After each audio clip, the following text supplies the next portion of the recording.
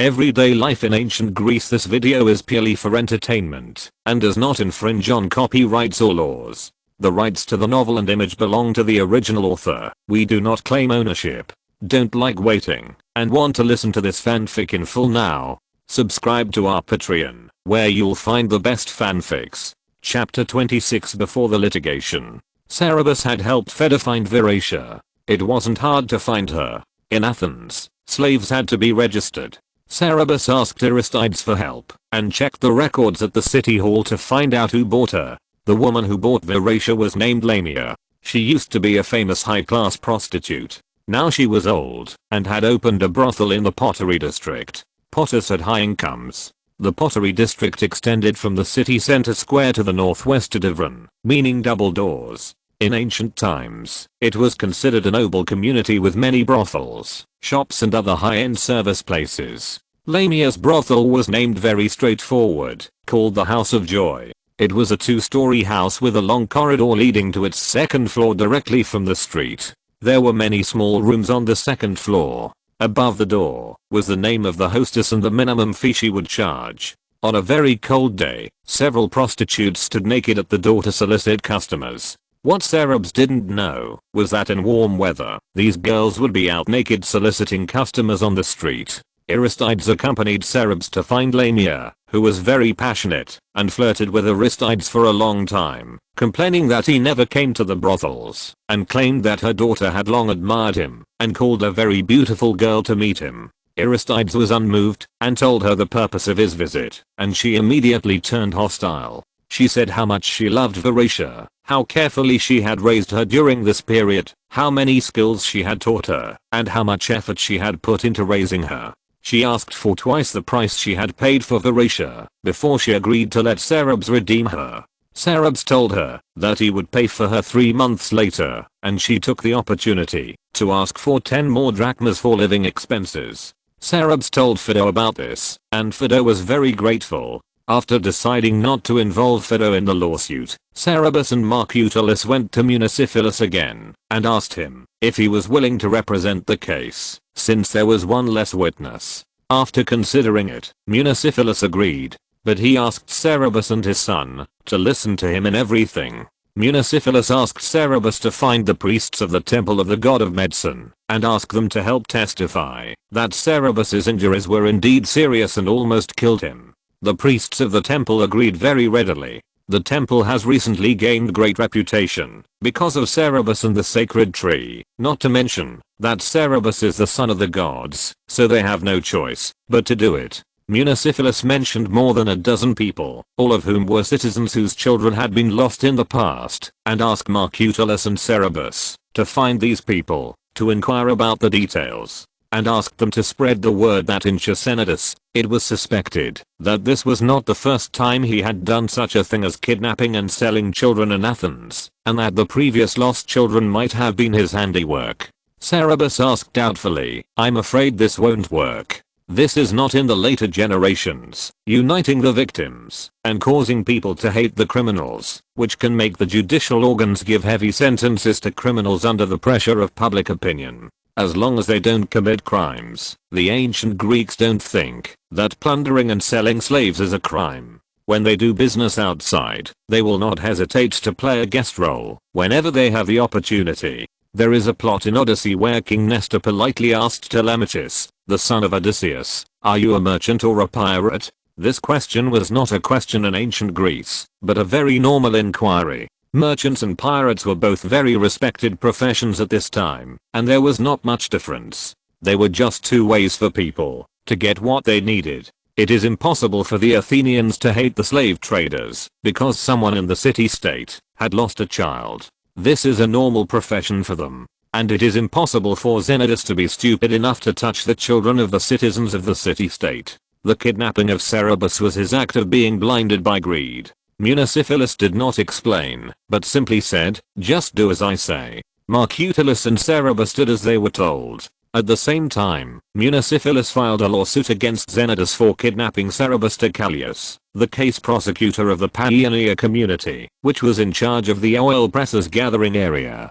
Cleisthenes reformed divided Athens into 10 communities, each of which consisted of 3 parts, 1 part for city dwellers, 1 part for mountain dwellers, and 1 part for coastal dwellers. The 10 communities were named after 10 gods or ancient heroes: Palerns, Aria, Paeania, Argos, Theseus, Apollo, Artemis, Dione, and Hephaestus. 1. It was stipulated that community members were not allowed to call each other by their surnames, but only by the name of the community. Every 2 communities had a case prosecutor who was responsible for presenting the case, to be heard in the jury this month.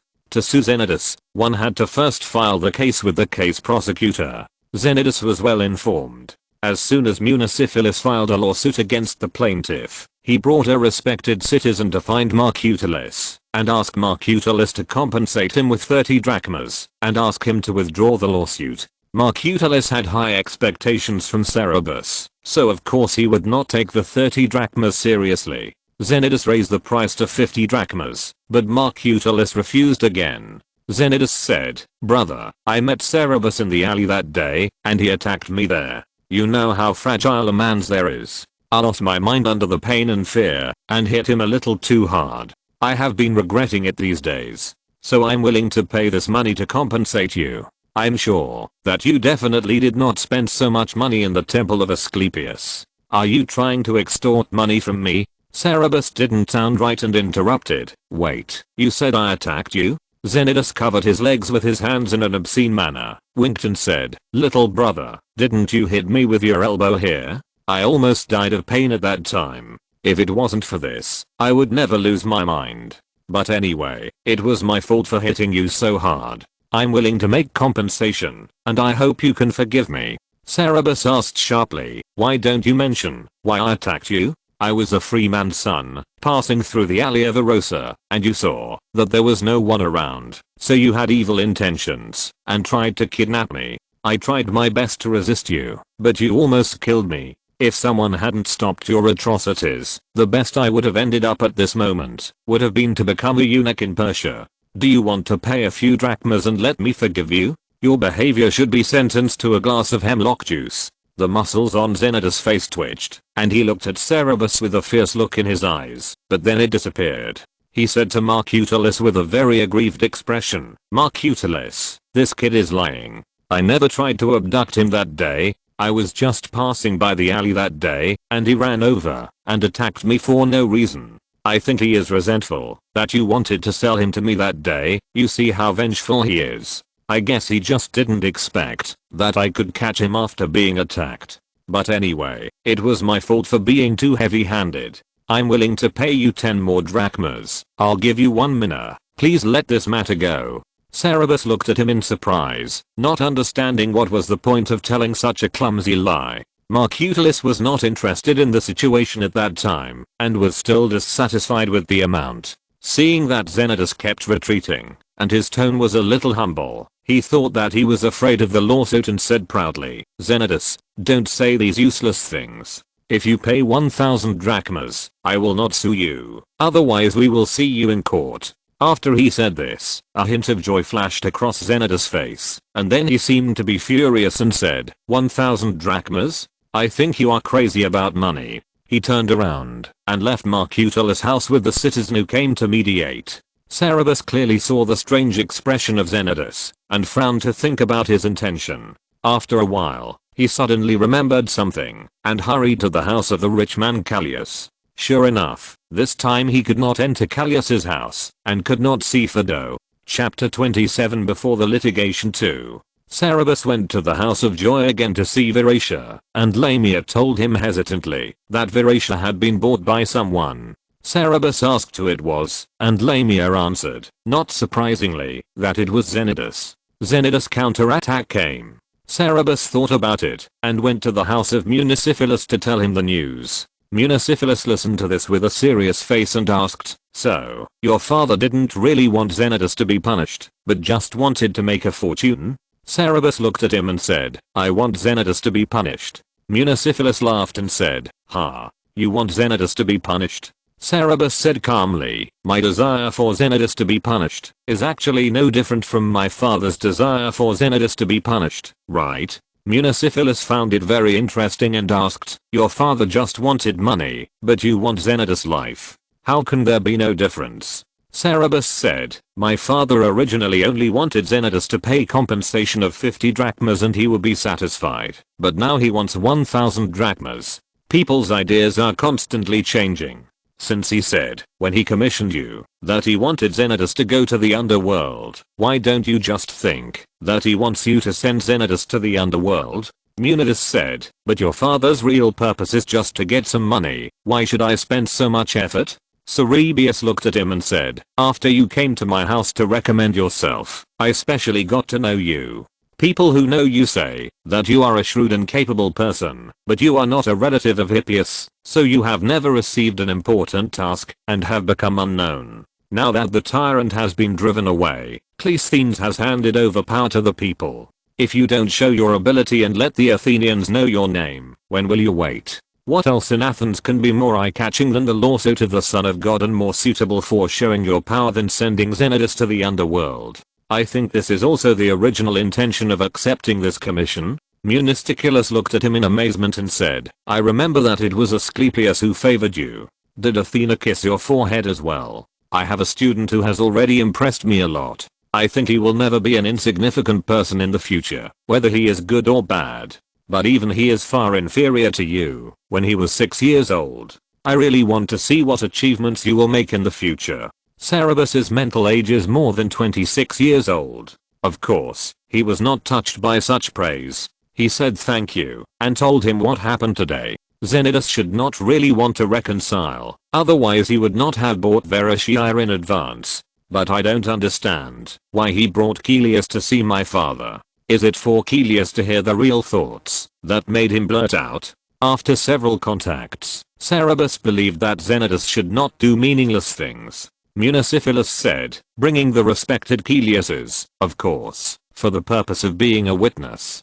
Chelius has an excellent reputation, and no Athenian would doubt what he said. According to what you said, the little witness Phaedo must have been in his hands. In other words, the current situation is that no one knows what happened in the alley that day, although the priests of the temple of Asclepius can prove that you were injured and dying, and Aristides can prove that your injury was related to Zenidus. Chelius can also prove that your father refused a reasonable amount of compensation and wanted to extort 1000 drachmas. Cerberus said helplessly, yes. Municipalus said, then when we sue, we will ask for severe punishment for Zenidus, which will be confirmed as extortion. Cerberus asked, is there any way to remedy my father's gaffe? Municipalus said, there is only one way. Cerberus asked, what way? Municipalus said, let your father withdraw from the lawsuit. Cerberus thought for a moment and said, that's the only way. After discussing the response with Municipalus, he returned home. As soon as he entered the door, Marcutulus said in panic, Cerberus, what should we do? Zenidus sued us and said I was blackmailing. Cerberus. According to the time, Zenidus went to sue directly after leaving their house. He was very proactive. Cerberus was silent for a moment and said, let's tell Municipalus. This new situation must be notified to the lawyer. The two walked towards Municipalus's house again. Marcutulus was at a loss and kept muttering all the way, how can he sue me back? Shouldn't he pay compensation for such a bad thing? What blackmail? When he arrived at Municipalus's house, Municipalus saw Cerberus coming back with Marcutulus and looked at him with a little surprise. Cerberus shook his head, indicating that he had not yet told Marcutulus to withdraw from the lawsuit. Marcutulus explained the situation in a rambling manner. Municipalus and Cerberus looked at each other and were silent for a long time until he felt a little uneasy and said, I remember I said that any agreement with Zenidus must be made with my presence. Marcutulus. When Zenidus came to the door, Cerberus proposed to invite Municipalus to come over, but Zenidus stopped him, saying that he came to apologize and discuss compensation with sincerity, and hinted that he was willing to accept any conditions, so he refused. He wanted to save the 1 mina of lawyer fees. Municipalus asked again, when you entrusted me, you said that you wanted Zenidus to go to the underworld. Why did you ask him for 1000 drachmas? Marcutulus. He was speechless. He did not dare to say that this lawsuit was just to bargain with Zenidus. Municipalus wanted to take the opportunity to completely seize the control, playing hard to get, and said, "Please leave, Marcutulus. I will not accept your commission. You do not trust me. Finally, I will give you a piece of advice. Go hire a good lawyer. You know how Metic blackmailed citizens will be punished. Metic violated the laws of Athens, and even very minor crimes would result in confiscation of property and sale as a slave, not to mention blackmailing citizens." Marcutulus was terrified and begged, "No, no, please help me, Municipalus. I know you are the best lawyer in Athens. This is all the conspiracy of Zenodus. You can't let his conspiracy succeed. He deceived me." Municipalus raised an eyebrow. "He deceived you?" Marcutulus choked and said, "I'm greedy." Municipalus said, "You go away." Then he ignored him. Marcutulus begged for a long time, until he even pulled Cerberus over to gain sympathy, and swore that he would never disobey Municipalus' orders, unless iron could float on the sea. Municipalus then asked with a cold face, "Do you want 1,000 drachmas, or let Zenodus pay the price? If it's just for drachmas, you should find another good lawyer." Marcutulus wanted 1,000 drachmas in his heart, but how could he dare to say it again at this moment? He said with a heartache, "Of course, let Zenodus pay the price." Municipalus warned, "Then remember your words. Don't show that you still want drachmas, otherwise you will be charged with blackmail." When leaving Municipalus' house, Marcutulus was dejected, muttering curses at Zenodus for being despicable and shameless, and was very panicked in his heart. Originally, it was a good situation, that he was about to receive a large sum of money, but in a blink of an eye, the whole family was in danger of becoming slaves. This time, he could not get rid of it by selling a son. He really couldn't accept it. But he couldn't blame others, he could only blame himself for being impatient. Before leaving, Munitus also gave him a bad news. Zenodus used a high betrothal gift to get a good relative, and the sister of the king Archonisagerus betrothed her daughter to him. All cases of intentional homicide and injury in Athens were presided over by the king Archon. Marcutulus was so scared that he even wanted to withdraw the lawsuit, but Municipalus stopped him. Even if he withdrew the lawsuit now, Zenodus would not let him go, but he would only be in a passive position. Chapter 28 Litigation, Part 1. The day of the trial soon arrived. At that time, the highest authority in Athens was still the parliament. The final judgment of vicious cases such as murder and kidnapping was still in the hands of the parliament, not the famous people's jury court and later generations. Since Municipalus prosecuted the case for kidnapping and murder, the case was tried by the Areopagus Council. The case was presented by the King's Archon, the Chief Archon, and the 51 Epheti, jurors, selected by lot from the parliament tried it. Because the case of Marcutulus was metic, the court was set up in the Palladian temple southeast of the Acropolis, instead of Areopagus, where such cases usually take place. The morning light broke through the clouds, and Municipalus, Marcutulus, Cerberus, Aristides who testified for them, and a priest of the temple of the god of medicine arrived outside the temple early. Zenodus and his group arrived earlier than them. Perhaps to put pressure on Cerberus, he stood in the most conspicuous place outside the temple with a boy in his jeans. The boy was Fido. Seeing Marcutulus and others approaching, Zenodus showed a malicious smile, and turned back to look at Fido. Fido was ashamed, and lowered his head, not daring to meet Cerberus's eyes. Marcutulus was shocked. That's Fido? How did he go to Zenodus? He knows what Zenodus did to Cerberus, but he saved Cerberus. Municipalus and Cerberus were not surprised that Fido appeared here.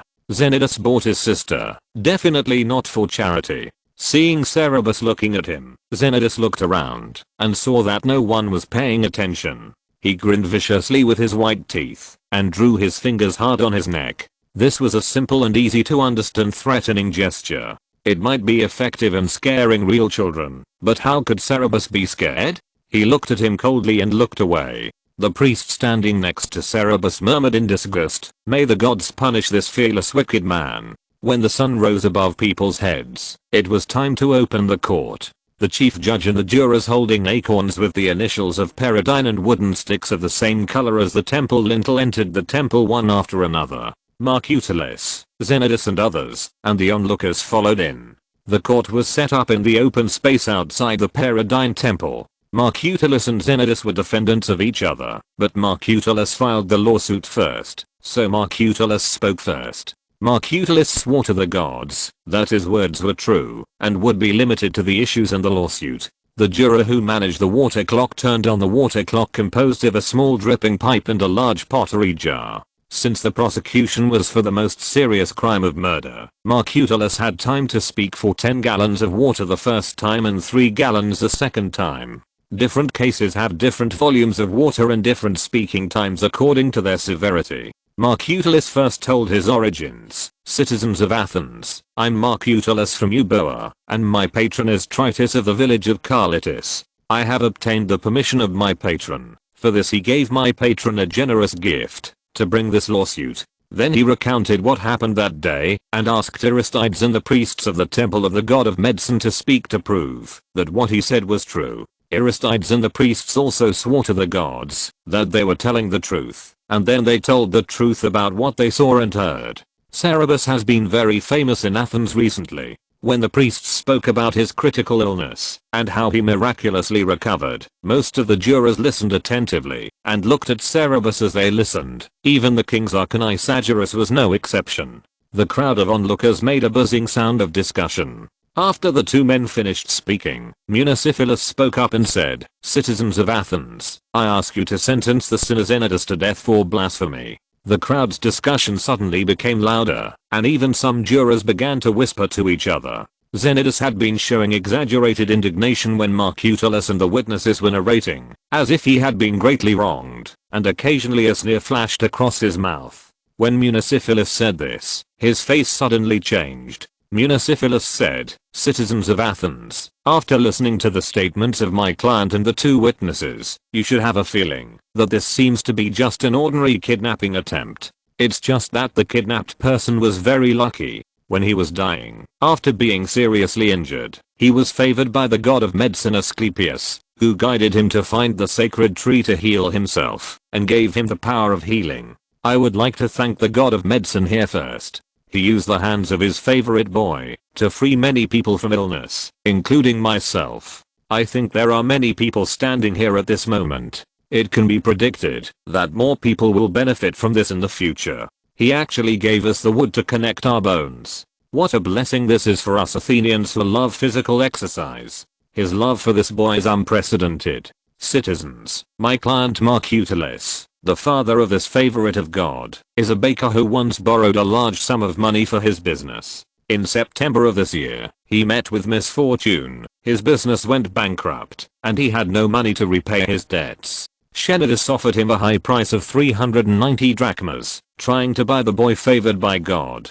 Citizens, you all know that now in the Athens market, a good knife maker who can earn 150 drachmas for his master every year is worth no more than 200 drachmas. And Zenodus offered 390 drachmas to buy a 6-year-old boy. He talked leisurely and seized on the fact that Zenodus wanted to buy a 6-year-old child for 390 drachmas, and used highly inflammatory language to say that Zenodus had long known that Cerberus was extraordinary and tried to buy him for profit. When the purchase failed, he plundered him, encountered resistance during the plundering, and even almost killed the son of God. He accused Zenodus of having no respect for the gods. The law of Athens stipulated that disrespect for the gods was tantamount to treason, punishable by death, and he demanded that Zenodus be sentenced to death. When accusing Zenodus of having long known that Cerberus was extraordinary, he also pushed Cerberus to the front for the presiding judge and the jury to take a closer look. Cerberus was dressed up carefully today. He wore a new hemichan that was slightly similar to the priest's robes, and every wrinkle of the clothes had been carefully arranged. He wore a wreath of elderberry branches and ivy on his soft black hair, which made his mysterious and elegant temperament that ordinary children would never have more obvious. The presiding judge and the jury had doubts about his statement that Zenodus had known that Cerberus was extraordinary, but when they took a closer look, they were amazed and believed it. He was indeed different from ordinary children. Zenodus was nervous when he first heard it, but he felt more relaxed the more he listened. Munocephalus had no evidence at all, and all he said was lies. When it was his turn to defend himself, the presiding judge asked him if he admitted Munocephalus' accusation. He said contemptuously, "I don't admit this man's accusation. He is talking nonsense." He told another version of the story. He had good intentions to help Marcutulus through the debt crisis, but not only was no one grateful to Marcutulus' family, but they were hated and targeted because of their wealth. Marcutulus instructed his son to find an opportunity to deliberately attack him, causing him to panic and fight back, and then used this handle to blackmail him for a huge sum of money. He also had a witness. The slave Fido witnessed the conflict between him and Cerberus. Afterwards, he wanted to take a loss and pay the money to admit the matter, so he went to talk to Marcutulus in person. He brought a middleman with him, who was Chelius, a prestigious citizen of Athens, and witnessed the scene of Marcutulus blackmailing him. Marcutulus was too greedy, and he was unwilling to indulge such a person, so he was willing to settle the matter in a fair court. He believed that the court would give him justice. The king's archon interrogated Fido and Chelius. Before speaking, Fido was whipped. The executioner may have seen his young age or he may have been beaten beforehand, so the beating was not severe. After being beaten, he lowered his head and dared not look at anyone. He said that he saw the conflict between Zenodus and Cerberus. Because he saw Cerberus was young, he thought he was being bullied, so he stepped forward to help Cerberus. Zenodus asked him if the witnesses on Cerberus' side arrived later than him. Fido replied that Aristides was attracted by his cry for help. Zenodus asked if Aristides was less likely to know the cause of the incident. Fido lowered his head and answered yes. Zenodus asked Chelius to speak again. Chelius was indeed famous for his honesty and integrity in Athens. He repeated the conversation between Marcutulus and Zenodus sentence by sentence, and the jurors immediately whispered, and the onlookers made a commotion. Chapter 29 Litigation, Part 2. The jury members were somewhat shaken by Cerberus's halo as the favorite of God. Zenodus asked at the right time, "Citizens, isn't this lawsuit of Marcutulus a revenge for the failure of blackmailing me?" Citizens, Emetic blackmailed citizens, and when he failed to achieve his goal, he took vicious revenge. I ask you to punish him. Please confiscate his property and sell him as a slave. Municipalus said. Zenodus, I don't believe what you and Fido said. Do you dare to tell me in detail how Cerberus attacked you? Zenodus said with an angry expression. Why shouldn't I dare? It was one day more than a month ago. I was passing through a Rosa alley on my way to the town square and met Cerberus in the alley. I knew this boy because I had dealt with his father before, so I talked to him. For some reason, this boy suddenly grabbed my hand and bit it hard. Please see, there is still a scar on my hand. The wound was very deep and bled a lot. He hit my penis hard with his elbow. It hurt so much at the time that I was blinded by anger and fought back in desperation. Municipalus asked, did he bite you first? Can you demonstrate how he bit you? Zenodus said, of course. He asked Fido to accompany him to demonstrate and asked Fido to squat down, grab one of his hands, and pretend to bite the scar on his hand. Municipalus asked, where in the alley did Cerberus suddenly attack you? Zenodus recalled the bloodstains on the wall when he grabbed Cerberus's head and slammed it against the wall and said, about 200 to 300 steps into the alley. Municipalus asked, then he used his elbow to attack your body? How did he attack? Cerberus' elbow was not light and almost crippled Zenodus. He couldn't help but show some hatred and said, he grabbed my hand and bit it. I shook him off and he returned his elbow and hit me in the body. He walked behind Fido and demonstrated the situation between the two at that time. It is reasonable to say that Cerberus took the initiative to attack. Municipalus said, then you fought back. Zenodus said, yes. Municipalus said, how did you fight back? Zenodus felt a little guilty when asked this and said, I was in so much pain at the time that I can't remember it clearly. Municipalus said, what about Fido? Fido, when you saw the two of them, you thought Cerberus was being bullied and went to help. Then the scene at that time must not be Cerberus attacking Zenodus, but Zenodus fighting back, right? Fido said, yes. Municipalus said, then it is obvious that Fido did not see the whole process of the incident, and it cannot be proved that Cerberus attacked Zenodus first. Zenodus. Municipalus said again, Fido, how did Zenodus fight back when you saw it? Fido was silent for a moment, looked at Xenodus, and then said. Xenodus held Cerberus's head and banged it against the wall. Munosyphilis lifted up the black hair in front of Cerberus' forehead and took him to the seats of the jury to let everyone take a closer look. After every juror had looked at it, he pulled him to let the onlookers look at it again. There was still a large pink scar on the boy's white forehead.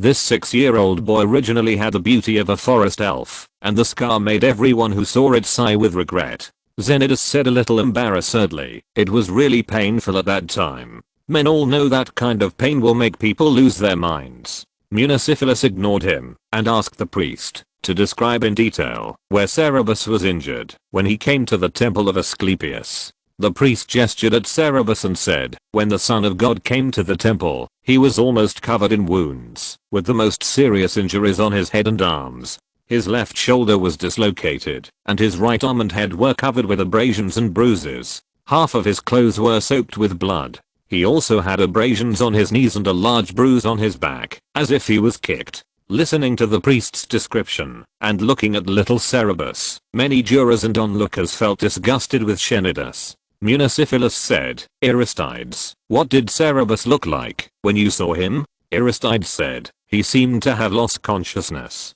Munosyphilis asked, "Were Xenodus, Cerberus, and Fido together?" Aristides said, "No, when I rushed into the alley, Xenodus was holding Cerberus, and Fido was about 10 steps away from them."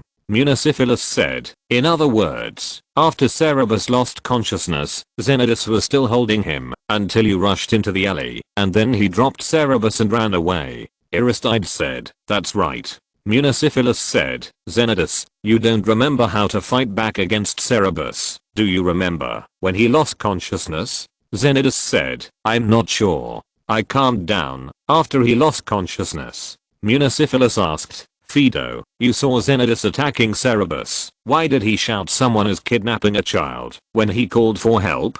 Fido paused before answering, "Because after Cerberus lost consciousness, Xenodus wanted to take him away." Xenodus said, "He misunderstood at that time. After I calmed down, I realized that I had gone too far, so I wanted to take Cerberus to treatment to remedy my mistakes." Munosyphilis asked, "Then when Aristides arrived, why did you abandon Cerberus and run away?" Xenodus suddenly stuttered, "Given the situation at that time, I was afraid that people would misunderstand." Munosyphilis asked, "What misunderstanding?" Xenodus, "This question really cannot be explained.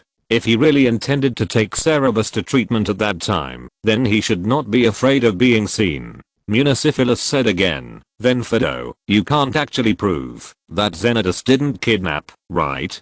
Fido looked at Xenodus and said nothing. Munosyphilis said to the jurors, "Citizens, it is clear that Xenodus' accusation is extremely absurd. He can't prove that Cerberus attacked him first, and he can't even prove that he didn't intend to kidnap."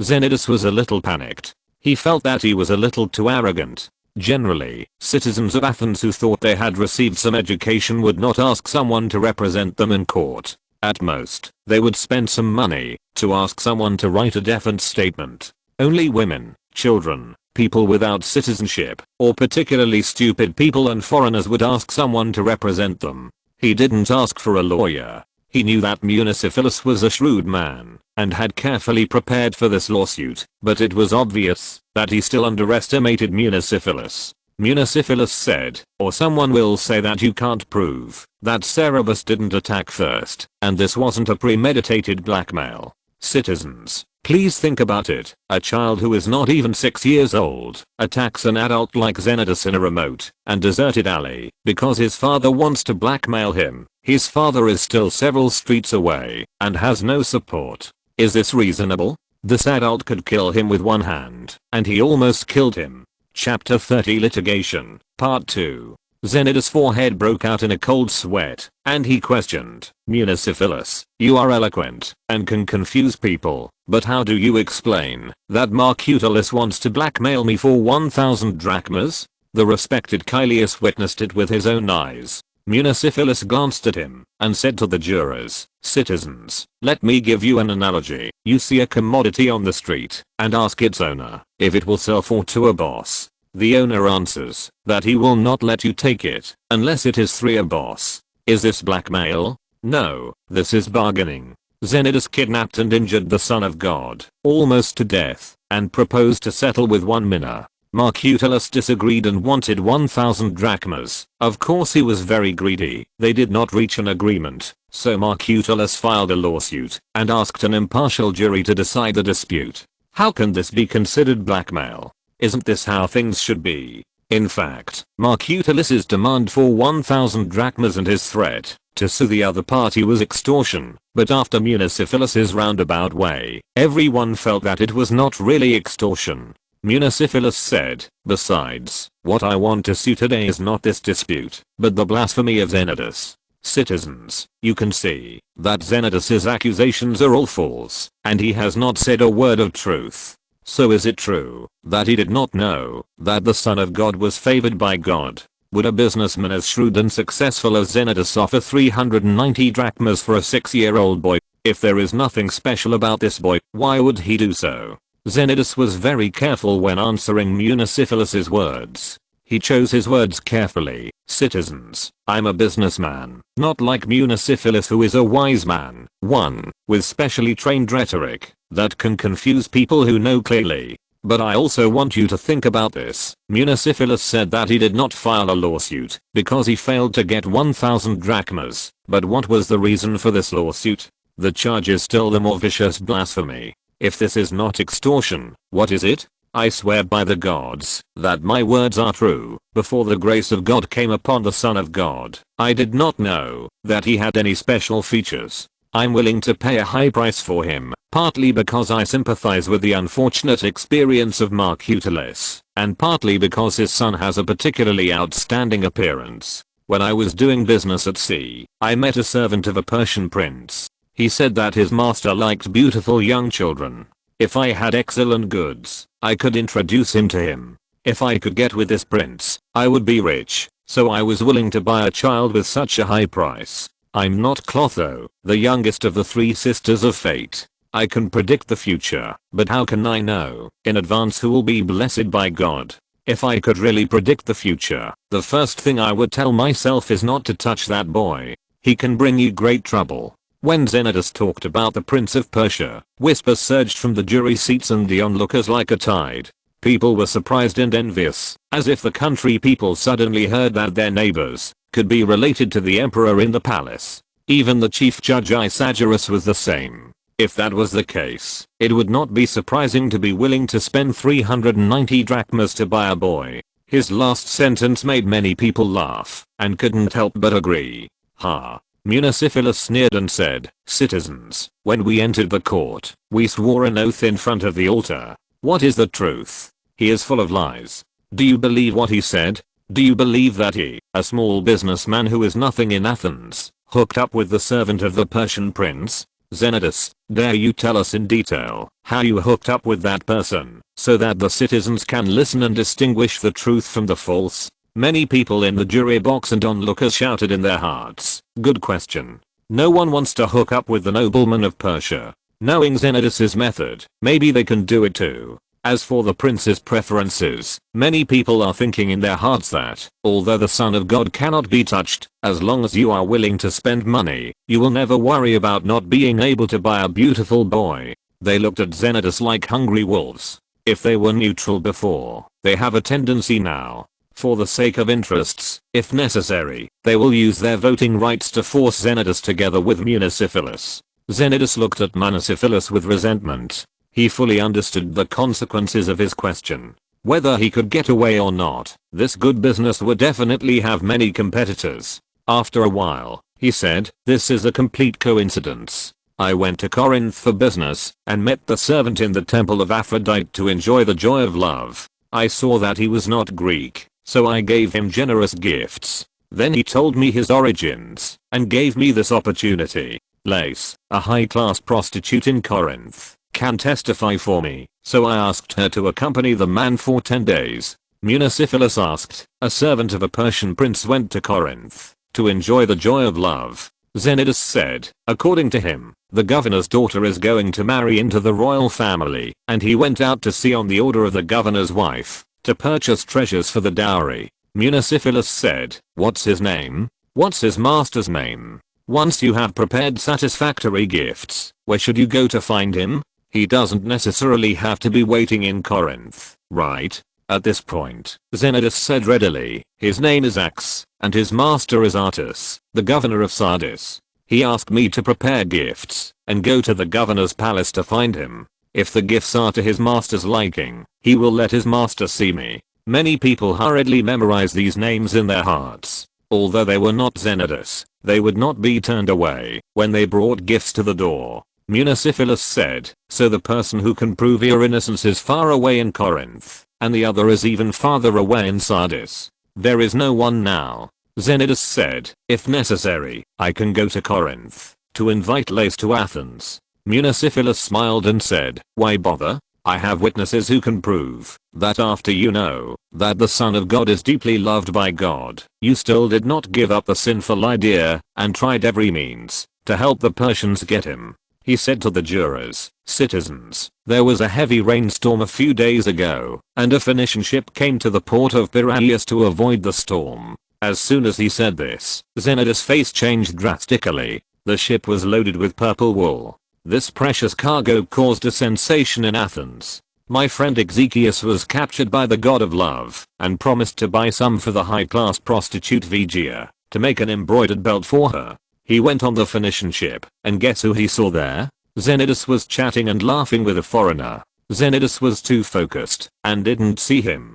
He was surprised that this man who was embroiled in a lawsuit was in such a good mood, and he couldn't help wanting to hear what they were talking about. As a result, he heard a few conversations like this. Please wait a few more days. The boy will satisfy you. He is not only beautiful, but also said to have extraordinary abilities. Whoever his fingers touch can be cured of diseases. If he really has such abilities, then he is qualified to be presented as a gift to Darius the 10,000 kings. But if the child really has such abilities, how could your compatriots allow him to be taken away? Ha. His father did something stupid recently. Zenodus looked at Hen, and the jurors and the crowd of onlookers were in an uproar. Municipalus said, Ezekias is among the crowd of onlookers, and he must be willing to come out to prove that I did not change a word of these sentences. Ezekias came out to testify, and everyone was extremely indignant.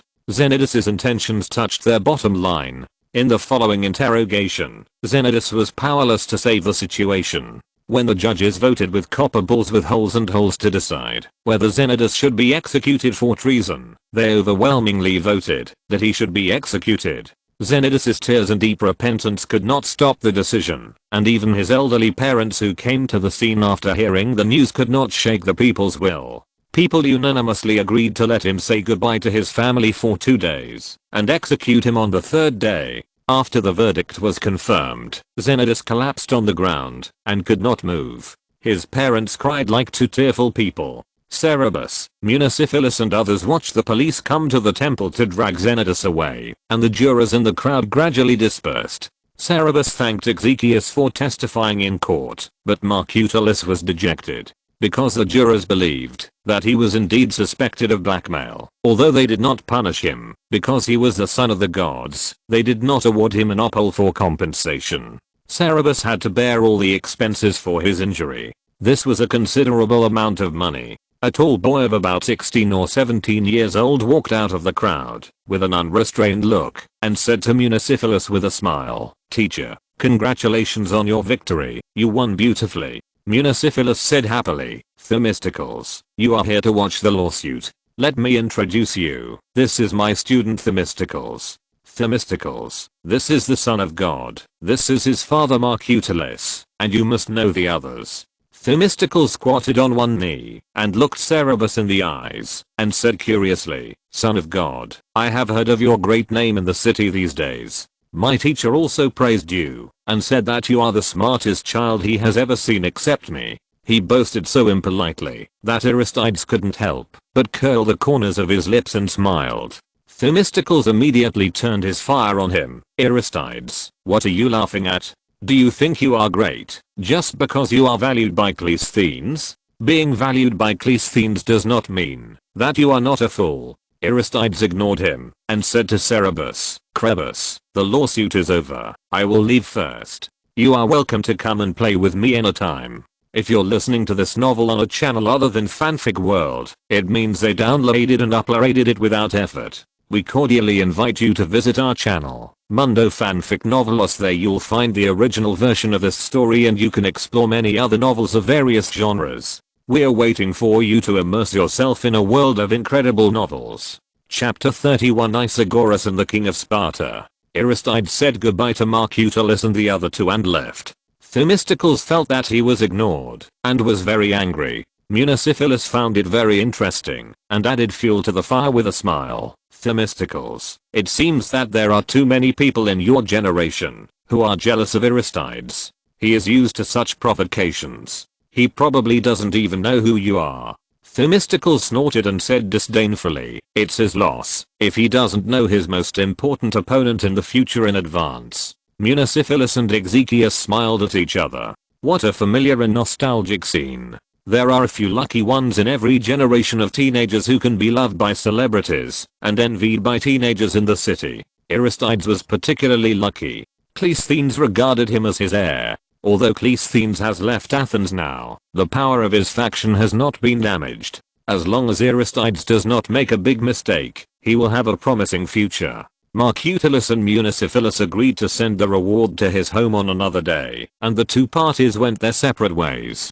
Marcutullus's hope of making a fortune was shattered, and he had to borrow another minute to pay Municipalus's reward. After the name of the son of the god Cerberus spread throughout the city, Meoses not only stopped asking for debts, but was willing to lend him another sum of money. Many people were willing to lend him money. After the lawsuit, he shifted his focus back to business. He went to see the progress of carpet weaving several times a day, and sold bread more attentively. However, the day after the lawsuit, the male slave Hermotimus went out to deliver bread to an oil press workshop and suddenly ran back in panic and said, "Many Spartans have come to the city." Marcutullus asked in some surprise, "Spartans? Spartans, what are you afraid of?" At this time, Sparta was the overlord of the Greek world, and Athens had a lot of exchanges with Sparta. For example, the original tyrant Hippias of Athens was driven away by the Spartans. Cleisthenes left Athens a while ago because the Spartan king Cleomenes sent envoys to Athens, accusing the Alcmaeonid family and many other families of being descendants of cursed blasphemers, and demanding that they be expelled from Athens.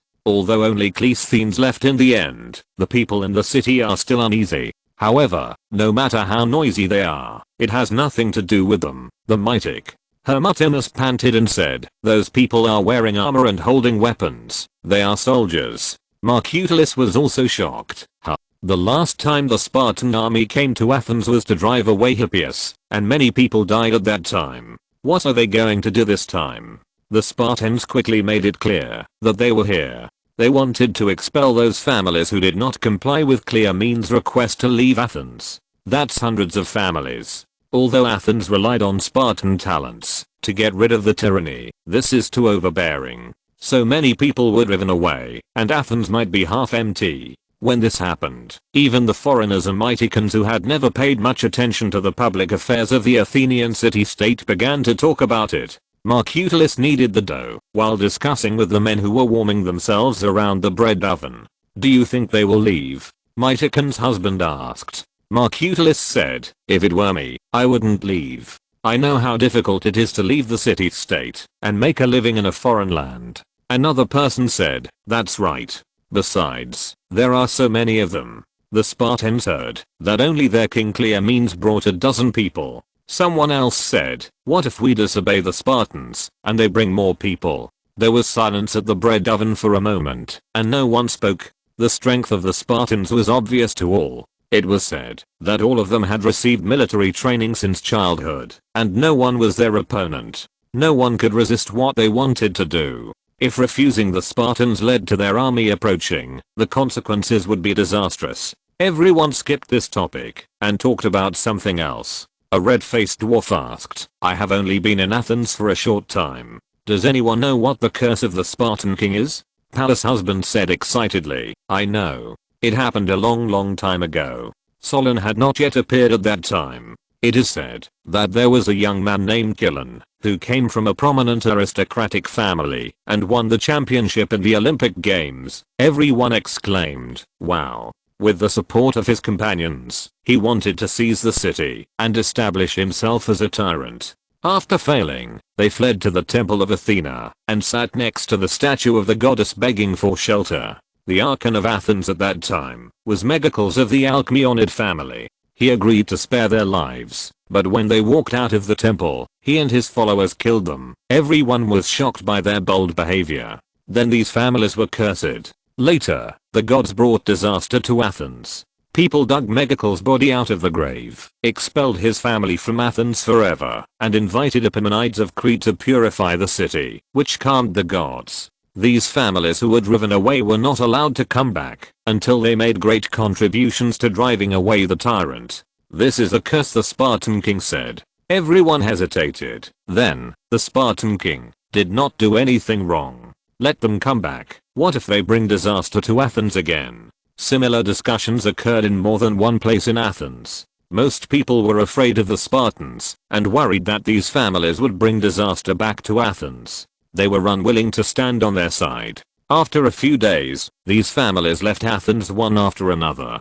People thought that the Spartans had achieved their goal and should leave, but they did not leave. A few days later, another explosive incident occurred when the members of the Council of 400 were meeting in the city hall. Cleomenes and the Spartan soldiers, along with the king archon Isagoras and his followers, broke in, drove the council members out, and announced that the Council of Athens would be dissolved from then on, and all political affairs would be managed by Isagoras and his 300 followers. His overly arrogant behavior angered the council members, and the two sides had a violent conflict on the spot. The members of the council and the citizens who came after hearing the news fought fiercely with Cleomenes' side with weapons. Cleomenes and others retreated while fighting and hid in the Acropolis. The Athenians besieged the Acropolis for 2 days, and on the third day they reached an agreement with Cleomenes to hand over all the people except Isagoras and let them go. After that, they put the people left behind in prison, and after discussion, they decided to execute them and sent people to welcome back Cleisthenes and the exiled families. Marcutalus was so frightened these days that he hardly dared to go out. Finally, all the Spartans left, and the armed conflict in the city ceased. Marcutalus thought that everything was fine, and that the disputes among the citizens would no longer affect them, so he planned to continue to open the door and do business peacefully. Unexpectedly, another order dragged him into the vortex. It turned out that after Cleomenes returned to Sparta, he felt that he had been greatly insulted in Athens, so he mobilized a large army from the entire Peloponnese to attack Athens. After an urgent discussion, the Athenian Citizens' Assembly decided to recruit all citizens and metic who had previously applied to join the Athenian city-state to fight against their invasion. Marcutalus was on the list. He was almost scared to death. Marcutalus felt that he was really unlucky, since applying to join the Athenian city-state, he had not enjoyed any rights, and he had to die for the Athenians first. He was so scared that he didn't even want the family business he had worked so hard to accumulate, and wanted to escape. He loved money, but compared with wealth and life, he loved his own life more. What's the use of having money without life? He didn't think Athens had any chance of winning. Those were the Spartans, who had mobilized the entire Peloponnesian army. He thought the Athenians who were still planning to fight the Spartans were crazy. They were bound to lose, and even if he could survive the scene by chance, the citizens of the defeated city-state would all become slaves of the victorious side. Why was he so unlucky, and he couldn't get rid of the fate of becoming a slave? He didn't even want to struggle. Cerberus stopped Marcutalus' abnormal behavior due to excessive fear. Although he was not familiar with Athenian history, he also knew that Athens prospered after Cleisthenes' reforms, and even defeated Persia later. Therefore, this battle should not have serious consequences. Chapter 32 Carpet. Cerberus stopped Marcutalus with only one sentence. Father, if we leave Athens now, no city-state will accept us. These Peloponnesian city-states had a covenant not to accept slaves and citizens who defected from each other. Not to mention citizens who did not even have temples to protect them, and committed treasonous crimes of evading military service. After leaving Athens, Marcutulus had only one way to go, becoming a pirate, but he was obviously not a pirate. Marcutulus was depressed and gave up his terrible fate. What made Marcutulus relieved was that he was not sent to the battlefield immediately. Citizens of Athens had to serve 3 years of military service and receive military training after they reached the age of 18. The city-state gathered those citizens who had received military training and prepared food for them in the fastest time. Sarab's bakery also received a large order, and the weaving of Ganjara carpets was temporarily stopped, working day and night, and let them set off to the battlefield. Marcutulus and his men were organized into teams, led by a general and 2 trainers, to inspect the temples once, and went to the southern cape of Boreas for guarding and training. Although they did not go to the battlefield for the time being, the trainers trained them very strictly. As a reserve, they would also go to the battlefield if the war went badly. The Athenians were in a panic. Many foreign merchants left for fear of being affected by the war, and the situation became much more depressed. Of course, there were also some bold speculators who came with strategic materials such as food, hoping to make a fortune in the war. At this time, they were all treated as guests of honor by the city-state. Athens is a city-state with many mountainous hills and poor land. It relies on imported food. What impressed Cerberus was that at this time, when the war was pressing on the city, their food prices were still well controlled. There was a slight increase, but the increase was very slight. No one hoarded goods. This was not because the merchants were of particularly high quality and conscious, but because of the perfect supervision system. There were 10 port supervisors in the port area who were constantly patrolling and urging the merchants who brought grain to transport 2/3 of the grain to the city. In the city, there were 10 grain watchers who were always monitoring the prices of grain, flour, and bread. In addition, there were 5 market supervisors who specifically supervised whether the goods were adulterated, and 5 weights and measures supervisors who specifically supervised whether all the weighing instruments were fair, and even whether the weight of the bread was up to standard. The bakery of Cerberus was inspected almost every day. The inspectors did not deliberately cause trouble. As long as the price and weight were correct, they never made things difficult for them. Cerberus's guess came true soon after. Cleomenes did not tell the reason when he gathered the allied forces to attack Athens. Soon after the allied forces joined forces, the Corinthians retreated because they believed that this war was unfair.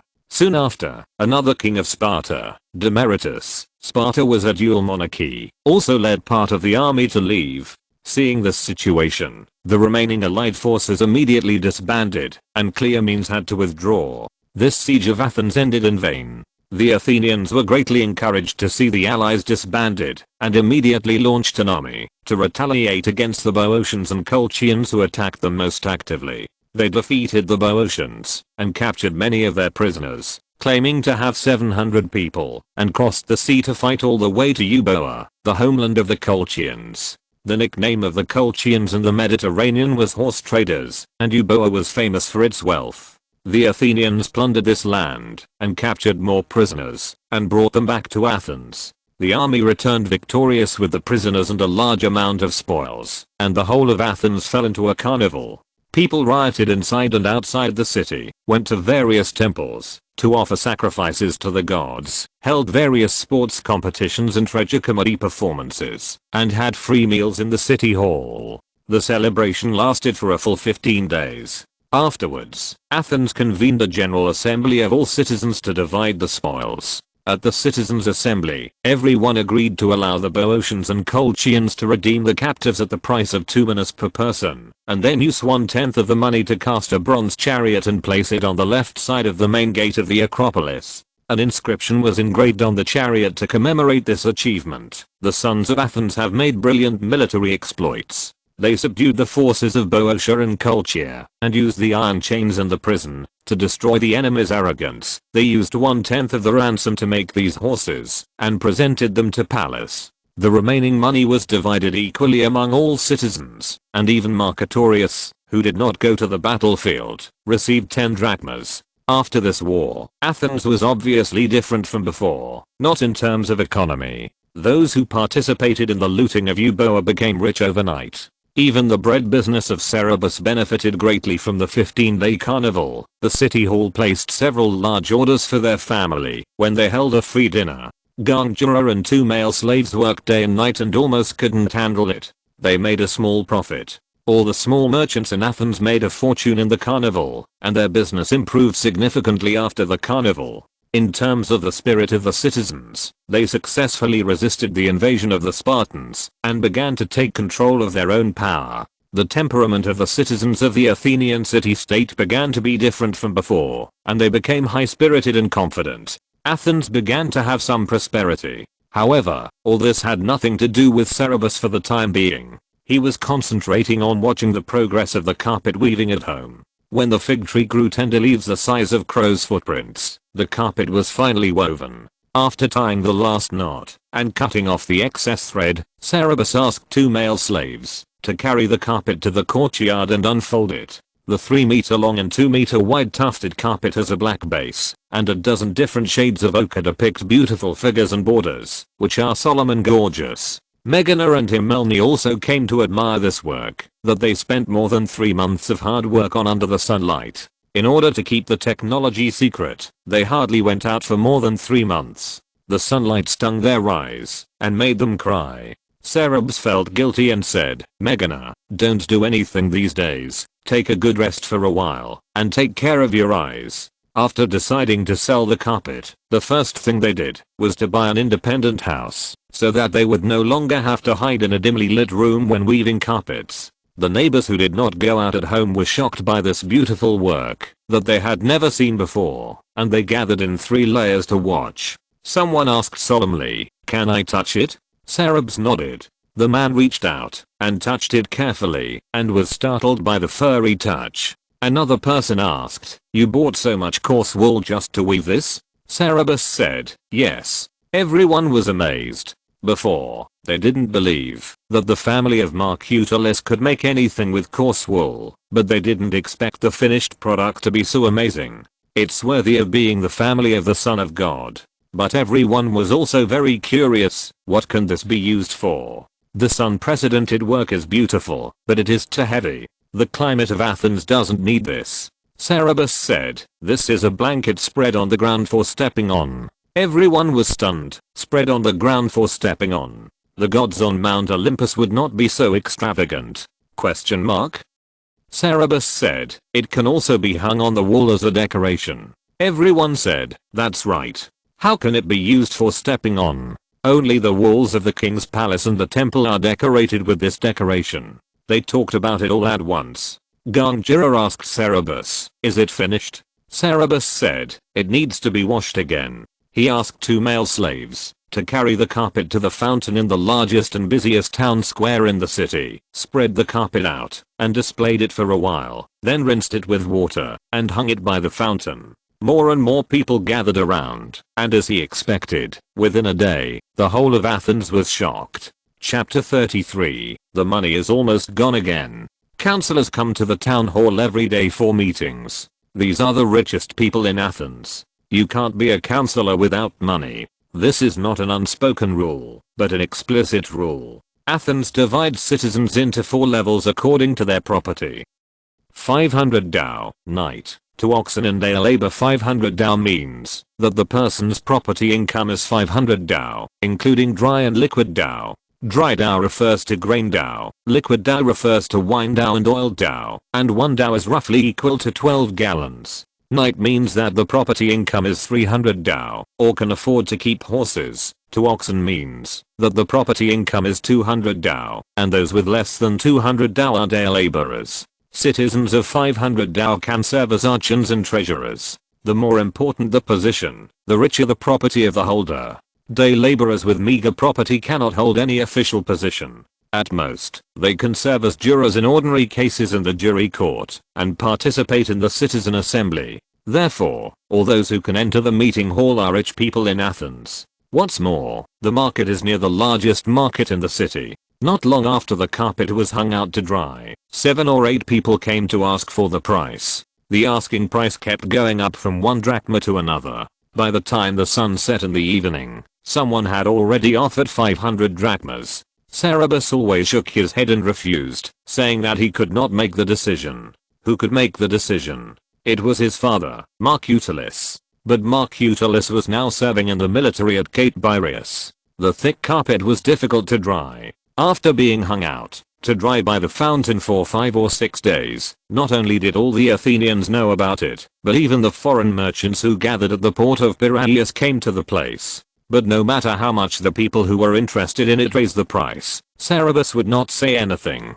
He knew that the sailing season had just begun, and most of the powerful sea merchants had not yet arrived. He planned to sell this carpet not only for profit, but also for fame. He wanted people to think of Marcutulis's family when they talked about carpets in the future. It's not that no one really went to the Cape to find Marcutulis, but although Marcutulis was short-sighted, his desire for money was much stronger than Cerberus's, so of course he would not hold back at this time. He boasted to those people about how difficult it was to weave this carpet and how expensive it was, and then asked them to quote. Those who went to the Cape were all sincere in wanting to buy it, and the prices they quoted were not low. Some of the prices almost tempted Marcutulis, but he barely held back and didn't let go when he remembered the strategy Cerberus had told him, and only said that he would think about it. It was not until the fig tree produced fruits the size of a fingertip, and the sea merchants gathered in Athens, and everyone who should know about this product knew about it, that Cerberus sold the carpet to a powerful Persian merchant for 20 minas. The merchant not only bought the carpet, but also left a deposit of 30 minas to order another one. He asked for the new carpet to be made of the best materials, larger, and as gorgeous as possible. The price was not a problem, because he wanted to present it to the Queen of Persia. This was exactly the order Cerberus wanted. It was the season to go to the countryside to collect spring wool, so he accepted the order. After receiving this huge sum of money, nearly 1 talent, he first told Marcutulis. Marcutulis was almost overjoyed, then paid off the loan, bought a house with a spacious courtyard, and immediately moved in with Ganjera and the slaves. The house was not expensive, but it was very comfortable. It originally belonged to one of the 300 citizens who were executed years ago. His family was moving away from Athens and was in a hurry to deal with the property. Cerberus also invited stonemasons to lay several layers of stone on the bottom of the reservoir to isolate the mud. He originally wanted the stonemasons to build the reservoir into marble, but the price was too high even for his consumption concept. If the reservoir was built, his subsequent business plan would be greatly affected, so he could only bear it. After dealing with the chores, he took 2 male slaves to the countryside to collect wool. This year, no merchants tampered with their raw materials. Maybe they knew that they had made a lot of money and could not prevent it. It might also be because of his reputation as the son of God, or because their products did not conflict. Maybe it was all of these reasons. He received a lot of high quality wool. He received a lot of wool of various qualities and bought a large piece of land at the mouth of a river, intending to build a manor to wash and dye wool. However, this could not be built in a short time, and he could not afford the money for the time being, so he rented a warehouse in the Eunuchus manor like last year, and asked many people in the manor and nearby and to slaves to help wash and dry the wool. With last year's experience, plus the power of more people, and the good weather, this batch of wool, although much more than last year, was quickly washed and dried and stored well. Cerberus and a slave took part of it back to Athens, and the rest was left in the Eunuchus manor, where the women in the manor and nearby combed and spun it into thread for them. Cerberus returned to the city and bought a good dyer and 4 or 5 skilled female slaves at a high price in the slave market. He asked Aristides to help him do these things. The city hall could not register slaves bought by 6-year-old children. The same was true when buying land. He asked Marcutulis to write a letter of authorization to Aristides. After handing the female slaves over to Ganjera, he went to find the potter Euphronius and asked him to draw a pattern that the Persians would like. He said that he didn't want red painting this time, but wanted the colors to be as rich as possible, and didn't want to tell a story, and didn't want to show any characters. The customs of the 2 places were different, and he didn't want to accidentally offend any taboos of the Persians. Then, he asked Megana to go to the Eunuchus manor with him, and the male slaves. He asked Megana to manage the wool combing and spinning business of Eunuchus. Meghana had offended Marcutalus for him. No matter when, it is never a good thing to offend the boss, let alone such a boss who holds the power of life and death. In the past, the family had been struggling to take care of themselves, and Marcutalus had no time or energy to argue with Meghana, but after he finished his military service, the family's financial situation would be very different. If he still held a grudge, who knew what he would do then? Cerberus was unwilling to think of a solution at that time, nor did he want Meghana to suffer any grievances. He had no way to free Meghana for the time being. Aristides would help him buy slaves, but he would not help him free slaves without Marcutalus's permission. Besides, freeing slaves was not an easy thing. In order to ensure Meghana's safety, he had to make Meghana an indispensable person in the Marcutulus family within 2 years. Not only was she indispensable in the Marcutulus family, he also wanted her to be able to stand on her own and live a good life after leaving the Marcutulus family. To do this, Meghana had to learn many skills. After Cerberus taught Meghana how to collect raw wool, assign work, collect finished products, pay wages, and manage slaves and hired workers, he returned to Athens. Euphronius had already drawn several patterns for him to choose from. Since the price he offered was high enough, the patterns were in color. Cerberus said he didn't want figures, so one of the patterns was a landscape, one was an animal and flower, one was a geometric figure and flower, and the other was a pure flower. Cerberus chose the pure flower pattern, which was more like the shape of carpets in later generations, with multiple borders made of overlapping flowers of various colors, and various flower patterns in the middle, which had a kind of gorgeous and symmetrical beauty. Euphronius came to see Cerberus in person this time, and after he chose it, he smiled and said, "Actually, I like this one the best. I went to see your carpet, it's really soft like the clouds in the sky. After this carpet is woven, the queen's feet will feel like she is stepping on the grass full of flowers on Mount Olympus." Cerberus also bought all the remaining pictures. These pictures were very beautiful. Even if they were not used this time, they could be used for carpet weaving in the future. When he returned home, Gongera and Hermione had already taught the new slave girls how to comb wool and spin yarn, and had set up 2 looms to weave cloth. This was exactly what Cerberus was planning. He wanted to start the cloth business again. Although carpet weaving was profitable, the turnover period was too long, and it was too expensive. He had spent more than half of the 50 minutes in just a few days. Would Marcutulus be heartbroken if he knew, and the carpets he was going to weave this time would use a lot of colors? He couldn't dye each one himself, so he would have to spend a lot of money to buy colored threads. There were also at least 5 months of food, clothing, housing and transportation expenses for so many people, and the remaining money would not be enough to support the Persian merchants when they came to pick up the goods. The cloth business was a good business that made money quickly. However, he did not plan to compete with the wool merchants in Athens for the time being. After all, their foundation was still too weak. He planned to make another new product, cashmere. Chapter 34 It's time to go to school. Cerberus had this idea because a few days ago, when they were collecting wool, a girl who was herding goats came to them with her flock and asked them if they would accept goat wool.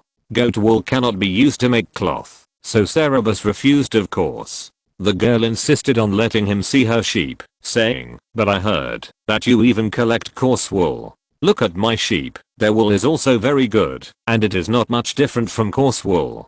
Cerberus was blocked by a strong male goat that was as tall as his chest, with 2 horns supporting it. He was very helpless and had to take a closer look at her flock. The sheep were black and white, all fat and strong, and it can be seen that the owner raised them very carefully. However, the weather was getting hotter, and the sheep were about to molt. Some sheep had begun to shed small pieces of fine hair, which made them look a little sloppy. After all, there is still a big difference between goat wool and sheep wool. Cerberus pulled off a handful of it and took a look.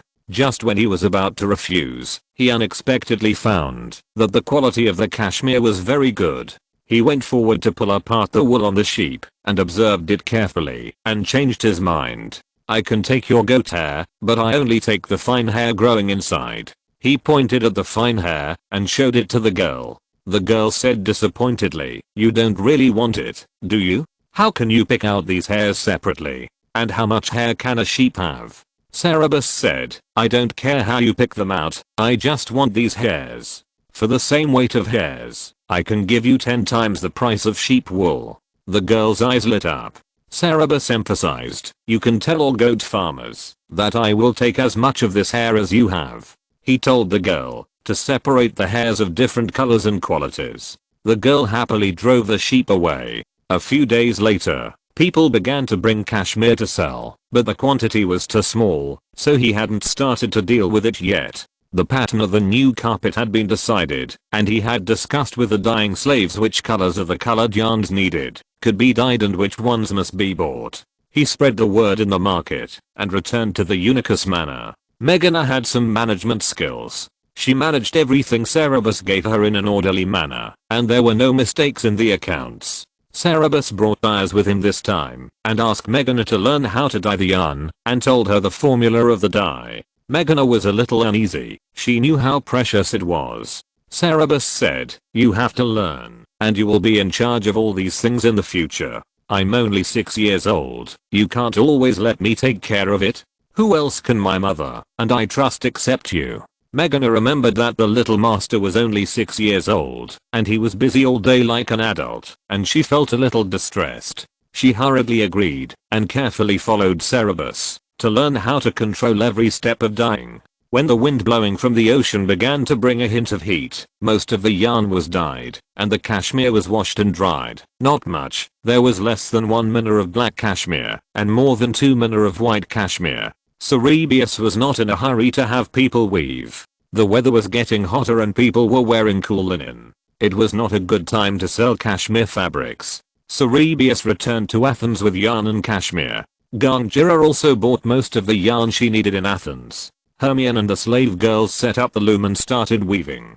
In the past 2 months, Hermione had taught the newly bought slave girls how to weave carpets. They used the leftover colored yarn from the previous carpet and the coarse wool yarn that was not of good quality spun this time, to weave a carpet that was 1 arm wide and 1.5 arms long. There were not many colored yarns, so they cleverly used white as a base, and used black and ochre yarns to weave geometric patterns on it. In Cerberus's opinion, it had a kind of naive and unique beauty, and it was also very beautiful. Many people came to ask for the price of this carpet.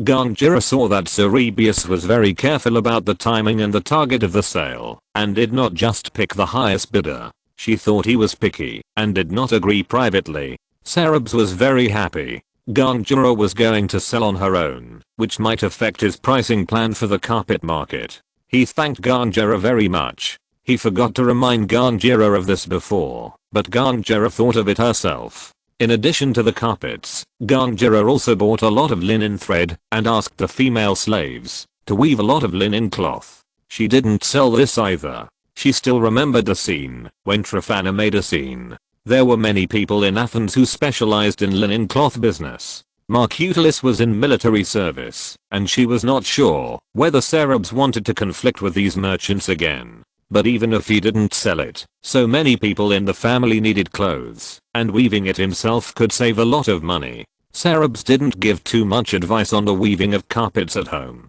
He had no worries about Gangira's management methods. She knew these natives better than he did. He just went to the market to search for the few colors that he didn't buy. After he still couldn't find it, he had to give up and decided to use similar colors instead. But there was an unexpected surprise. He found some silk from a big sea merchant. Among the merchant's goods was a batch of Chaos women's robes. He hired 2 prostitutes who were famous for their attractive figures to wear the robes and stand in the busiest place in Piraeus port to show them. The fabric was thin and soft, and it was as if nothing was on the body. Every line of the body was clearly visible, and even through the clothes, a mole on the shoulder of the green-eyed prostitute could be vaguely seen. The ancient Greeks were used to heavy fabrics with a strong sense of drape. Seeing this, they exclaimed, "Transparent. This dress is transparent." Cerberus happened to pass by nearby and found that the fabric was silk. He was extremely surprised. He squeezed over and asked the merchant eagerly, "Where did you buy this fabric?" The merchant looked down at him and laughed. "Boy, do you also understand the beauty of this kind of clothes? Where I bought it from is my secret." The 2 prostitutes also flirted with him deliberately. Sarab certainly wasn't embarrassed by this, but he knew he had lost his composure. He calmed down and said, "I'm just wondering what it's made of. It looks very different from wool and linen." The merchant said in a mysterious tone, "Of course it's different. It's neither wool nor linen. It's a rare fruit picked by the people of chaos from the trees in the deepest and most dangerous jungles. They spin it into thread and weave it. It's extremely precious." "People of chaos," Sarab said disappointedly. He could tell at a glance that the cloth was definitely silk. The merchant probably didn't know where the cloth came from and was making it up. But it shouldn't have been brought by merchants from China or merchants who had been to China. The magical fabrics from the distant east are more numerous than those from the legends of the jungle, and they can increase the value of the goods. He remembered that the cultural exchange between the east and the west should have been in the Qin and Han dynasties. The merchant took out some balls of silk from his goods and showed them. "This is the kind of thread." The white silk thread reflected a slight luster in the sun, which was very beautiful. Sarabs bought the balls of thread and ordered another batch from the sea merchant. Chaos is not far from Athens, and Sarabs paid a considerable reward. The merchant promised to deliver it to him within 20 days, and the two signed a contract. Although he had not received any news from his homeland, it was a pleasant surprise to be able to buy silk. The Persian merchant ordered this carpet to be as luxurious as possible. He changed all the coarse wool yarns into fine wool yarns and planned to add gold and silver threads when weaving. However, after running around the gold and silver shops in Athens, no craftsman could make gold and silver threads, as if the craftsmanship at that time was not up to the standard. Without gold and silver threads, expensive silk would be good. He planned to use silk to weave the center of some flowers. At the Unicus Manor, they had almost finished sorting out the spring wool they received this year. When Sarabs was about to let Meghana and the two male slaves come back, an unexpected business came to the door. Someone found Sarabs and wanted to entrust his family to dye a batch of cloth. Of course, Sarabs had no reason to push money out the door. Not only did he take the business, he also went to the port of Piraeus to sell colored yarn, and his business was very good.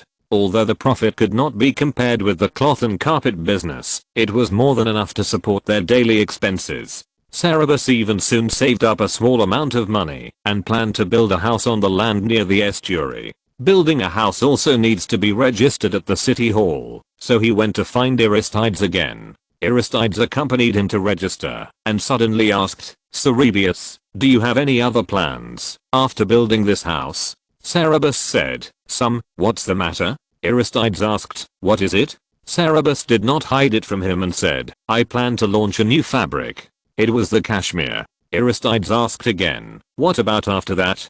Sarabas said with some surprise, "I haven't thought about it yet, but there should be new things to do by then." "What's the matter?" "Business is endless." Aristides said, "You are almost 7 years old. It's time to go to school. According to the law, boys from citizen families must go to school at the age of 7. Otherwise the city-state officials will intervene." Sarabas. Chapter 35 Noble Class. Sarabs didn't dislike going to school, even if it meant going back to elementary school. In fact, he had always wanted to go to school as soon as possible.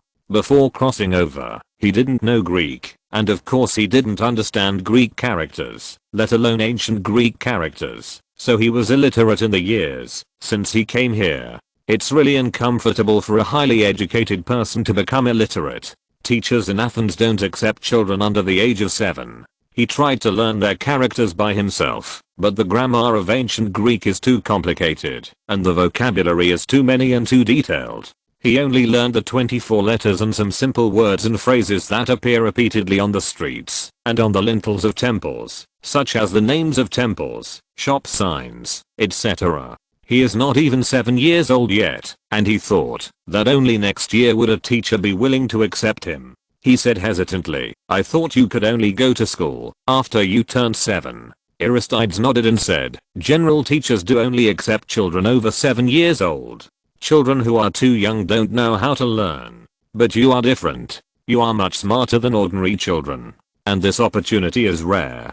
Cleisthene's family hired a teacher to enlighten several boys in the family. Although he is a slave, he is very knowledgeable and very good at educating children. If you are willing, I can talk to Cleisthenes and let you go to class. Such a good opportunity, of course. Cerberus would not miss it, and hurriedly said, of course I'm willing. Thank you, Aristides. Aristides said, you're welcome. Then you should prepare the tuition first. His fee is 210 drachmas per year. This price is not low. Ordinary teachers usually charge only 7 or 8 drachmas per year. But now Cerberus certainly didn't take it seriously and nodded. Aristides quickly talked to the teacher, and after a few days, he asked him to go to class with teaching aids. The so-called teaching aids are wax boards and styluses. There is no fixed textbook. What to teach is up to the teacher. The first time he went to the legendary Cleisthenes' house, Cerberus was curious. He had only seen the old man who played an important role in history books from a distance a few times in the town square. He heard that, after he was called back again, he no longer participated in political life and lived in the Alcmeonidas family's manor outside the city most of the time. He wondered if he would see him this time.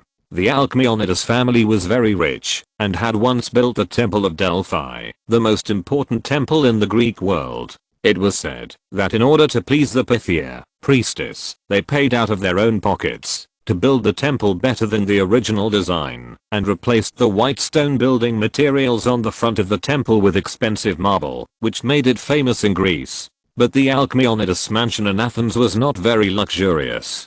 Compared with ordinary houses, it only occupied a larger area, with a fountain, some green plants, and a few peacocks in the atrium. It was the first time Cerberus saw someone raising peacocks at home in Athens, and he couldn't help but take a few more glances. On the first day of class, Aristides accompanied him. Thinking that he had never seen a peacock, he smiled and said, "That's a peacock. Isn't it beautiful? It tastes good too." Cerberus. Aristides was gentle and refined. Although he was a Westerner, he often reminded Cerberus of the word gentleman. However, he often shocked Cerberus speechless with a word unintentionally. Aristides was very familiar with Alcmaeon's house. He greeted several people in the courtyard and took him to a corner of the courtyard. There was a man in his 40s who was sorting wax boards and styluses. There were 3 or 4 boys about Cerberus' age around him, chattering. He listened with a smile while sorting out the strings. Aristides said, "Ancus." He looked over, put down what he was holding, stood up and said, "Aristides, this must be the Cerberus you praised so much. What a beautiful child. The 3 graces must have kissed your face." Cerberus said, "Thank you." Aristides said, "Then I'll leave him to you." Ancus said, "Don't worry." Aristides said simply, "I'm leaving, Cerberus." Then he turned and left. Ancus smiled and said, "There are still a few children who haven't arrived yet. We have to wait a while before class can start. Boys, why don't you get to know each other now?" The children looked at each other, and a boy with a high forehead spoke first, "Aptus." The other 3 children introduced themselves in turn, Satyrus, Danaus, Senus. Finally, Cerberus said, "Cerberus." There was some similarity between the eyebrows of these children, so they should be related by blood. The most beautiful of them, Senus, said, "We know you, son of the gods. Have you dreamed of Asclepius? What does he look like?" The boys looked at him curiously. Cerberus had been asked such questions and was numb. He answered for the umpteenth time, "I didn't dream of Asclepius, but I was very lucky to know the elder tree. Asclepius should look like the statue in the temple. If this god really exists." Several children understood that what he said "lucky to know" meant that Asclepius made him know. They were a little disappointed, but also felt it was magical. They exclaimed wow in amazement. Danaus, the smallest one, asked again, "You came to class. Why did Aristides send you here? Where is your teaching servant?" The so-called teaching servant is a literate slave who is responsible for picking up and dropping off the little master to and from school and supervising him not to play with the children on the street who don't go to school and learn some bad things from them. Cerberus guessed that they were also responsible for tutoring the little master's homework. Aristides told Cerberus that he would need such a slave after school. Cerberus thought it would be good to have someone who could teach him, and he had already noticed it in the slave market. But he had just started to lay the foundation, and he didn't want a person with weak knowledge to lay the wrong foundation for him, so he wanted to buy a slave with better knowledge. With the literacy rate of ancient Greeks, such a slave would not only cost a high price to buy, but also depend on luck. He hasn't met a satisfactory one yet. Cerberus said, I haven't taught a servant yet. He didn't need someone to take him to and from school, so he would rather have nothing than something bad.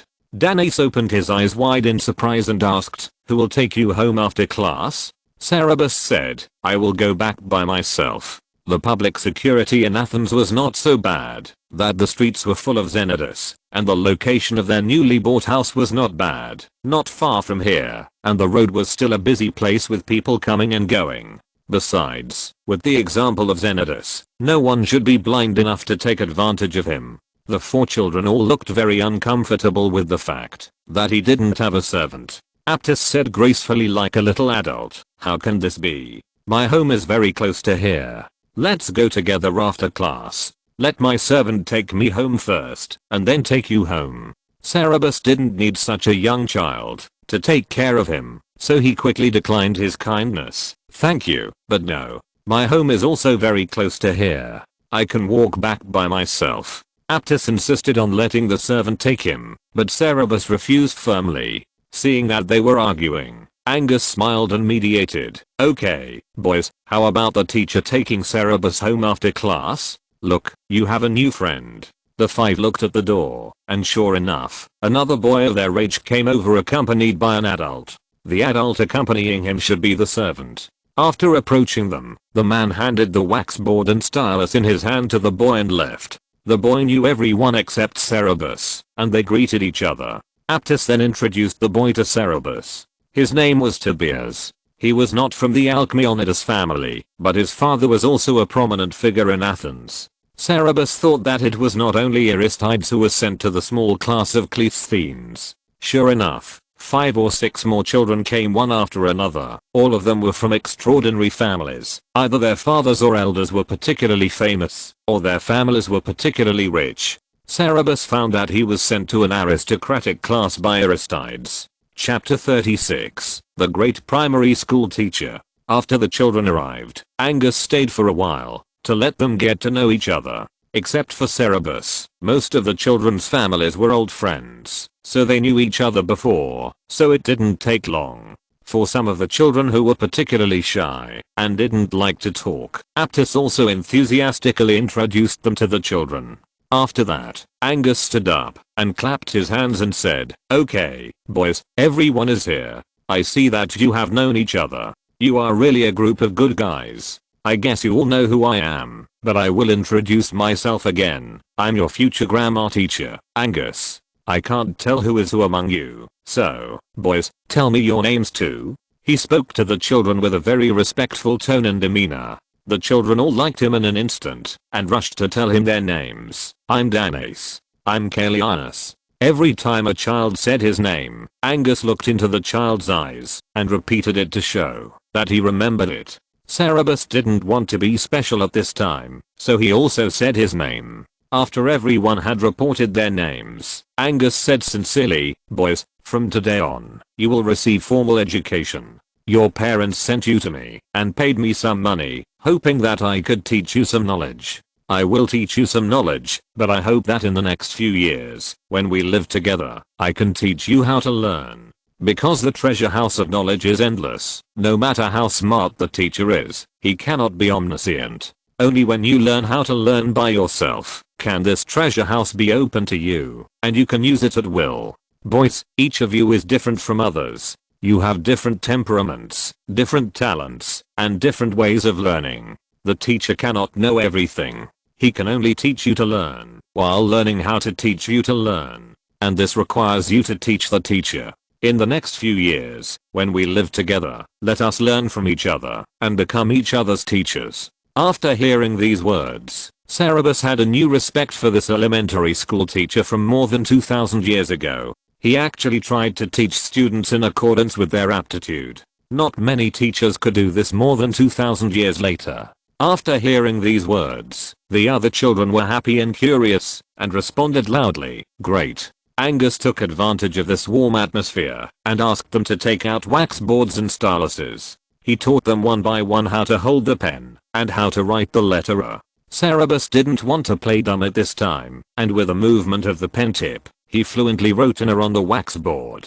Angus patrolled to him and found that his handwriting was very skillful and asked, "Cereb, have you learned these letters?" Cerebus said, "Yes." Angus asked, "Who taught you?" Cerebus said, "My nanny." In fact, he learned it by watching the children in the yard practicing their lessons when he rented the house in Miosis. Mark Utilis, Garngara, and Megana were all illiterate and did not know a single letter. Angus asked, "Besides letters, what else did your nanny teach you?" Cerebus said, "Only some simple words." Angus said, "Write out all 24 letters for me to see." Cerebus knew that he wanted to test his level. He did not want to waste time learning from holding a pen like other children. He also wanted to see if he could really teach students in accordance with their aptitude and write down the letters fluently according to his instructions. Angus thought about it, took his stylus, wrote a simple short poem on his wax board, pointed and read it, and asked, "Do you know all the words in this poem?" These are a few lines of hymns to Athena that are familiar to all the children in Athens. Cerebus said, "I only know the words Athena, goddess, and owl." Angus praised, "Good boy, at your age, this is very smart. You remember the rest of the words first, and the teacher will teach other boys to write. Tell me when you remember them all, and ask me if you have any questions, okay?" Cerebus said, "Okay." He silently memorized the words on the wax board. While the two were talking, the other children looked at them in surprise, and those who sat closer to Cerebus even stretched their necks curiously to look at his wax board. Cerebus was praised, and their eyes turned to envy. Aptus held his wax board and said, "Teacher, I can write these letters too." Angus said happily, "Ah, I didn't expect there is such a smart child here. Aptus, write them for me too." Aptus also wrote down the letters. After reading it, Angus said, "Absolutely right. You are also a smart boy." Aptus, "Who taught you these letters?" Aptus blushed a little shyly when he was praised and said, "It's my brother." Angus said, "You have a good brother. Did he teach you anything else besides the alphabet?" Aptus said, "He also taught me numbers." Angus said, "You know numbers too. How many can you count to?" Aptus said, "I can count to 60. Ancient Greek mathematics did not have a base system, and numbers were added one after another. It was amazing for a 7-year-old child to be able to count to 60. Angus praised him generously. "That's amazing. You can count to 60 at the age of 7. When I was your age, I was far inferior to you." When the other children saw Aptus being praised like this, they shouted, "Teacher, teacher, I know numbers too. I can count to 8. Teacher, teacher, I can sing the long hymn to Athena." Angus did not show any impatience, and he praised every person who mentioned his or her strengths, even if they said their strength was playing pebbles. There was a child named Migs who did not speak, so Angus asked him specifically. He seemed very unconfident, and he hesitated for a long time before saying that he had no strengths. Angus said very gently, "I believe that everyone has their own strengths, but you just don't know it yet. But it doesn't matter, it is the teacher's responsibility to discover your strengths. If nothing unexpected happens, we will be together for at least 5 years. Not only will I find your strengths, but I will also teach you how to use them. Don't be anxious." Mig's cheeks flushed, and his eyes welled up with tears after hearing this, and his whole spirit was different. Cerebus thought to himself that, if this elementary school teacher could do even half of what he said, the tuition for these children would be absolutely worth it. Angus praised the children, and asked them to continue writing the letter A. He also wrote to him on Aptus' wax board, and asked him to learn the words in it. Aptus looked at the whole poem on Cerebus' wax board, and then at the short sentence on his own wax board, and felt a little discouraged. Angus saw it, and smiled. "Don't compare yourself with others, boy. Learn this sentence first, and when you have learned it, the teacher will teach you the rest." Cerebus has always had a good memory, and this poem is short, and he recognizes several words.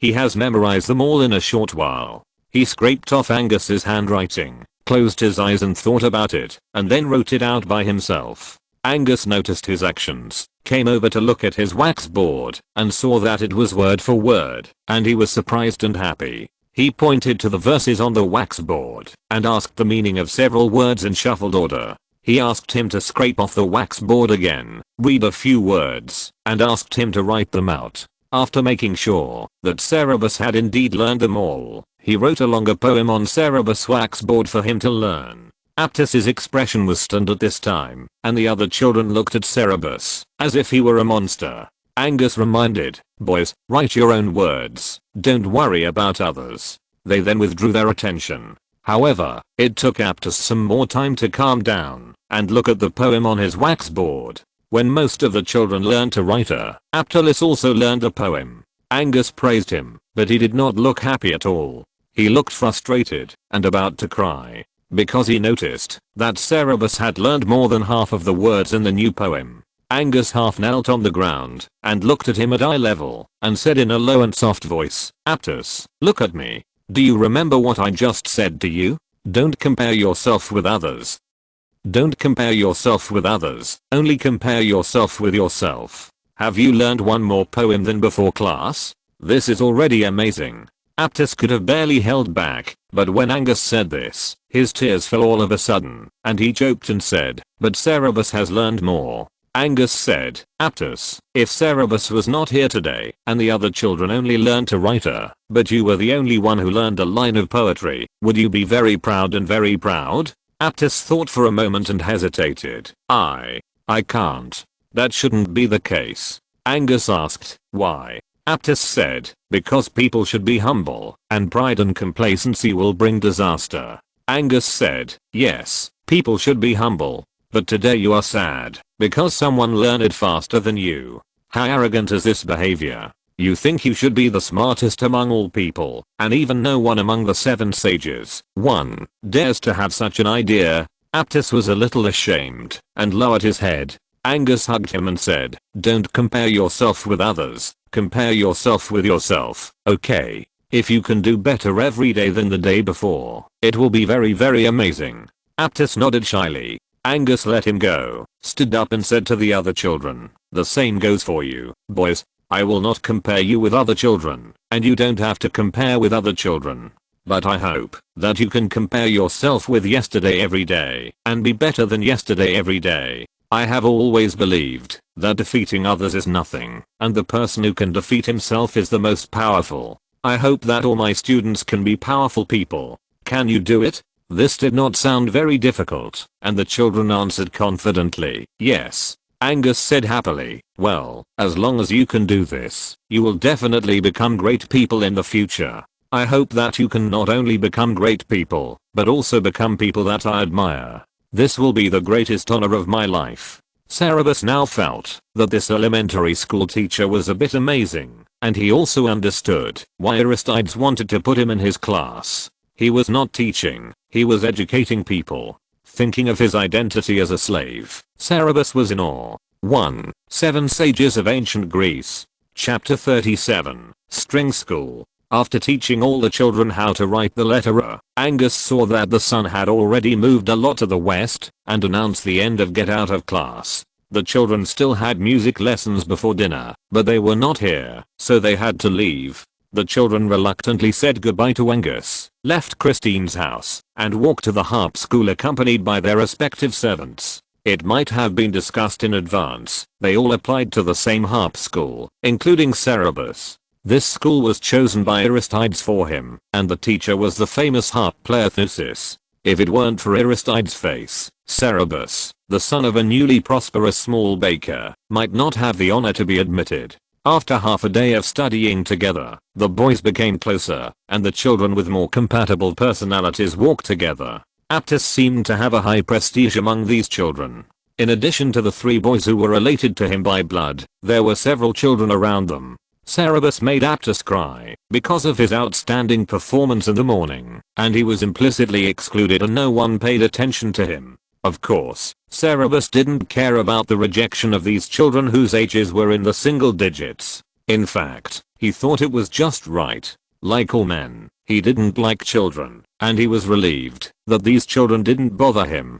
But he didn't bring a servant with him, and he walked alone carrying the heavy wax tablet, which was extremely pitiful in the eyes of others. Aptus felt very uncomfortable. In the past, he had always been the best among his peers, and every adult looked at him differently. Even his grandfather Cleisthenes loved him very much. It was a big blow for the child to be suddenly overshadowed by Cerberus. Even though Angus had given him a good advice, he still felt a little sad.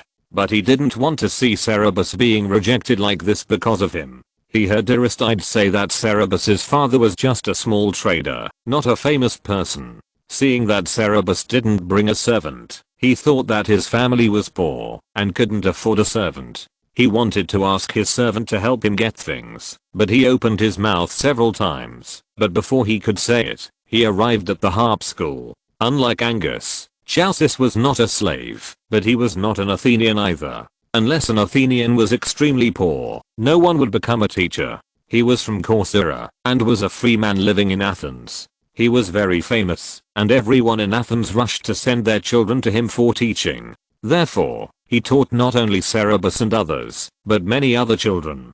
Chalcis's school looked like a school. It was a special mansion with a wide courtyard. There was not only him, but also students of all ages. On their first day at school, Chalcis was waiting at the door with a boy of 15 or 16 to greet them. Chalcis was a handsome blonde man with gentle features, who looked to be in his 30s. The boy had red hair and green eyes, and was also very beautiful. Chalcis said a welcome to them, and asked the boy to take them to the courtyard. There were already several children of their age in the courtyard. In addition to these children, there were some boys who were 1 or 2 years older than them, learning to play the double flute with a famous teacher in a relatively shady corner of the courtyard. They played a very beautiful short piece together, and the pleasant sound of the flute flew in the dazzling afternoon sun. The children of Aptus looked at them and listened longingly. A large group of 7-year-old children were together, but no one made a noise. The green-eyed boy told them to listen to the flute for a while, and went to the door again. When 4 or 5 children of their age came, Thucydides led the boy over. He first described the beauty of music, and then said, "Children, I'm Thucydides. This is Morpheus, and you will learn music with us in the future. Today is the first day of class, and we will go to worship the muses first." He asked the children to line up and follow him, and Morpheus out of the courtyard and walked towards the Temple of the Muses on the Acropolis. When they arrived outside the Temple of Muses, he asked the children, "Who can sing?"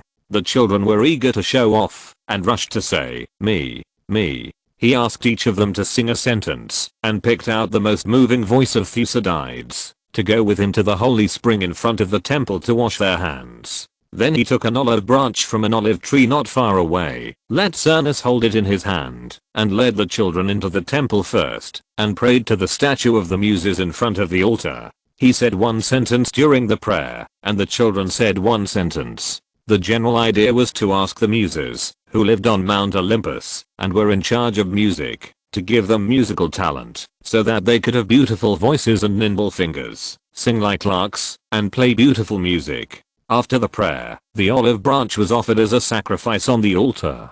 After that, they did not leave. Cernus taught the children to sing hymns to the Muses in the temple. He sang it once, and then asked Morpheus to teach them in detail one by one, while he watched from the side. When the hymn was finished, it was already evening, and Cernus announced the end of the get out of class on the spot, and asked the servants to take their little masters home. The children walked out of the temple in groups, happily singing hymns in unison, especially Cernus, whose cheeks were rosy and eyes were as bright as the stars in the sky. After leaving the temple, Aptus finally stopped Cerberus and said, "Let's go together. Let my servant take you home." Cerberus rejected his kindness and left on his own.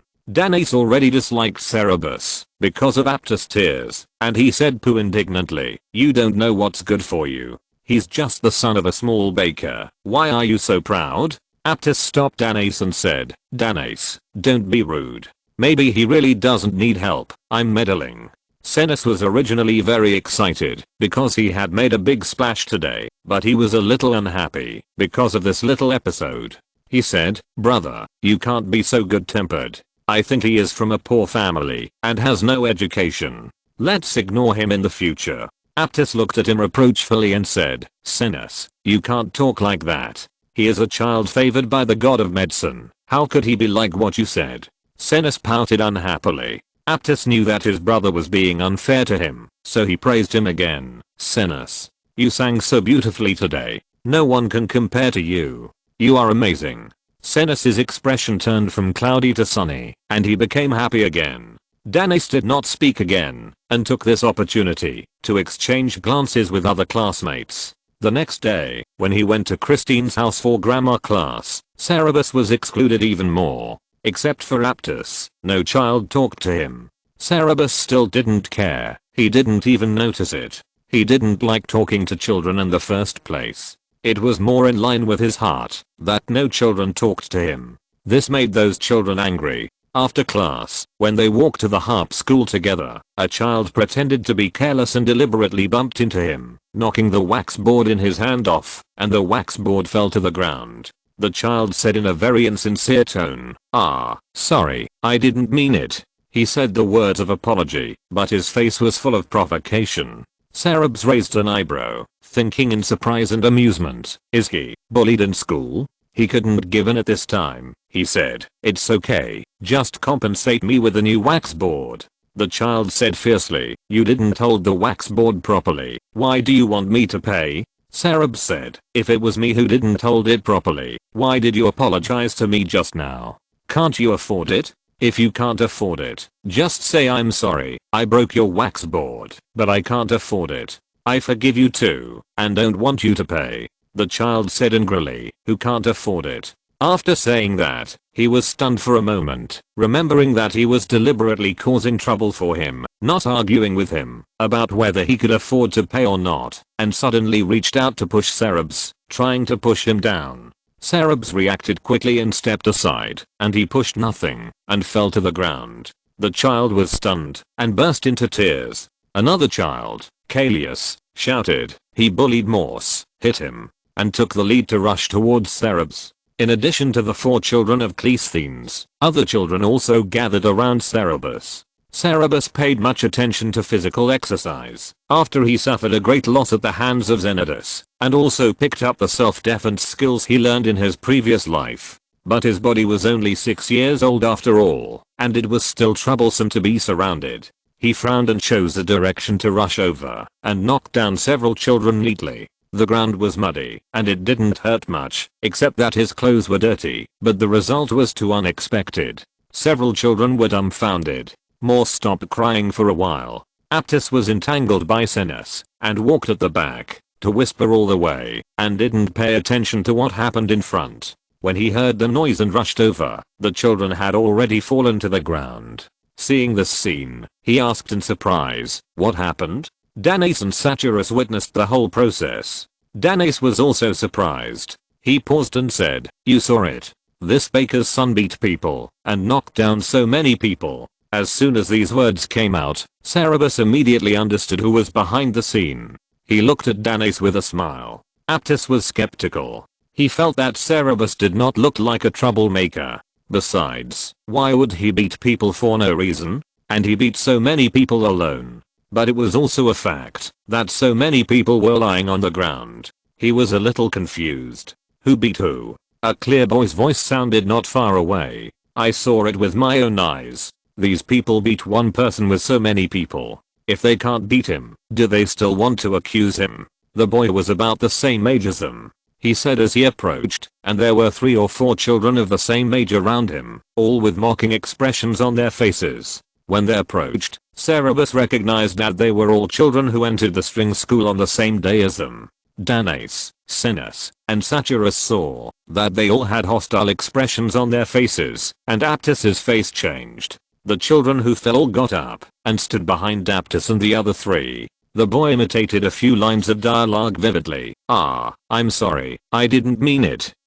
It's okay, just compensate me with a new wax board. He bullied Morse, beat him.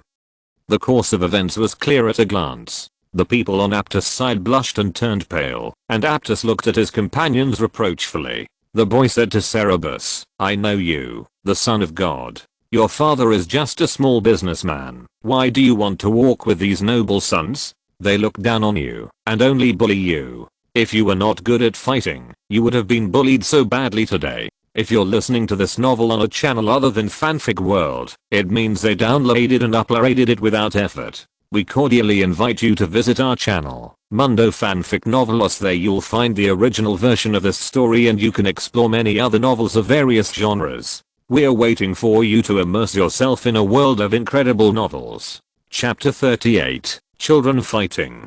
Cerebs thought the fight between the children was very interesting, so he smiled and said nothing. Aptus said sincerely, "I'm sorry, Cerebs, we definitely don't mean to look down on you.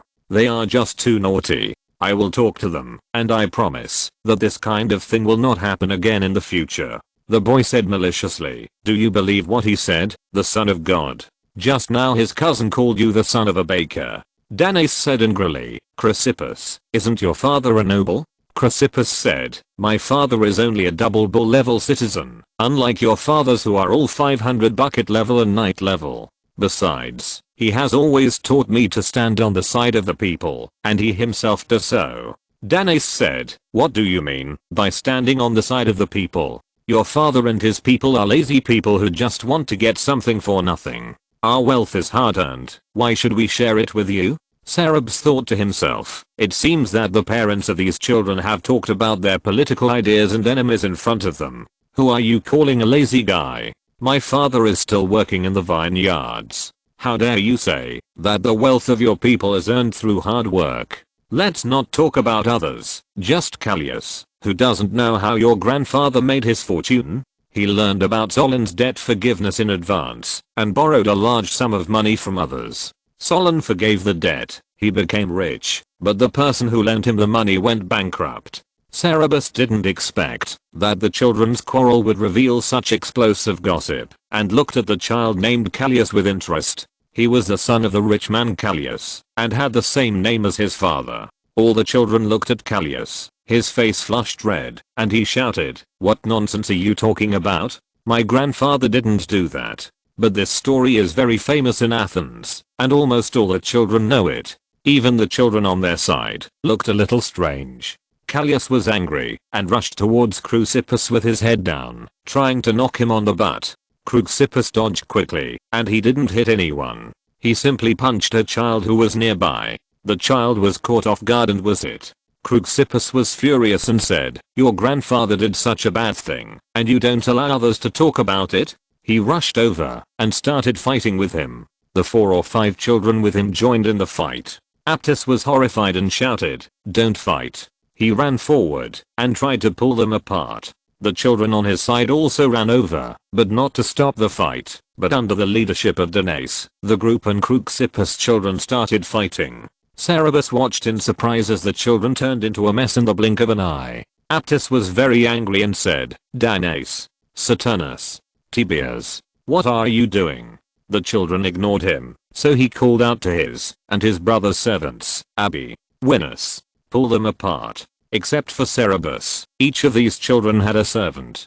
They ignored Cerebus when he was bullied by their little master. When Cerebus fought back, Cerebus was too fast, and before they could react, their little masters had already fallen. But it didn't look like they fell hard, and since their little master didn't call them, they hesitated and didn't intervene. Later, the children of Xips came, and they thought that the two sides were just arguing, but they didn't expect things to develop so quickly, and in a blink of an eye, all the children had already fought in a ball. They hurried forward to pull the children apart, checked the injuries of their little masters, and secretly complained in their hearts. The little masters had such a big fight under their noses, and they must be punished when they go back. No one was seriously injured, but after the fight, all the children, except Cerebus, were injured. Even Aptus. The corner of his mouth was swollen from someone's fist that had rubbed it in the panic. Several other children rolled on the ground. Their clothes were covered with mud, and they were too dirty to look at. Aptus didn't know what to do. He looked at Cerebus, and Cerebus looked at him innocently. He was in a dilemma when the harp teacher Zeuxis got the news and hurried over. Seeing the children's appearance, he was very angry and said, "Okay, you will fight in a group when you come to class the next day. I can't teach you kids. Go home. Don't come in the future. My school doesn't accept such bad students." After that, he glared at the servants. How did you take care of the little master and let them fight like this? Take them home and let your master punish you for your dereliction of duty. After he turned around to leave, he saw Cerberus standing aside cleanly, and his tone softened a little, saying, "You didn't participate in the fight, right?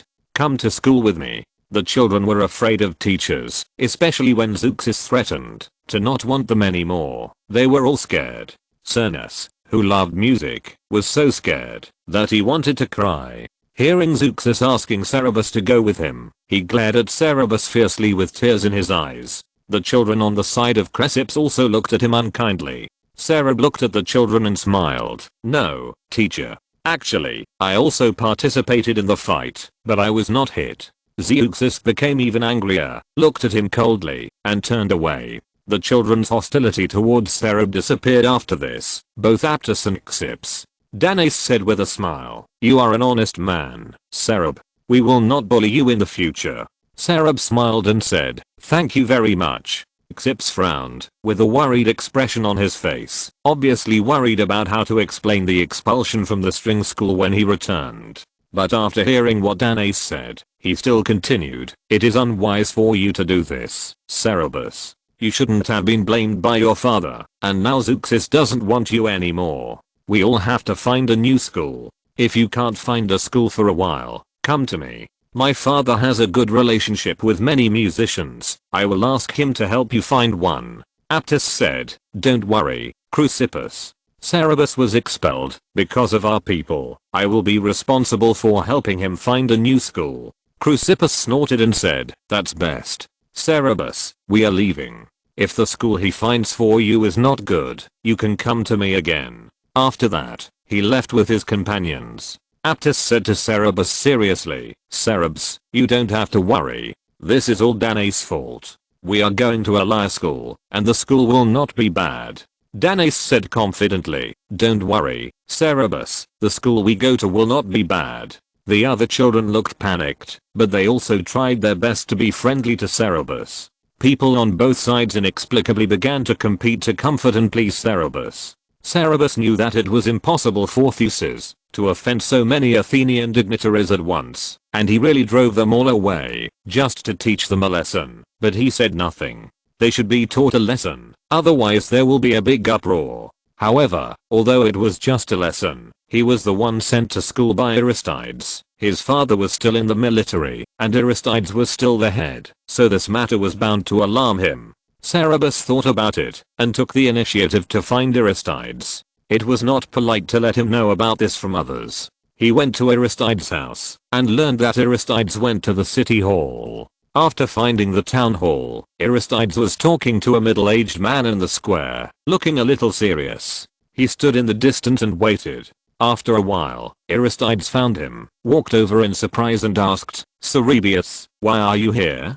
Didn't you go to school?" Cerberus looked in the direction of the middle-aged man and said, "Something happened, but it's not important. You go first." Aristides said, "I'm done with my work." He waved to the middle-aged man, who smiled and left. Cerberus told him what had just happened. Aristides' focus was not on Theseus's decision. He asked, "Several children beat you together? They bullied you, Cerberus?" Cerberus said very self-awarely, "I think it's because I don't behave very sociably. I won't let them bully me. This kind of thing shouldn't happen again in the future." Put yourself in his shoes. If there was a child in his class who was faster than everyone else in learning and ignored everyone when he was a child, he would also hate it. This is human nature. It's just that he won't bully people he doesn't like. Aristides knew that he was not an ordinary child and would not be able to handle such a childish situation, but he was still a little unhappy and said, "I will talk to Aptus. I thought he was a reliable child. You don't have to worry about Zeuxis. He won't really expel you." Cerberus was not worried at all, but he was a little embarrassed for causing trouble for Aristides. After saying this, Cerberus wanted to leave, but Aristides stopped him again and said, "Cerberus, don't leave yet. I also have something to tell you." Cerberus waited for him to speak. He hesitated for a while before saying, "I learned a piece of news today, that Xenodus was not executed. He bribed the jailer and escaped from prison." Sarah was surprised and said, "What?" Aristide said, "You heard it right. Do you remember that on the day he was supposed to be executed, the Spartans came and expelled many families? Later, they wanted to dissolve the parliament, and the city was in chaos for a long time. The warden of the prison was expelled from Athens for a period of time. During that time, the prison was unattended and guarded by state-owned slaves. Xenidas bribed a jailer to let him go, and the jailer also escaped. When he was found, he didn't know how long he had been on the run, or where he had escaped to." Chapter 39. Two families. After Chrysippus and his companions walked out of the sight of Aptus and others, one of his companions said worriedly, "What should we do, Chrysippus? He will definitely kill me if he is expelled from school on the second day." The other boys also said worriedly, "Me too. Me too." Chrysippus said, "We can't be blamed for this. It was Callias who started it first. When our father asked, we told him the truth. If they were rational people, they shouldn't be angry with us. Callias hit Myus first. If we didn't dare to fight back, they should be more angry." The boys listened and thought this was the truth. Chrysippus said again, "Don't worry about school. If anyone has trouble finding a new school, come and tell me. I will also ask my father to help you find one." The boys were even happier and thanked him. As they talked, they walked out of the alley, said goodbye to each other, and went home accompanied by the servants. Although Chrysippus acted very calm in front of his companions, he was actually uneasy in his heart. After all, he was a 7-year-old child who had just started school on the second day. It was impossible for him not to be afraid. He hoped that his father was not at home now, so he could tell his mother about it first. But things did not go as he wished. As soon as he entered the house, he saw his father, Eryphron, standing in the courtyard. Seeing him, Eryphron looked at the sky in surprise and asked, "Crisps, why are you back at this time? The get out of class is over so early today." Crisps panicked for a moment, but then decided that it was better to suffer a short pain than a long one, so he told the truth. "No, father. The liar school kicked me out and didn't want me anymore." Eryphron asked in surprise, "Why?" Crisps told the whole story, emphasizing how hateful Callias was, and added, "Not only me and Myus and the others, but also everyone who fought with us in Aptus, including the Son of God. We were all kicked out." After saying this, he held his head high and waited for his father's anger. After hearing this, Eryphron did not get angry as he expected. Instead, he laughed and said, "Little Callias is walking with a child of Alcmaeon's family. This means that old Callias has finally currying favor with the Alcmaeon family." Chrysippus did not expect his father's focus to be here, and hurriedly said, "Not only do they walk together, I heard that they also take grammar classes together." Eryphron asked, "Is it the same for the Son of God's favor?" Chrysippus said, "It seems so. They all walk together. But the Son of God's favor is bullied by them." The mother came out of the house and heard the last sentence. She asked, "Who bullies the Son of God's favor?" "That child cured my headache. He is elegant and beautiful. Why is there still someone bullying him?" Chrysippus' mother went to see the Son of God's favor a while ago. She came back and praised him for a long time. Now she is still very concerned when she hears news about him. Chrysippus told his mother what had happened again, and she grasped the key point. She covered her mouth in surprise and said, "What? Chrysippus, you were expelled from the string school?" Chrysippus suppressed his guilt and raised his head and said, "Mother, this is not my fault. It was Callias who started it first. We can't not fight back, can we?" His mother Petini looked at her husband worriedly. Eryphron comforted him, "Don't worry, Petini. Zeus may not really fire him. I will go to him to plead for mercy." Upon hearing this, Chrysippus breathed a sigh of relief and said, "Father, what about the Son of God and my companions? Please plead for them to teach Zeus." Chrysippus patted his head and said, "They naturally have people who worry about them. You just need to take care of yourself." Chrysippus said with admiration and trust, "But their fathers are not as good as you. What if teacher Zeus is unwilling to forgive them? No father would not enjoy his son's admiration." Eryphron laughed and said, "If Zeus really doesn't forgive them, come to me and find a solution. Callias is the only son of the wealthy old Callias, and is very much loved by his parents. He returned home with scars." Mrs. Callias was distressed and angry. She hugged him and asked, "My baby, what happened to you? Who beat you?" Callias was very aggrieved and said, "It was Eryphron's son, Sisyphus and his companions." Mrs. Callias said angrily, "Why did they beat you? And your servant, how did he take care of you?" Morris, "Whip him 10 times. Morris, the most trusted house slave of Mrs. Callias, immediately pulled Callias' servant aside and whipped him. Callias said, "They scolded my grandfather and we fought." At this point, he paused and lowered his voice. "The string school expelled us all." Mrs. Callias did not ask what the children scolded. It was nothing more than those words, and their family had heard them for decades, and were tired of hearing them. Those who scolded them were all jealous that they had seized the opportunity to make a fortune. It was just that little Callias was too young to understand, so he was angry. Mrs. Callias scolded, "The children of the poor family are really uneducated. I will ask your father to go find them." And Zeus, "We paid him. How dare he fire you? He doesn't want to stay in Athens anymore." After that, she sent someone to call Callias.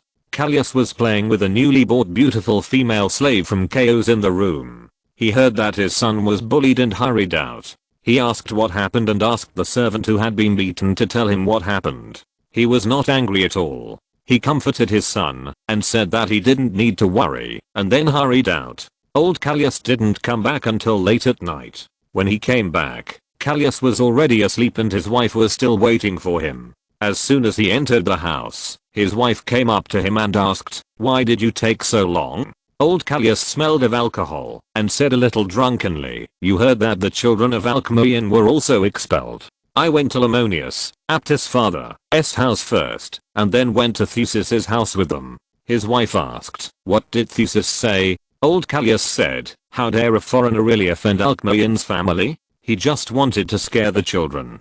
His wife said proudly, I don't think he dares to really expel us." "Then where did you drink so much wine?" Old Callias said, "After talking about the children, Zeus invited us to drink." After a pause, he commented with a little drunkenness, "He is a smart man. He prepared a lot of fine wine and invited many handsome young men from Mount Lycabettus to serve wine, preparing for tonight. Eryphron, Thomas and others are there. Tonight, half of the dignitaries in Athens have gathered at his house. He makes everyone have a great time and should not be underestimated." The wife did not understand these things and only paid attention to her son. She said, "Eryphron is here too. Did you scold him?" His son bullied Callias. Old Callias yawned and said, "There were more than 10 people including Callias who beat 5 or 6 people on the other side, and it was Callias who started it first. Ramonius has apologized to Eryphron. What else can I say?" The wife said unwillingly, "But the cause of the incident was that Eryphron's son scolded Callias first." Old Callias said, "This matter ends here. It was not easy for me to send Callias to school with the children of Alcmaeon. Don't bother him anymore, or you will annoy them. Let the children solve their own problems." His wife was still a little angry, but old Callias was firm and didn't dare to say anything. Before Callias went to grammar class the next day, he was told that he would go to Zeus's string school to learn music. Callias was a little surprised and said, "Does the teacher still want me?" Old Callias said, "Yes, he has forgiven you." Callias asked, "What about Aptus and the others?" Old Callias said, "They can all go back to school, including the boys who fought with you." Callias was unhappy now. They are so bad. Why do they have to go back? But this was not something he could control, so he had to accept it. Then something happened that made him even more unhappy. His teaching servant was beaten yesterday, and today he had a fever and couldn't get up, so he couldn't accompany him to school. The work of a tutor is not something that ordinary slaves can do. They also have to tutor the young master. There is no other slave in the Callias family who can take on this task. They were dumbfounded for a moment. Callias pouted and said, "How can he be so useless? He got sick after being beaten a few times. He watched me being beaten yesterday. Even if he gets better, I don't want him to be a tutor anymore." Mrs. Callias was also very angry. When she was anxious, a little slave stood up and said, "Mistress, I can read and write, and I can be a tutor for the young master temporarily." Mrs. Callias took a look and saw that it was a slave named Fido. Mrs. Callias remembered that he was once involved in a lawsuit. Chapter 40. Mind Shaping. This Fido was very clever, and his words usually pleased Mrs. Callias, but he was too young, only about 10 years old. She and her son were very dissatisfied. But there was no other choice at this time. It was not good not to take the teaching servant to school. Fido also wrote a short poem on the ground to prove that he was indeed qualified for this job. Mrs. Callias had to let him go with another adult male slave. Callias walked to the grammar school with 2 slaves, feeling very embarrassed, but Fido was very happy. When old Callias selected the teaching servant for the young master, he wanted to get this job very much, not only because this job was easy, but also because in schools with lax management, teaching servants could audit. He was in school before he was abducted and sold, but his studies were interrupted after he was sold. At that time, he did not like school very much, but now he wanted to continue studying. The 3 of them came to the door of Alcmeonide's house, and the adult male slave handed the wax board and stylus to Fido and asked him to accompany the young master in. Fido suppressed his excitement and followed Callias into the courtyard. He quietly looked around this place he particularly longed for. He turned his head and saw a person. He was stunned for a moment. The person also looked at him in surprise. It was Cerberus. Fido blushed with shame, stuffed the wax board and stylus into Callias' hands, and ran out of the courtyard. Callias shouted in dissatisfaction, "Hey, what's wrong with you, slave? Why are you running? The church servant can stay here." When Fido ran out, he happened to pass by Thesephus and Danae who were entering the door. Hearing his shout, Thesephus asked curiously, "Callias, is that your church servant? It's too small, isn't it? Where is the church servant you had yesterday?" Callias said, "He was beaten a few times and couldn't get up. This one is just temporarily for a few days." Thesephus and Danae didn't think it was a big deal for slaves to be beaten.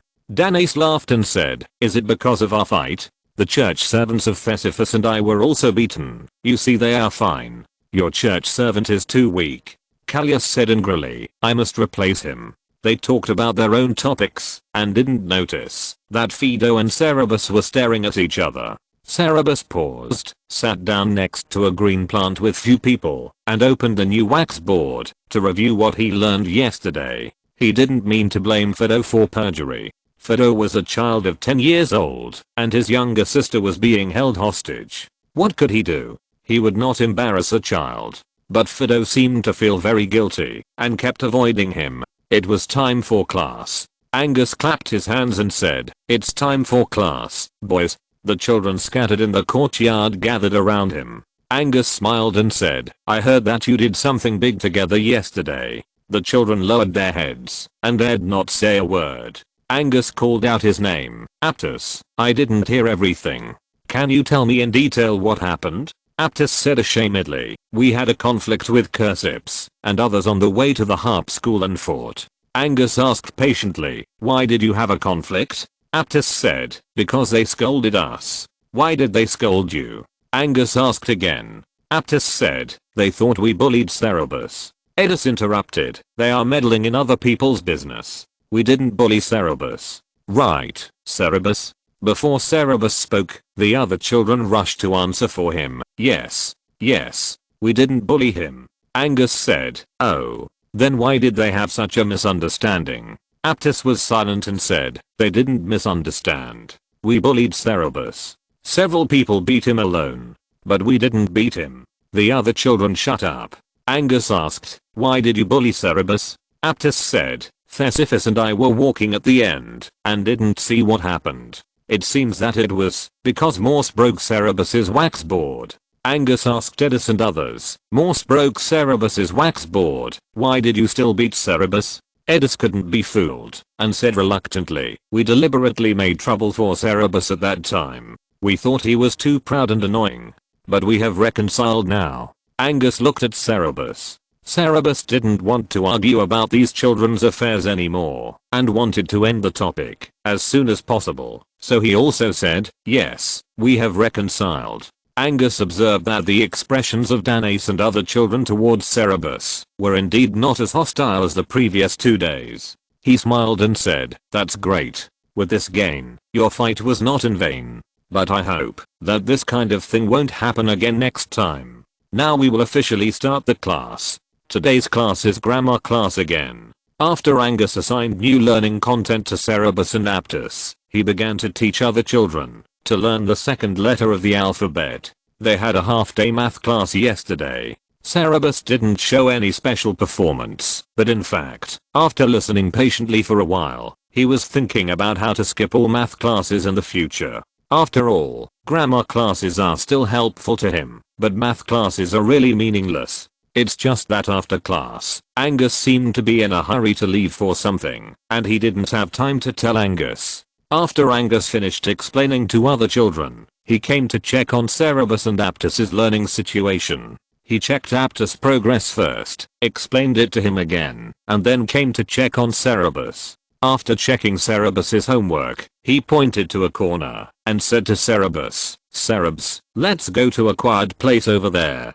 I want to talk to you." The two walked to that corner. Angus said, "Cerebus, you came to class on the third day. I noticed that you don't like to pay attention to other boys. Why?" Cerebus thought about why he asked this question, glanced at him, and said, "I'm not familiar with them. I don't like dealing with children of the same age." Angus asked gently, "Why don't you like to fight with children of the same age?" Cerebus replied, "Nothing to say. Like most men, he felt that children were like alien creatures, not to mention these children who lived more than 2000 years ago." Angus smiled and said, "Cerebus, I talk to Aristides, and I know you are very smart. You don't like your peers, because they are not as smart as you?" Cerebus did not answer but asked, "Teacher, are you asking these questions because I'm rejected by them? They don't like me because I don't fit in with them, but fighting will not happen again in the future. Please rest assured." This is also the reason why he could have escaped when CS was investigating the fight, but he chose to get involved and be punished with other children.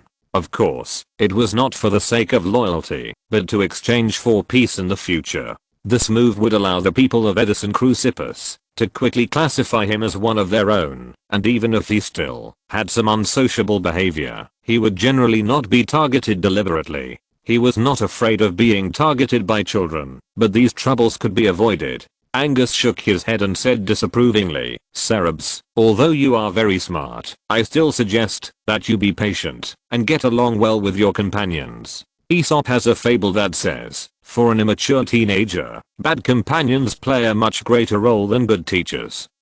According to my observation, children who have no companions in their childhood will most likely encounter various difficulties in public life when they grow up, and they often cannot integrate, and their personalities will have various defects, or they may be particularly withdrawn or stubborn. Their lives are often a tragedy. Cerebus, no matter how smart you are, I'm afraid you cannot escape this routine.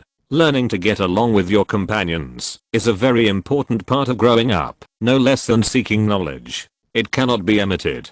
Cerebus was really convinced by this elementary school teacher who lived more than 2000 years ago. Isn't this actually talking about the importance of collective life to the psychological shaping of children? This was noticed more than 2000 years ago, and such a person turned out to be a slave. He once again regretted that this person was not born in the future. It's just that he didn't know that Cerebus' psychological age had long passed adulthood, and no longer needed this kind of shaping. Cerebus was about to speak to get over it, when a thought suddenly flashed through his mind. Does he really not need this kind of shaping? This year he seemed to have not continued to be muddle-headed, and worked hard to make money, but has he really integrated into the life of this era? Chapter 41, Toffee. Cerebus asked himself, has he accepted everything in this era? Has he accepted everything that comes with this identity? Has he enjoyed life beyond survival? All the answers are no. He didn't even accept Cerebus's parents, because he remembered his own parents all the time.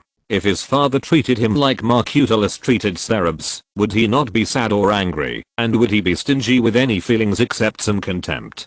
Ganjira was very good to him, and he cared about Ganjira, but this feeling was too superficial compared to the feeling between him and his real mother. He asked himself again, will he continue like this for the next few decades? No, he didn't want to. Would getting along with these children help him? Cerebus didn't quite believe it. But he was no longer in a hurry to finish the grammar class and leave school. After Angus pointed it out to him, He stopped talking and turned his attention back to other students. He tried to distribute his energy to each student evenly, regardless of the student's intelligence and family background. After class, Edis approached Cerebus and asked, "Cerebus, what did the teacher say when he called you aside during class?" Cerebus said lazily, "Nothing." Edis said in a bored tone, "You are so boring." But because he no longer had any hostility towards him, he said nothing more and walked away. The servants came to get the wax board and stylus, and Callias scolded his slave. "Why are you here to get it? Isn't the servant Fido?" The slave explained, "Fido has a stomachache, I'll help the little master first." Aptus asked his servant to help Cerebus get the wax board again, and Cerebus did not refuse this time, which made Aptus very happy. The children went out together and walked towards the harp school. They walked and laughed and met with Chrysippus and his companions in the alley again. However, the two sides did not dare to fight again this time. They just glared at each other and went into the school obediently. Chrysippus also greeted Cerebus. After entering the school, Zeuxis was not in a good mood towards both of them. He lectured them with a stern face. This school is not just for them and the boys who were 1 or 2 years older than them that they met last time, but for students of all ages. Because music classes would interfere with each other, they usually don't stay in school all the time. Instead, they are led by teachers to the stadium, temple, square, or even the wild, or anywhere they want to go for class. However, their gathering point is usually here. Today, several students of different ages gathered here. It is rare to see Zeuxis scolding people. They all gathered around and watched the fun with laughter, which made the children too embarrassed to raise their heads. After Zeuxis finished his lecture, he dispersed them and handed the children to Murphys. This was not a punitive action. They were originally under Murphy's charge. Zeuxis usually only took care of the children for one day on the first day of school to test their background and observe whether there were any good seedlings among them. The rest of the time, he only personally taught a few students and senior classes that he particularly valued. With so many students, he couldn't personally teach every one of them, but the students he taught were all his favorite students. Morpheus, who was in charge of them, was not angry at all. He was very patient in teaching them. When Thesaphus sang a short song alone, he praised him, which made the interest of Caecilius and others in learning rise several times, and they vowed to surpass him. Cerebus was not very interested in vocal lessons, but he was looking forward to learning musical instruments. There were not so many entertainment methods more than 2,500 years ago BC, so he had to learn 1 or 2 things to relieve boredom. Before he traveled through time, he knew a little about piano and violin. There were no pianos or violins in ancient Greece. The common musical instruments were only lyre, also called harp or lyre, and double flute, also called eris pipe, which were very different from the musical instruments in later generations. He needed to learn from scratch. Cerebus did not hate learning from scratch. He liked to learn new things. However, when he first entered school, the teachers did not seem to plan to teach musical instruments immediately, so he had to wait patiently. A vocal lesson was completed in an atmosphere where the students were inexplicably excited. It was the first time for Morpheus to teach students. He thought they were very well behaved and was very happy. He praised each of them and didn't notice the undercurrents among the students. After class, Aptus asked his teaching servant to send Cerebus away again, but Cerebus refused this time.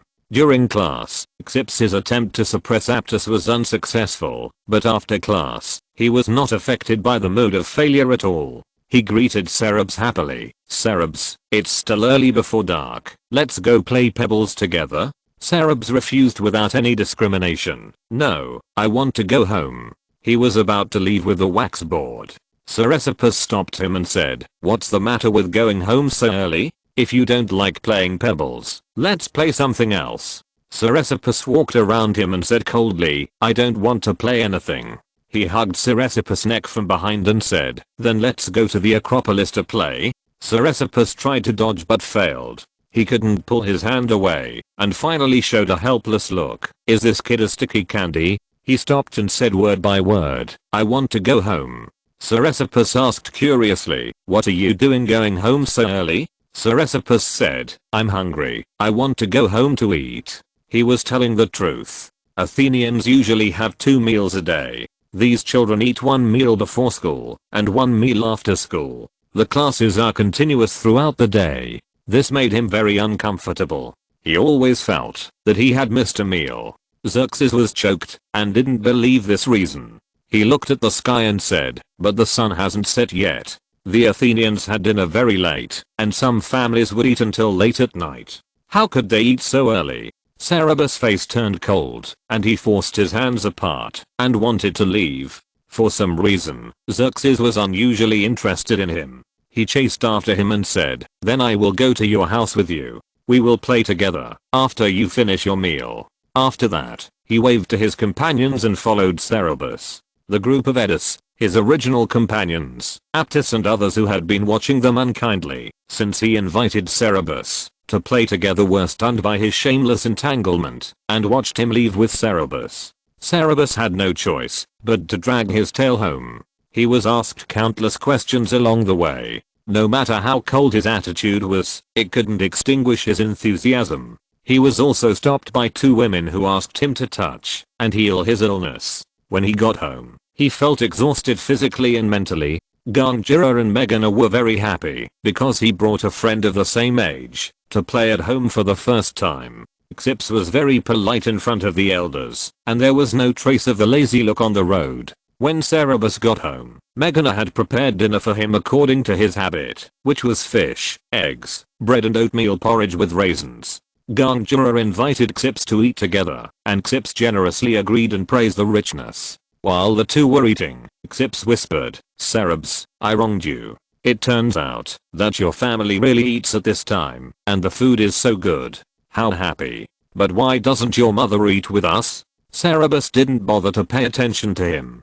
This was originally his meal, and the child took half of it. The meal was eaten at this time to appease him. Gangira and Megana ate with the slaves later at the locals' usual meal time. After the meal, Chrysippus did not sit still like a monkey, but sat with Megana Gangira and listened with relish to Megana's talk about Cerberus trivia. He seemed to be very interested in everything about Cerberus. Cerberus didn't know where his curiosity came from. Chapter 42 Pythagoras. Megana looked at Cerberus through a beautifying filter at least as thick as the bottom of a wine bottle. She had no family and no children, and Cerberus, whom she had raised herself, was her only emotional support. Besides, Cerberus was indeed outstanding. She talked about Cerberus, saying that he had a strange taste and didn't like to drink wine, but she was full of love. She was very measured and didn't talk about business matters, but only talked about Cerberus's usual habits and preferences, and used many examples and other people's praise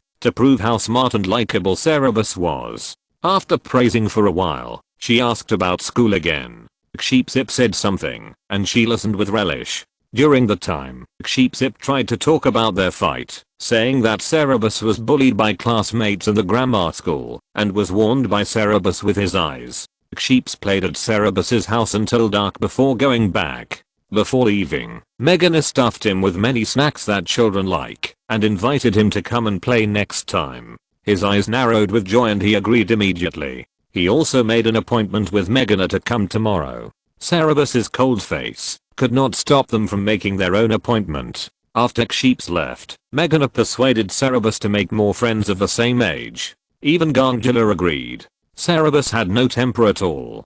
Xerxes was already sticky enough. How could he be indulged more? The next day, the astronomy class was about to teach mathematics. Cerberus went to school sometime in advance, found Angus, and told him that he wanted to skip the mathematics class. Angus was arranging teaching aids. Hearing this, he smiled in surprise and asked, "Why, Cerberus, you are also good at mathematics, don't you need to learn?" Cerberus said, "I have learned everything you are teaching now." Angus asked curiously, "How far have you learned in mathematics?" Cerberus didn't know how advanced the mathematics in the Greek world was at that time, and answered cautiously, "I can do some simple addition and subtraction, and I can recite the multiplication table." He had heard the older children of the neighbor's family recite it before in the mansion of Meiosis. Angus said, "Then let me test you." He used branches to make a few simple addition and subtraction problems on the ground. Of course, Cerberus answered correctly. Angus also made a few multiplication problems, and Cerebus could give the answers casually. Angus asked in surprise, "Did your nanny teach you this too?" Cerebus said, "No, mathematics was taught by my father." This was not a lie. The number system of ancient Greek mathematics was completely different from that of later generations. He did learn it by watching Marcutulus collect money and make change when selling bread.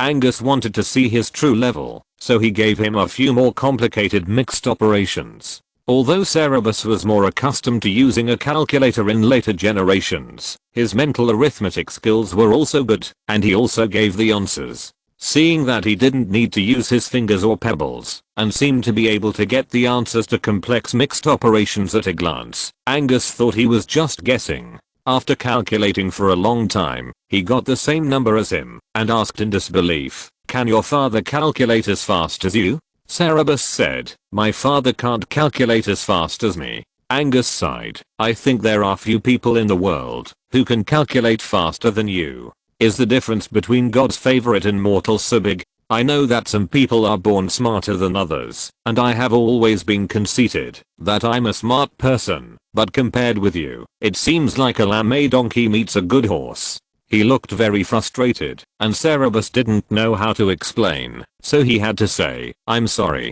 Angus laughed and said, "Why do you want to apologize? This is not your fault." The conversation between the two attracted the attention of a man in his 30s, who was standing with his eyes closed facing the rising sun, as if absorbing the essence of the sun and the moon. He walked over and said, "Is this kid so amazing, Angus?" After looking at the formula on the ground, he said to Cerebus, "I'll also give you a question. My teacher Pythagoras is a very knowledgeable man, and many people seek advice from him. One day someone asked him, 'Respected Pythagoras, how many students do you have?'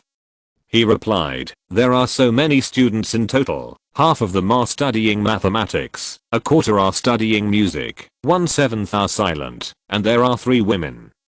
Can you calculate how many students there are?" Cerebus. In this era, it doesn't seem strange to hear such a well-known name. After all, he is standing in the yard of Cleisthenes' house. Seeing Cerebus was silent for a moment, the man thought he couldn't answer, so he asked, "Don't you know?" Cerebus was afraid that he would enthusiastically introduce him to a teacher with a higher level of mathematics, so he replied, "It's 28 students." The man was surprised and asked, "How did you calculate it?" Angus was also calculating silently in his mind, but he hadn't figured it out yet. Hearing this, he looked at him curiously. This was just a linear equation problem with one variable, and Cerebus told him the algorithm. The man said, "Let me give you another question.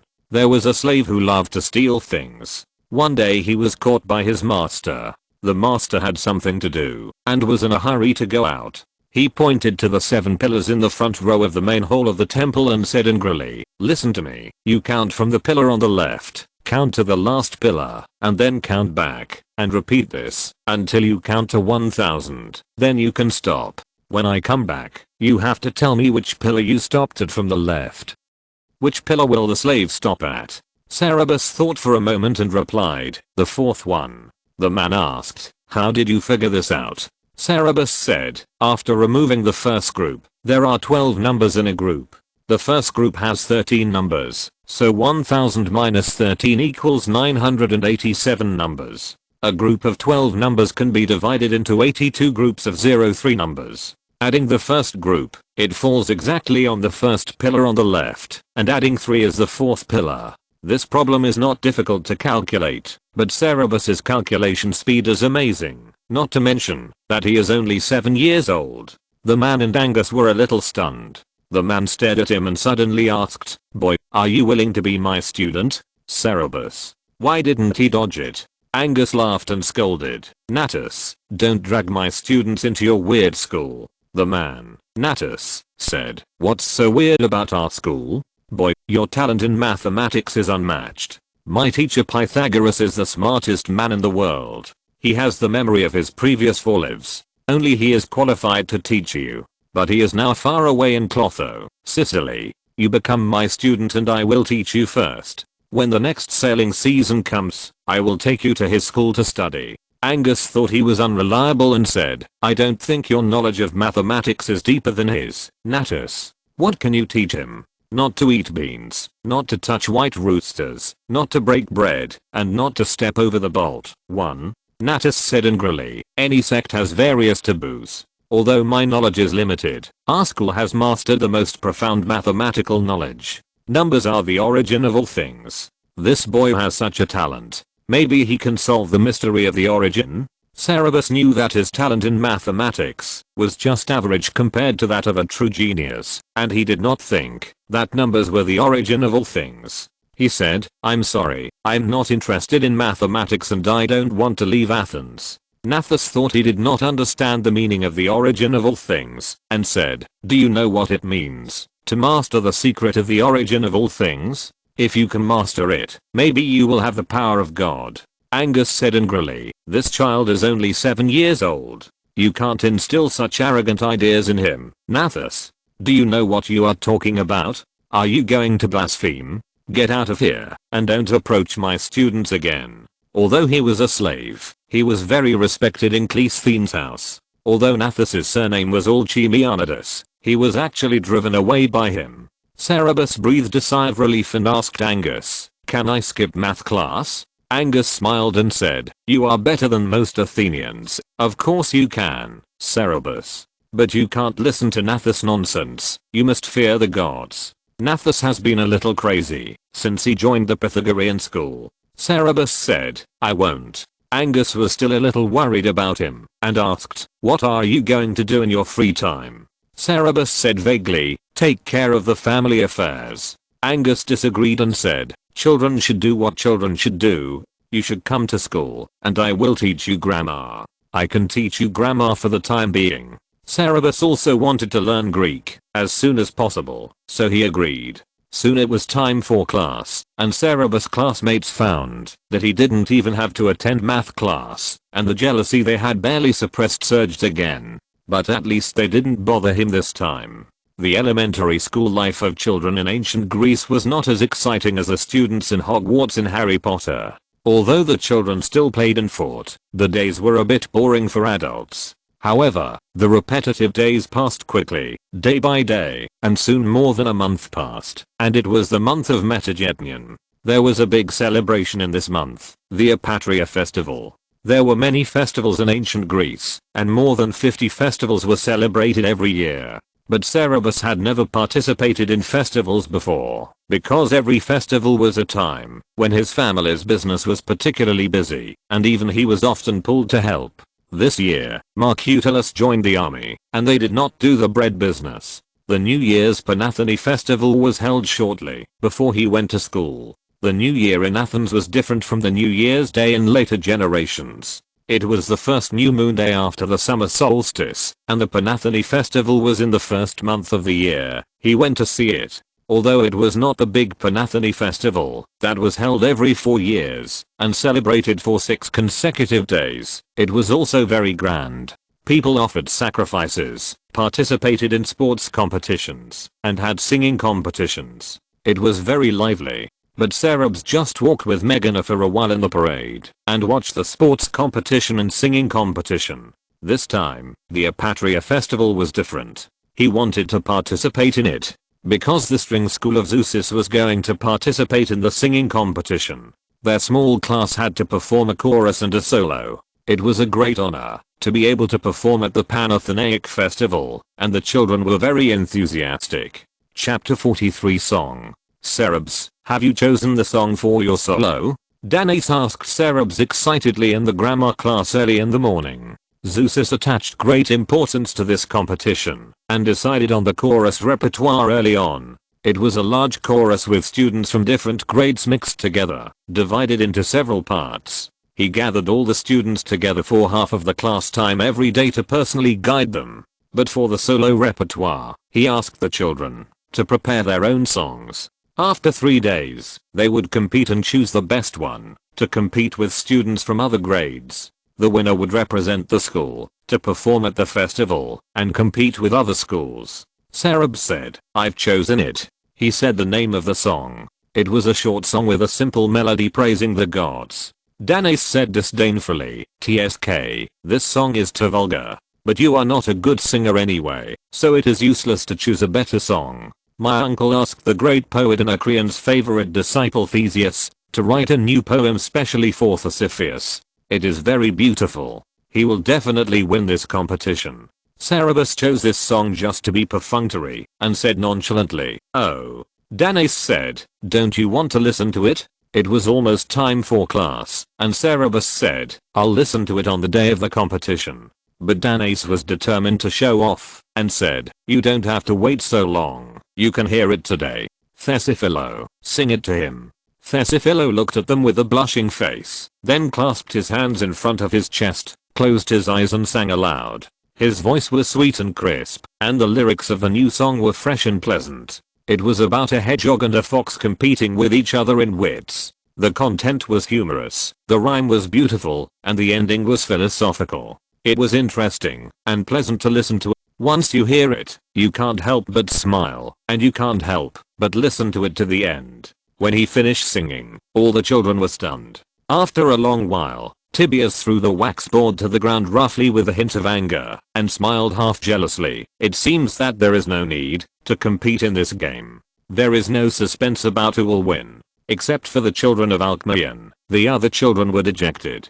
They all prepared for this game very seriously. Some asked Morpheus, who was in charge of the class, to tutor them. Some asked famous musicians in the city to guide them. Some simply asked the musicians they kept at home to temporarily serve as teaching servants, bring musical instruments to school, and practice singing with the little master. They took the time to practice selflessly on the way to school. But it was obvious that their hard work and expectations were in vain. Danae was extremely proud. This scene happened again when they went to the harp school in the afternoon. All the children in the small class of the harp school lost their fighting spirit, and many children in the senior grades showed a cautious and worried look. Morpheus liked this song very much, and he took Thesephus to find Theseus and asked him to sing it for Theseus. After the two left, Xerxes sat next to Cerberus and said angrily, what's so great about it? This is a good song, and his singing is just average. Cerberus did not speak.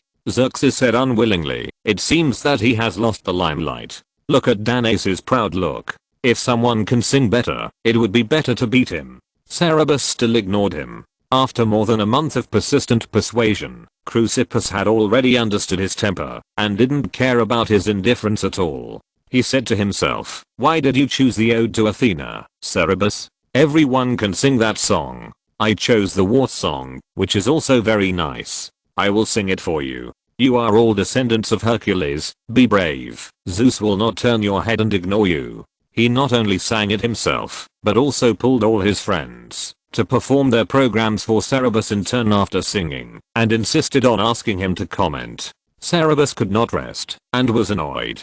He was forced to comment on everyone. Chrysippus did not give up after getting the comments and kept persuading him. Cerberus, the song you chose is not good, change it. You can sing generations like falling leaves in Iliad.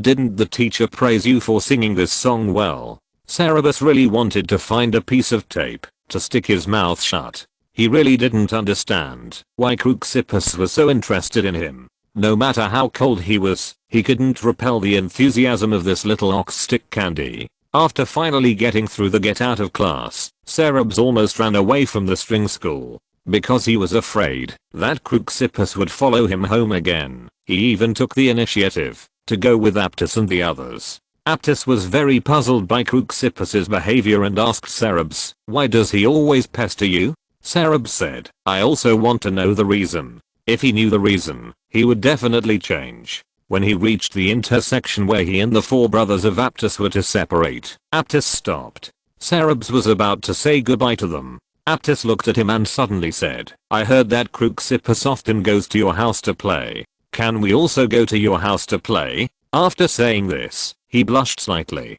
Danae, Satyrus and Thesiphus, who was originally immersed in the excitement of being in the limelight, heard this and looked at Cerberus with interest. Cerberus, did he drive the tiger to eat the wolf? But Aptus, unlike the child of Chrysippus who was thicker than the city wall, was always very polite and kind-hearted. It must have taken a lot of courage to ask this question. Cerebus couldn't bear to refuse him. He paused and said, "Of course. But my family is very ordinary. I'm afraid you will be disappointed." Aptus said happily, "Absolutely not." After a pause, he said a little embarrassedly, "Actually, I just want to play with you. You usually don't pay much attention to us. I thought you don't like us." Cerebus had to answer, "Sorry, I just don't like noise." Aptus hurriedly said, "I know, we won't make noise." His attitude was so good that the three Danace brothers exchanged dissatisfied glances behind him. But out of respect for their brother, they didn't say anything.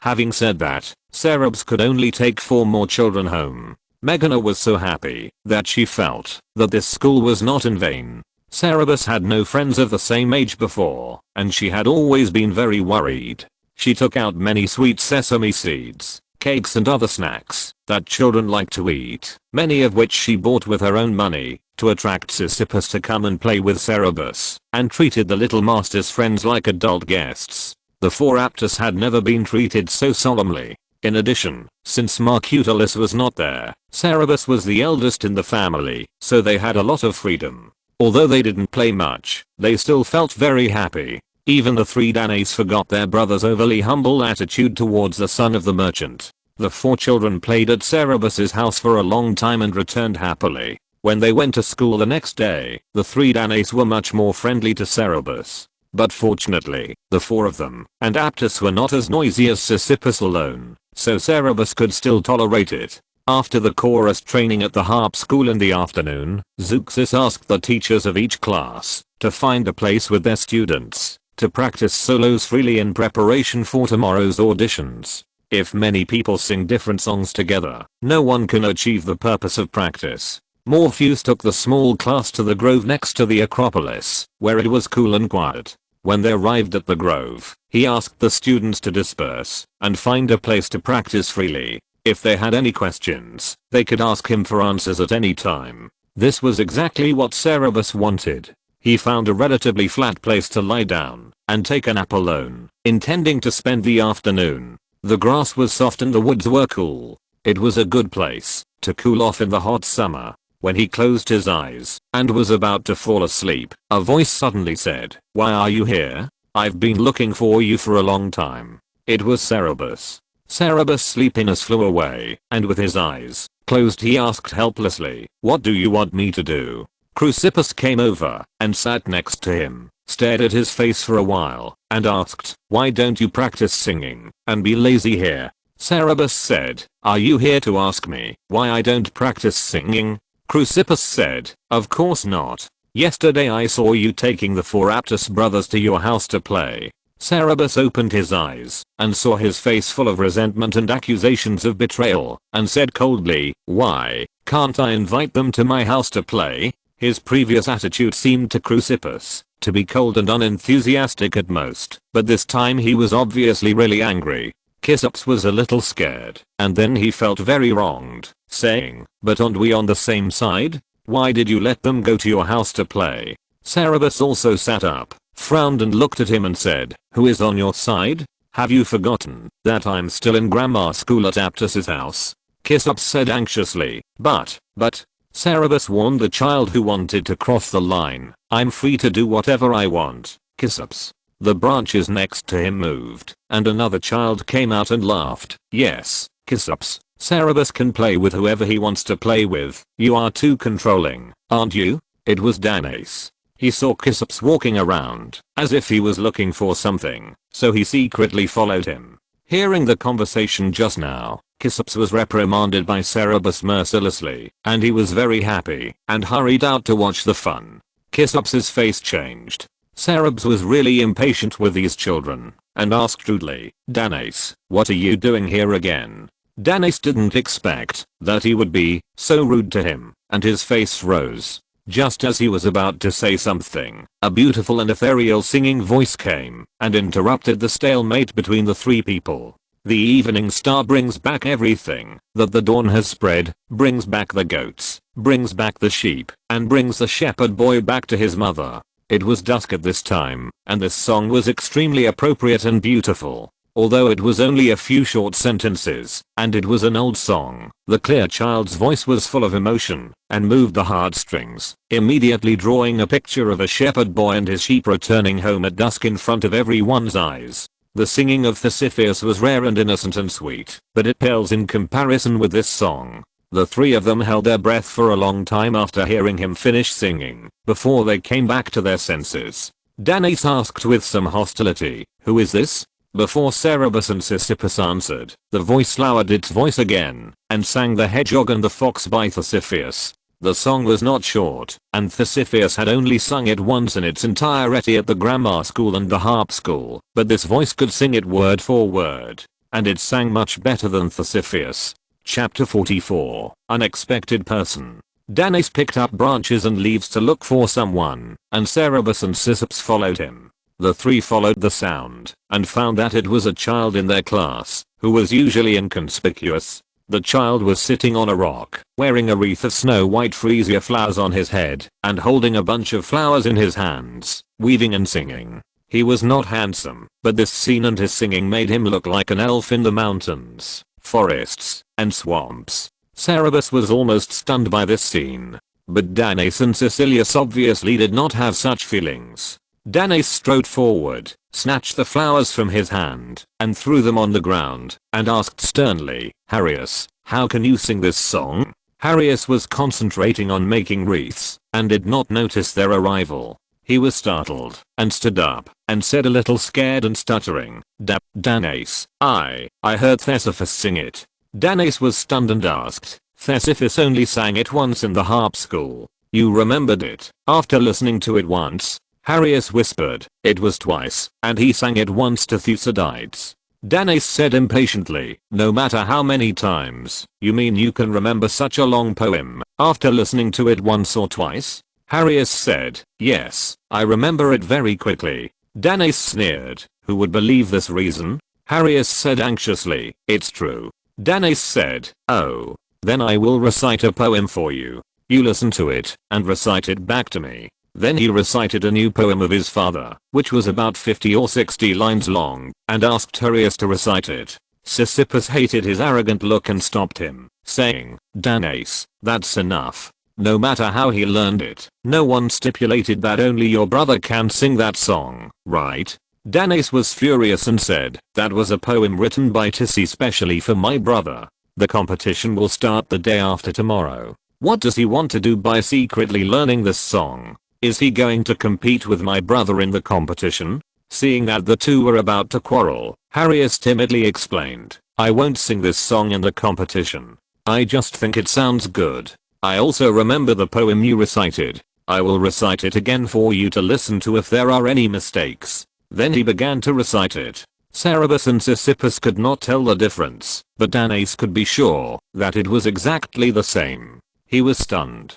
Xips knew what happened by looking at Danaus's expression, and said gloatingly, "Well, he didn't lie, did he, Danaus?"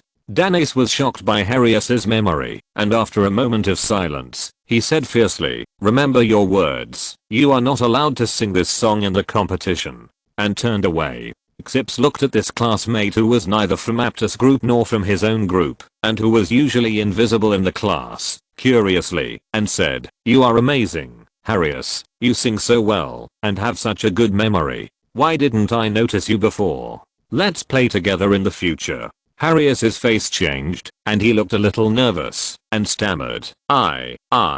He couldn't say a complete sentence for a long time. Cerberus looked at him thoughtfully, nodded to him, and said to Xips, "Let's go." He also turned away. Xips immediately forgot about Harius and shouted, "Wait for me," and chased after him. Harius looked at their figures disappearing in the woods, breathed a sigh of relief, picked up the dusty freesia on the ground, and looked a little sad. On the other side, Xips asked Cerberus, "You said Harius sings so well, why didn't I notice it before?" Cerberus didn't say anything. He thought about it and said, "No, it's not that I didn't notice it. He didn't sing so well before. How come he suddenly sings so well?" Cerberus still didn't say anything, knowing that if he hadn't found a very remote place to sleep this afternoon, they still wouldn't know that there was a child with such a moving voice in the class. Chrysippus was very smart and figured it out quickly. He suddenly realized, did he do it on purpose? Why doesn't he want people to know that he sings very well? After that, he pulled Cerberus and said excitedly, let's go ask him. Cerberus shook off his hand and kept walking, saying, why are you so curious? Everyone has their own reasons for their behavior. Why do you care so much? School is almost over. Why don't you practice singing? Although you will definitely not win this competition, don't sing too badly. Chrysippus hurriedly said, who said I won't practice? I will practice now. My singing is not bad at all. As long as I don't compare with Haris. If Thesephus didn't have the song The Hedgehog and the Fox, I would sing better than him. Another day passed. The next day, except that Danaus watched Haris like a thief during class at the harp school, everything was the same as usual. The third day was the day of the competition. Since there were many students, Zeuxi arranged a competition system in which each class competed separately. The teachers of each class decided the competition format and the winners of their class. In the end, he personally decided who would represent the school. This was the first time that Murphys organized such an event. He did his best. In order to be absolutely fair, he gave the students the right to decide the winners and let them choose for themselves. He divided the students into groups of 3. After singing, the people in other groups decided who sang the best. This person could stay. The people who stayed would compete in groups of 3 again until only one person was left. The remaining person was the winner. There were 23 students in this small class, and they needed to compete in 3 rounds. Since there was only one afternoon for the competition, Murphys stipulated that each person could only sing 5 lines of poetry in the first round, and the rest could sing the whole poem. Murphys chose a dilapidated temple with less traffic as a venue for the competition. However, although there were fewer people, their singing competition still attracted a lot of idle people to watch at the beginning. After the competition had been going on for a while, many parents and relatives of the students heard the news and came specially. Even Megana came. What surprised Cerberus was that he survived the first round. After the first round, there were 8 children left on the field, including Cerberus, Chrysippus, Aptus, Thesephus, Haris, and 3 other children he was not familiar with. Chrysippus was very excited and winked at Cerberus proudly. As a result, he was assigned to a group with Cerberus and Thesephus in the second round. The 2 were crushed by Thesephus without any suspense and lost miserably. Not only did Danaus turn his head to make faces at them, but he was so angry that he looked like a blowfish about to explode. The other 2 groups were Haris and Aptus in one group and the 3 children in another. A chubby child won the group of 3 children. The group of Haris and Aptus.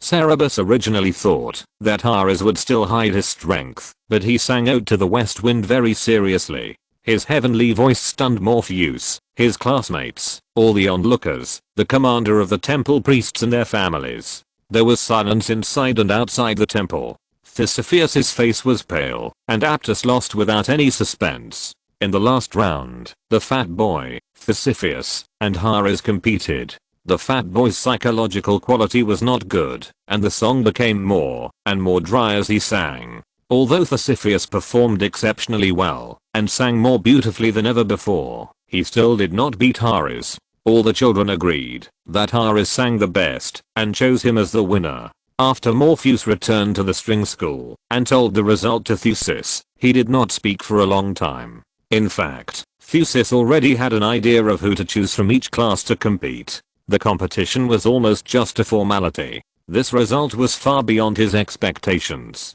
If you're listening to this novel on a channel other than Fanfic World, it means they downloaded and uploaded it without effort. We cordially invite you to visit our channel, Mundo Fanfic Novelos. There you'll find the original version of this story and you can explore many other novels of various genres. We're waiting for you to immerse yourself in a world of incredible novels. Chapter 45, Helios. After losing the game, Thesephus went home crying. He was so sad.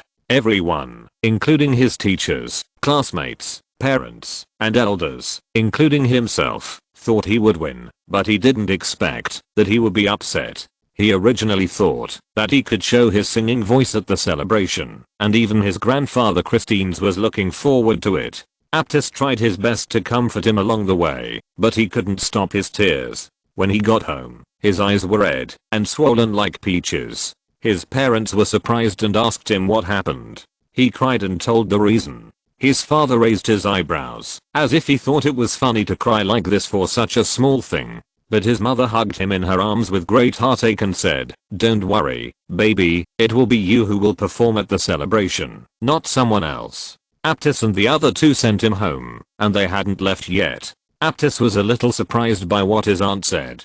His brother had already lost in the class selection round, so how could he have the opportunity to perform at the celebration? But Danaus understood and said immediately, "Yes, Thesephis, don't worry, I won't let anyone take your chance away." After school, Harius was surrounded by some classmates and onlookers, who even pulled him to talk. When he finally got away with the servant, it was already dark. Sparse stars were embedded in the dark blue sky. He hurried home with the servant, and his mother had prepared dinner, and was waiting for him. His mother was a gentle and beautiful woman. Even though she wore shabby clothes, and did rough and heavy work, she was still elegant. Seeing him come back, his mother smiled with relief and asked softly, "Why did you come back so late today, Harius?" She didn't know what happened today, and Harius didn't want to tell her, fearing that she would worry. He avoided her eyes and said, "After school, I played with my friends for a while." His mother said a little happily, "Harius made friends at school, that's great. Invite them to our house next time." Harius whispered, "Okay." His mother stopped talking. After the two of them finished their meal with the servant, Harius said he was tired, and his mother hurriedly sent him to bed. After he fell asleep, his mother did some chores under the starlight, and then she also fell asleep. After his mother fell asleep, Harius secretly got up, put on his clothes, and walked out of the house. At this time, there were not many people on the street. It was empty and deserted, and some places were dark and gloomy. Harius stood at the door, and was a little scared, but after hesitating for a while, he mustered up the courage to move forward. He crossed several streets, and came to an intersection in front of the municipal square, which was the busiest in Athens during the day. There was a group of double statues at the intersection, which were two men, one older and the other a young man. Both of them held weapons in their hands, and the young man raised the hand holding the weapon above his head, which was very imposing. A man stood in front of the statue in the dark, looking up at the statue in the faint starlight. Harius walked up to the man and said, "I won the game today." The man said without turning his head, "You deserve to win. You inherited your mother's singing voice, and your mother's singing once overwhelmed the whole of Athens." Harius was uneasy, and didn't say anything. The man seemed to know his uneasiness and said, "Don't worry, it's been 3 years, who would still care about the past? Besides, your last name is Baroness." Harius asked uncertainly, "If I win the honor at the festival, will my father really come back to me and my mother?" The man said indifferently, "Maybe. But if you and your mother continue to be silent, your father will really forget you completely. His new wife gave birth to a boy last year, and this Apatolia festival should be registered in the citizen list. If the boy is recorded in the citizen list, what will you count for?" Harius lowered his head, and was silent for a long time. After a long while, when he looked up again, he found that the man was still staring at the statue in a daze, and suddenly asked, "What kind of person is he?" He asked incoherently, but the man knew very well that he was not asking about his father.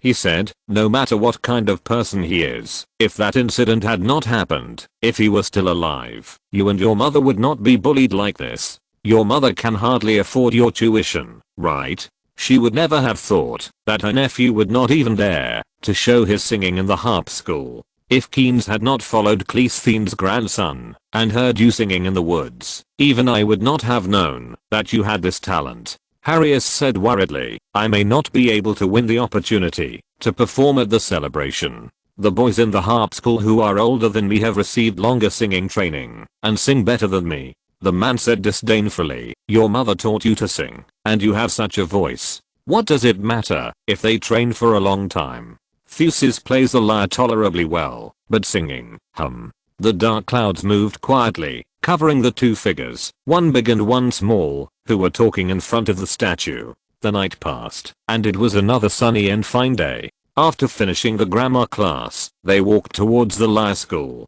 Thesephis was still a little listless, with Aptis and Saturnus by his side. Aptis tried his best to find a topic to talk to him, trying to divert his attention from the unhappy things. Danis and a few friends were left behind, discussing something mysteriously. When they arrived at the lyre school, most of the students had already arrived. Synopsis and his friends and the rest of the class were talking around Harris, who had made a big splash yesterday. When they saw them come in, Synopsis waved and called out, "Cerebus, here, here." Of course, Cerebus ignored him, glanced at him, and found a place to sit down. One of Xip's friends complained, "Xips, why do you like playing with him so much? He is so arrogant, because he is the son of God, and he doesn't care about anyone." Xip smiled and didn't care at all, saying, "Really? No, right? He is just like that." After everyone arrived, Morpheus came soon. He was also surprised by the result of yesterday's competition, but he was also very happy, because although Danis' song is good, he is too young after all, and his voice, skills, and emotions cannot be compared with those of older children. If he participates in the school selection, unless a miracle happens, he can only be a runner-up. But Harris is different. Although he is also young, he can't achieve the golden voice that he was given by God, no matter how hard he trains. Moreover, although he is young, his emotions are very delicate and his singing is particularly infectious. Yesterday, the song Ode to the West Wind made some adults who were watching cry. If Harris is the winner, maybe they can really win in the end. There are 7 classes in the harp school of Synopsis, with children aged 7 to 14 in one class. In addition, there are some teenagers over 14 who learn music with Synopsis, but they are all taught by him personally, without class division, and they will not participate in this competition. After half a class of chorus practice, the competition among the winners of the 7 classes officially began. Synopsis did not give the right to decide the winner to the students. He let the 7 teachers and the teenagers he taught personally judge, and he made the final decision. The competition venue was in the school's courtyard.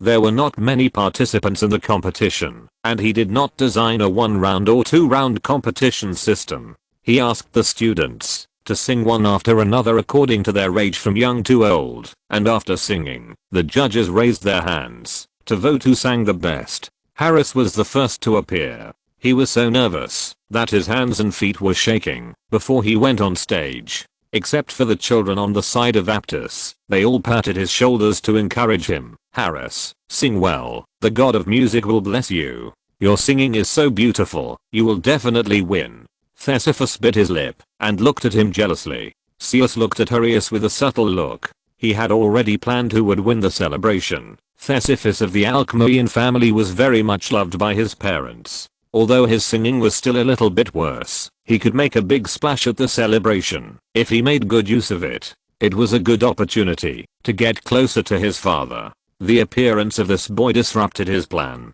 However, there were still a few days before the celebration, and there were still many opportunities to change people. Morpheus looked at Arius and smiled. He thought that the boy's singing could surprise everyone. Another small class teacher saw his expression and whispered, "Morpheus, you look so happy. Do you think this 7-year-old boy will definitely beat us?" Morpheus said, "You will know in a while." Arius stepped forward, said his name and the name of the song he was going to sing, and then began to sing. As soon as his singing flew out of his throat, the whole harp school was silent. The boy's voice seemed to come, not from the throat of a person, but from the sky or the clouds, ethereal and pure, sometimes like the wind, sometimes like flowing water, and sometimes like a free lark, flying and flowing, reminding people of all the beautiful things, beautiful flowers, green grass, the delicate cheeks of lovers, sunshine, and moonlight. After he sang a song, everyone seemed to have taken a bath in the sacred spring, and was thoroughly cleansed from body to heart. Several teachers came back to their senses, and looked at each other, with frustrated looks on their faces. They knew that their students could not win against such a heavenly sound. Morpheus showed a proud face. With such a pearl in front, the following competition was a bit boring. The students finished singing one by one. Some performed well, some did not perform well, but no matter good or bad, they could not be happy. They knew they lost without being judged. How could human voices compete with the sounds of nature? Sure enough, the teachers and the students of Synopsis chose the winner, and Arius received an absolute majority of approval. Thuthis looked at Harius deeply and announced that he would represent the school in the singing competition at the Apatolia festival. Morpheus and several students from the small class jumped up and cheered. Harius covered his mouth with his hands and his cheeks were red with an expression of disbelief. After the competition, it was almost time to leave school. Thuthis congratulated Harius kindly and told him that he didn't need to participate in the chorus from tomorrow and he should come to him as soon as he arrived at the harp school to start preparing for the performance at the festival. After school, Harius was surrounded and congratulated for a long time. When he returned home, it was already dusk. On the way home, he was still immersed in joy. In order to get home quickly, to tell his mother the good news, he took a shortcut with his servants. It was a remote alley. Many of the houses on both sides of the alley were abandoned for some reason and were overgrown with weeds. Generally, few people passed by. He was unusually lively. As he jumped and hummed forward, a pair of hands suddenly pushed him from behind and pushed him to the ground. His chin hit a rock hard, and he felt a sharp pain on the tip of his tongue and a salty and fishy taste in his mouth. His first thought was, oh no, I bit my tongue, and the singing competition is in 5 days. Chapter 46, Who Did It? Part 1. In the hot summer, the early morning before the temperature rises is the most comfortable time of the day. Meghana scooped 2 handfuls of clear water from the reservoir to wash her hands and face, and then carefully checked the stones at the bottom of the pool. She found that there was no dirt on them, and smiled and shook her head. Cerebs, this weird child, insisted on laying several layers of stones of different sizes at the bottom of the reservoir, and changed them every once in a while. But this way the water will be much cleaner. Seeing that it was still early, she tidied her clothes and hair in front of the pool water, picked up a pottery jar, and put it on her head, intending to go out to the fountain in the municipal square to get some spring water and use it for breakfast. Although she thought the water in the reservoir at home was already quite clean, Cerebs always disliked it. Every time he saw her cooking, he would ask her to let the water stand for a while after boiling, let it settle, and filter out the dirt before cooking.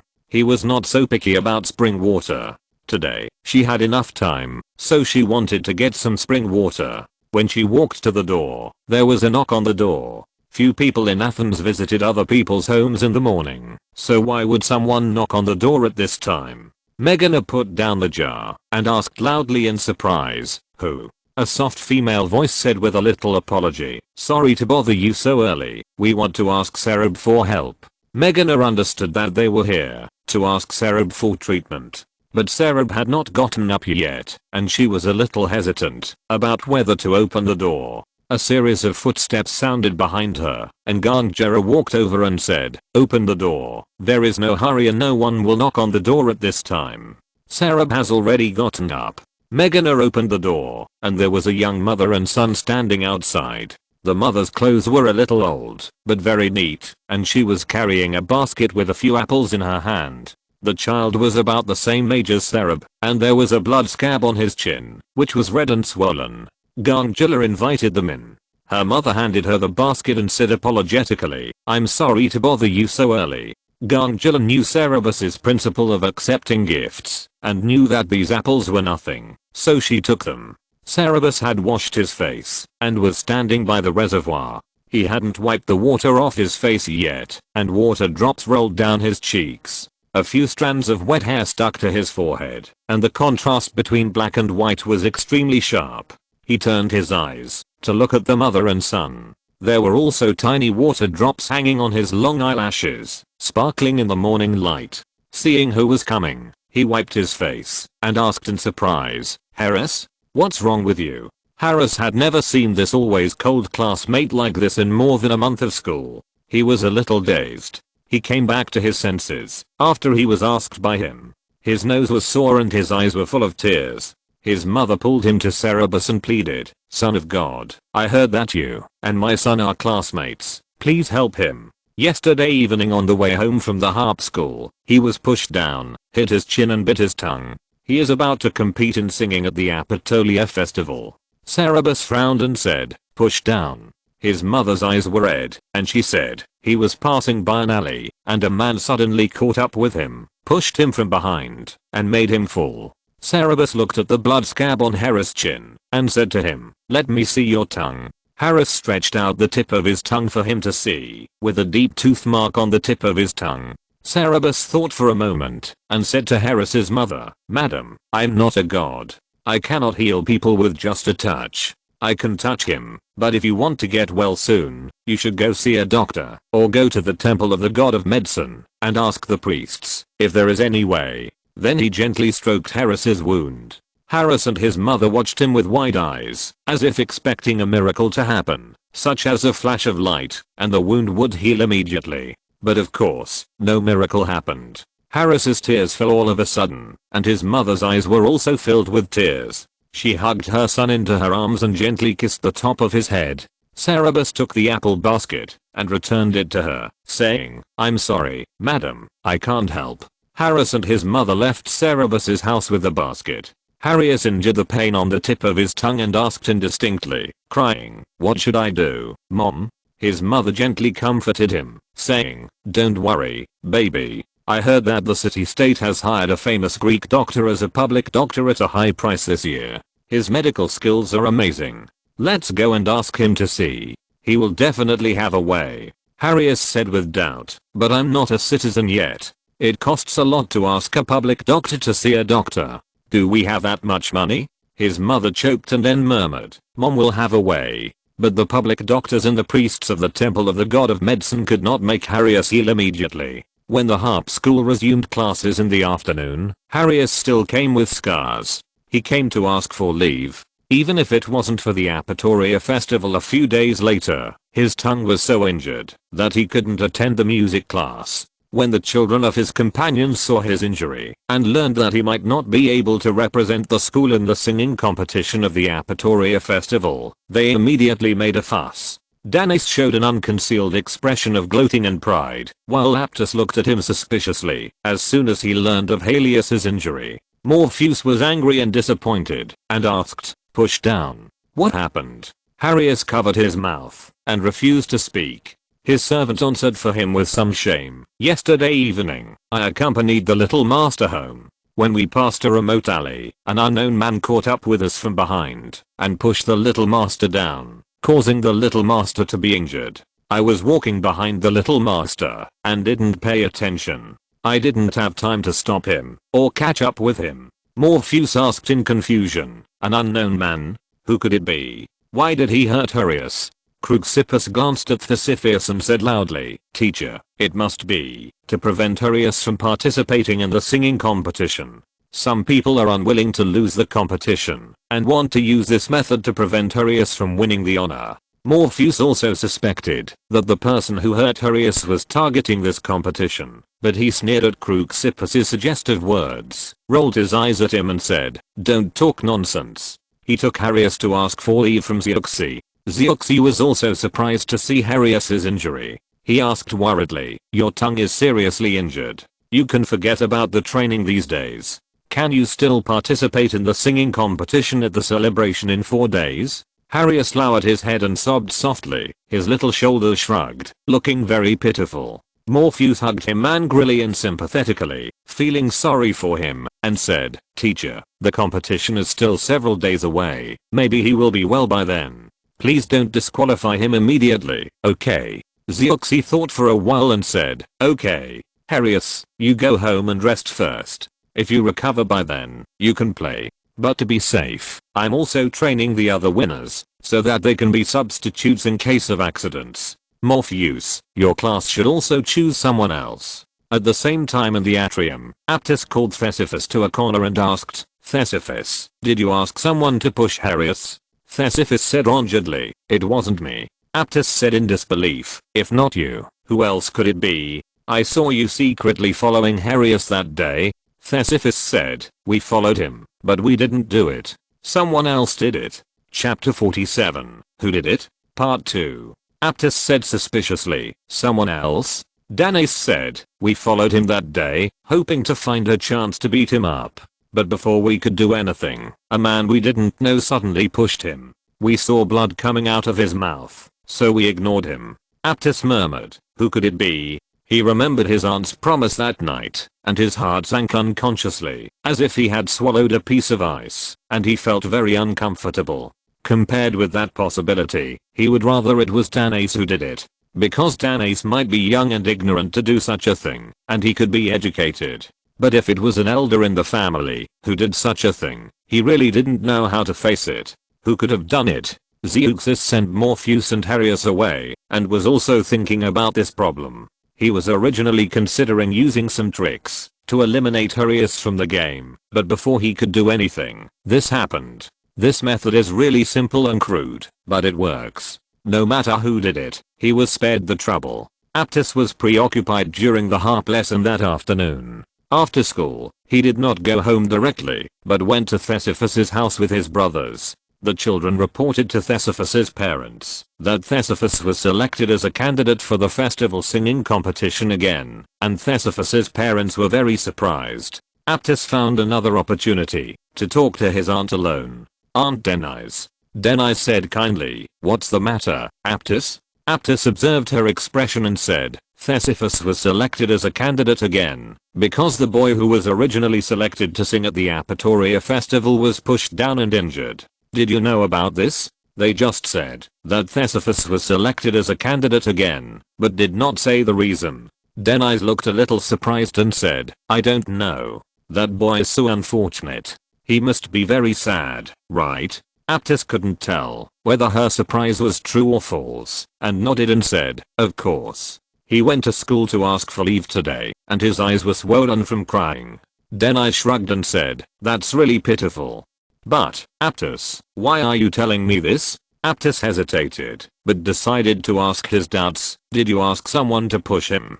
Danae exclaimed exaggeratedly, "Aptus, how could you ask such a terrible question? How could I send someone to hurt a child?" Her exclamation attracted everyone's attention, and even Uncle George came over in surprise, holding his wife's shoulders, and asked in confusion, "What happened?" Aptus felt a little uncomfortable with their looks, but still insisted on asking, "If it wasn't you, then why did you reassure Thesephus on the day he lost the game, and promised that the quota would definitely be his?" Danae said in a soft voice, "Dear Aptus, that was obviously just a comforting word. This explanation was too unreliable." Aptus blushed, but he was speechless, and didn't know how to ask further. George pressed his wife's shoulder and said, "That's enough, Danae." Then he said to Aptus, "What happened, Aptus?" Aptus told him what happened. After listening to this, Georges glanced at his wife, and immediately said firmly, "It wasn't your aunt who sent someone to push him, Aptus." Such a light sentence could not convince people, but he continued, "You don't quite understand the influence of our family in Athens. If your aunt wants Thesephus to get the list, she only needs to hint, and Zeuxis will handle it for her. She doesn't have to ask anyone to push the boy." Danae smiled with a hint of joking, nodded, and said, "Yes, Aptus, I don't have to." In the hearts of children of this age, teachers are more authoritative than the elders in the family. They asked with difficulty, "So you hinted to teacher Zeuxis, did he do it?" Georges glanced at his son and said, "No, Aptus. Your aunt wanted to intervene, but I stopped her. I think it's not a bad thing for a child to suffer some setbacks. And I can conclude that this was not done by Zeuxis. Although I haven't had much contact with him, I know this foreigner, and he is very shrewd. If he did it, he wouldn't do it so ugly. Who could it be?" This was originally a question that Aptus wanted to know, but now he didn't care much. He was in a state of disarray for the rest of the time. Although Georges denied that it was his respected elders and teachers who did it, the rules of the adult world revealed in his words made him even more uncomfortable. After Aptus asked about his doubts, Thesephus got angry, and Danae and Saturn ignored him. The three of them played together, and left him aside. Danae and her husband whispered, "You have dealt a heavy blow to our father's favorite grandson. Will our father be angry with us?" George said, "Don't worry, Danny, our father won't be angry. Aptus is already 7 years old. Since he wants to try to manage the affairs of adults, he should learn to grow up." In the next few days at school, the three Denise brothers ignored Aptus, and he was listless. The children in the grammar school and the harp school were secretly guessing what happened between the brothers. Even Angus asked, but Aptus just shook his head and didn't answer. Angus had no other choice but to try to create more opportunities for them to meet in class. 3 days passed in a flash, and it was the deadline that Zeuxi gave to Harius. Harius didn't come to the harp class in the afternoon. Morpheus was disappointed, but Zeuxi pushed the boat and let the children and the 7 classes start the competition again. Without the heavenly voice of Harius, the 6th grade boys performed the best in singing this time, but Theosophus' new song was also refreshing. When the final decision was made, the teachers had some disputes. Theosophus said, "Since it is a children's singing competition, let's learn from Morpheus' method of selecting the winner and let the children decide." The 6th grade teacher, after Theosophus finished speaking, he gathered all the students in the school and asked Theosophus and the boy to sing again in public and let the children raise their hands to vote for who won. Although the song was sung well, it was an old song that everyone had heard many times and a new song that was interesting and lively. How would the children judge which one was better? Theosophus won without any suspense. After learning the result of the victory, Theosophus covered his mouth tightly with both hands, and tears filled his eyelashes with excitement. Theosophus smiled and said, "Congratulations." The children and the small class and Morpheus all rushed forward to congratulate Theosophus. Danaus, Satyrus and several other boys from the grammar school picked up Sisyphus and threw him into the air. Sisyphus was shocked and screamed and laughed. The children were in a mess, and the teachers watched with indulgence. After they finished making a fuss, Thucydides announced that the boys who were competing in instrumental music should also perform in public once, to prepare for tomorrow's competition. He knew that it was unlikely to win the solo competition, so he attached great importance to the chorus and instrumental competitions. The children sat in order and waited for the performance of the instrumentalists. Sisyphus deliberately chose a seat next to Aptus and spoke to him for the first time in a few days. He said, "This time I won, because everyone publicly chose me. You won't suspect that someone helped me cheat, right?" Aptus didn't understand the little tricks played by Zeuxis, and apologized sincerely. "I'm sorry, Sisyphus, no one helped you cheat this time. You really sang the best." Sisyphus said proudly, "It's good that you know. I forgive you." The instrument used by the boy in the instrumental competition was the harp. His sound was beautiful, and his dexterous fingers seemed to pluck people's heartstrings instead of strings. After the song was played, all the children were stunned, and even Sisyphus calmed down his excitement and was excited. Zeuxis also showed a satisfied expression when he called the boy to his side and corrected the imperfections in his performance. Even all the teachers gathered around them and listened attentively. The children looked at the boy with envy, secretly hoping that they could play such music in the future. At this moment, a boy walked into the harp school unnoticed and walked to the side of Zeuxis. He called out, "Teacher." Zeuxis turned his head and was surprised. "Harius?" Harius nodded and said, "Sorry, teacher, I'm late today." The blood scab on his chin had fallen off, and the redness and swelling had almost disappeared. Everyone around them fell silent. Morpheus looked at him in embarrassment, then looked in the direction of Theosophus. Zeuxis asked, "Is your tongue healed?" Harius nodded. Zeuxis said, "Let me see." Harius stretched out the tip of his tongue for him to see. After reading, Zeuxis said, "There are still some red ones." Harius said nervously, "But my singing is not a problem at all, teacher." A student in the 6th grade teacher's class had just been eliminated and was very dissatisfied. He said, "Let him sing a song for the teacher. If this child wins, I have no objection. But I'm a little dissatisfied that the child who sang the hedgehog and the fox won." The commotion here attracted the attention of the students. Danaus was shocked when he saw it. He quickly poked Theosophus with his arm and pointed at Harius and said, "Theosophus, look." Theosophus looked in the direction he pointed, and his heart sank. Zeuxis was silent for a while and said to Harius, "Then sing a song for me." Harius deliberately sang a very difficult song, and there was no mistake in pronunciation. As he sang, many people immediately looked at Theosophus, especially the 6th grade students whose companions were eliminated by him. Their eyes were almost gloating. Zeuxis said, "Harius, you really make it difficult for me. Since you are fine, why are you so late today? I thought you would not come. We have already selected the contestants for tomorrow." Harius said anxiously, "I'm sorry, I didn't mean it. I just encountered some accidents." The 6th grade teacher said, since he is fine, let him sing. The singing of that child is too different from his. If it is him, our school is likely to win the championship. Zeuxi pondered for a while, looked at the direction of Thesephus, and actually agreed, saying, okay. Then you should prepare too. Your tongue is still a little red.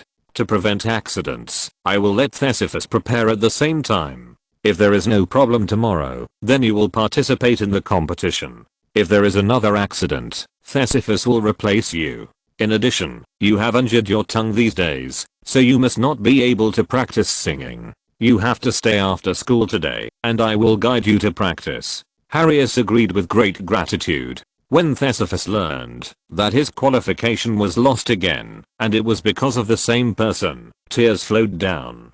Danaus was so angry that he punched the air several times with his fist. Even Aptus felt sorry for his brother. After school, Thesephus ran out of the school without looking back, and Aptus hurriedly followed him. Danaus looked at the boy who was waiting for Theseus to finish teaching him to play the lyre, and exchanged expressions with Saturnus. It was dark when Harius came out of the lyre school. Theseus was very strict when teaching his students, and repeatedly asked him to sing for a long time. His tongue tip, which was almost healed, was hot and painful again. Fortunately, he injured it, and did not make any mistakes. Fearing that his mother would worry, he hurriedly took the teaching servant home. But after learning from the last lesson, he did not dare to take the small road, but would rather take a longer detour and take the main road. But after all, it was already night, and there were not many people on the main road. He was very careful, fearing that there would be another accident.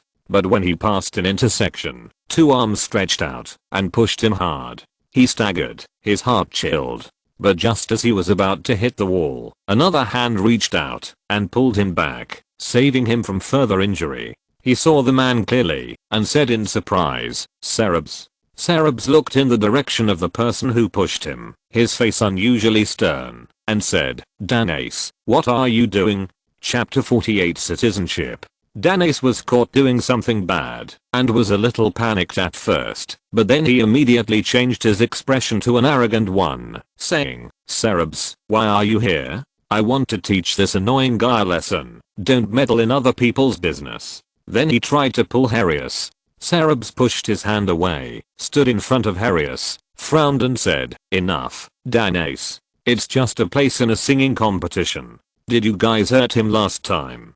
Danaus stared and said, Cerebs, are you protecting this annoying guy? Cerebs said, I'm not protecting anyone. It's just that your behavior is too much. And you did this at my doorstep. It's too ugly. Danaus looked and saw that the road Harius took passed by Cerebs' house, which they had visited once before, and he didn't notice it at all just now. Danaus said confidently, it wasn't us who beat him last time. This time he is so hateful. He didn't come out earlier, and only showed up to grab the winner, when Thesephus was sure to be the winner. He did it on purpose. I want to teach him a lesson. Cerebus asked, should I teach him a lesson, or hurt him again, so that he can't participate in tomorrow's competition?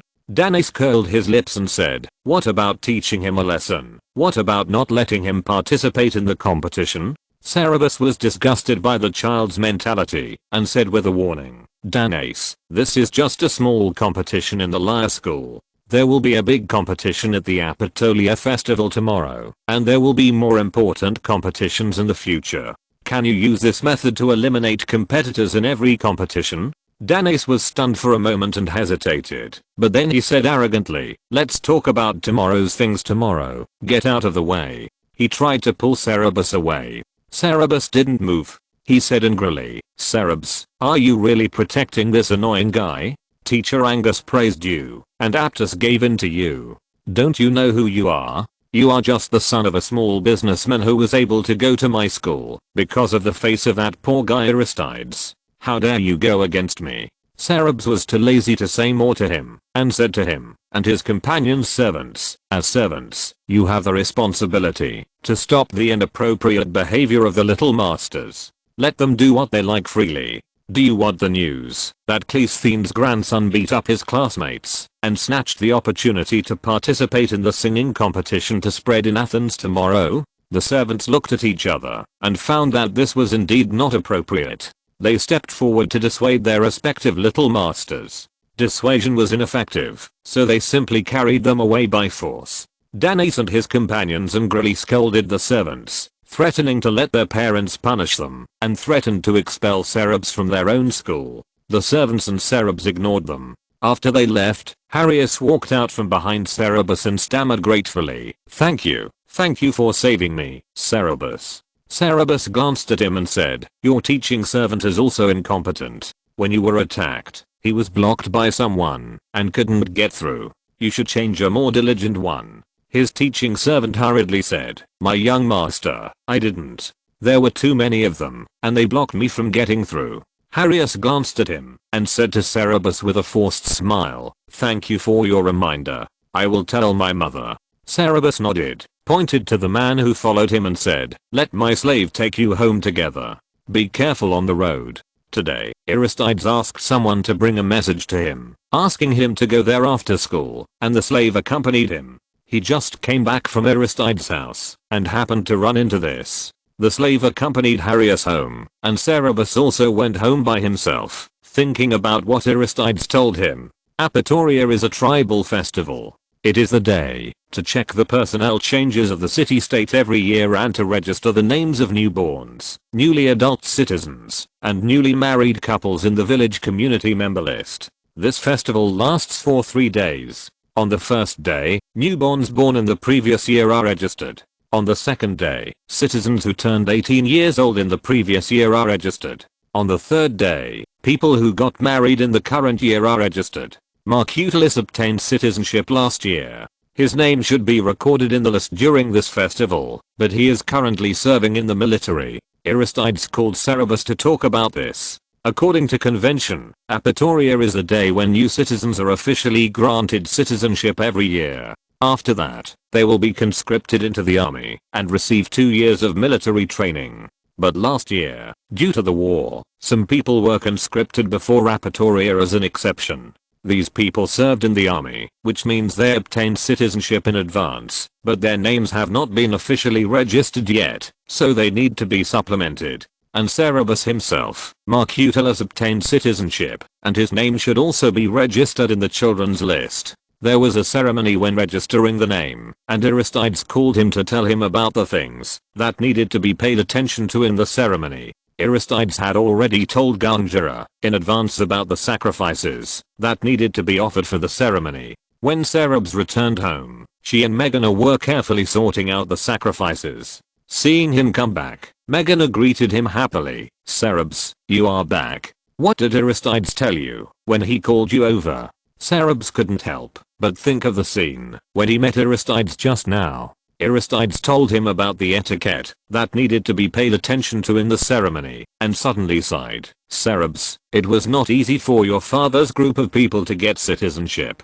Cerberus wondered why he had such a feeling. In addition to serving in the military in advance, Cerberus felt that this group of citizens had already obtained citizenship relatively easily. Generally speaking, only those who have made huge monetary donations to the city-state or made particularly great contributions have this honor. His expression revealed his doubts. Aristides explained, "You must know that the opportunity for your father to obtain Athenian citizenship was that my friend Cleisthenes changed the previous city regulations of Athens, redivided the village community, and granted citizenship to a group of Mytican slaves." Cerberus nodded. Aristides said, "There were many dangerous struggles behind this matter. You must remember Isagoras, who was very powerful in Athens last year.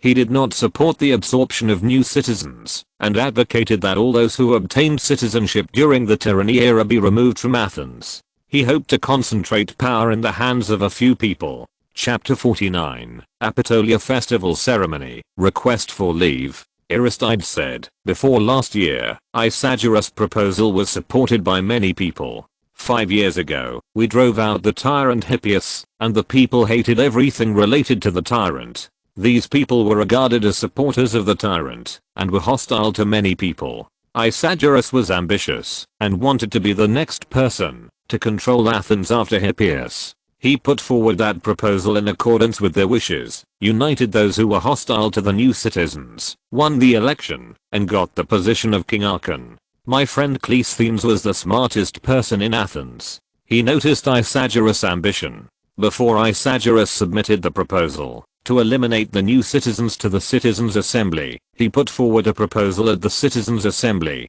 to redivide the village communities, delegate power to the people, and even absorb more new citizens to join Athens. This is the origin of your father's Athenian citizenship. More people supported this proposal than Isagoras' proposal. In addition, Cleisthenes had made great contributions in expelling the tyrant, and the people trusted him very much. Soon this proposal was passed. This destroyed Isagoras' plan. He came up with another idea. He invited his friend, King Clymenes of Sparta, to Athens, claiming that he wanted to expel the blasphemers. In fact, the 700 families they expelled included those new citizens. In this way, power was concentrated back in his hands. However, he was still not satisfied and wanted to control Athens more thoroughly. With the support of the king of Sparta, he even wanted to dissolve the citizens' assembly that controlled him. He underestimated the power of the people. The people were enraged by their behavior and mustered up the courage to rise up and resist, killing his 300 accomplices and driving him and the king of Sparta out of Athens. After that, the king of Sparta led his army to retaliate. We bravely fought and won. This was the second time after the tyrants that we protected the most precious equal order of the city-state. At this point, the citizenship of your father's new citizens was settled. Cerebius understood that this struggle that started with citizenship and the famous reform carried out by Cleisthenes were essentially a party struggle between two factions in Athens. He said clearly, so when the villages were redivided last year, the rule was specially promulgated. From now on, Athenians are no longer allowed to call their surnames, and their names can only be suffixed with the names of the villages. This is indeed a good way to protect the new citizens, or it is a good way to consolidate the results of Cleisthenes' reforms. Because the largest part of Cleisthenes' supporters were those who had obtained citizenship during the tyrannical era. In fact, most of them had lived in Athens for a long time. The biggest difference between them and the old residents of Athens was that none of them had a surname that was recognizable as the name of an ancient god of noble origin. If no one could mention their surnames, who could still distinguish between new and old residents? How could the citizens of those hostile factions quickly identify who was their own and stick together? Cleisthenes' move was extremely effective. Combined with the division of the new village community into 3 districts, each village community was composed of 3 parts of residents: urban, coastal, and mountainous. He was equivalent to chopping up the political forces that were originally as distinct as cabbage leaves, and then redividing them evenly into 10 piles, each of which was allocated roughly equal components and strength. In this way, which force could organize to compete with him? Such political means made Cerberus admire him very much, and he was worthy of being a politician who would go down in history. Aristides said with appreciation, "That's right." He was a little worried that a child of Cerberus' age would not be interested in boring and complicated political struggles. Seeing that he understood everything and listened attentively, he was very relieved. Cerberus was the smartest child he had ever seen, and he would never be an ordinary person in the future. But he was too young, and he was worried that there would be no one to guide him, and he would be too obsessed with his family affairs, and thus not pay attention to public affairs, wasting his talent. So he paid great attention to this child, and even though he might not understand, he still told him so much in detail, hoping to draw his interest to public affairs. And this boy was smarter than he thought. Not only did he understand, but he could also immediately understand the deep reasons behind the surface phenomenon. I really want to know what kind of person he will grow up to be in the future. He talked a lot about city-state affairs with Cerberus, and Cerberus listened with relish, and he didn't leave until someone came to find Aristides for something. Aristides was a person who was carefully taught by Cleisthenes. He often followed Cleisthenes, and was influenced by him.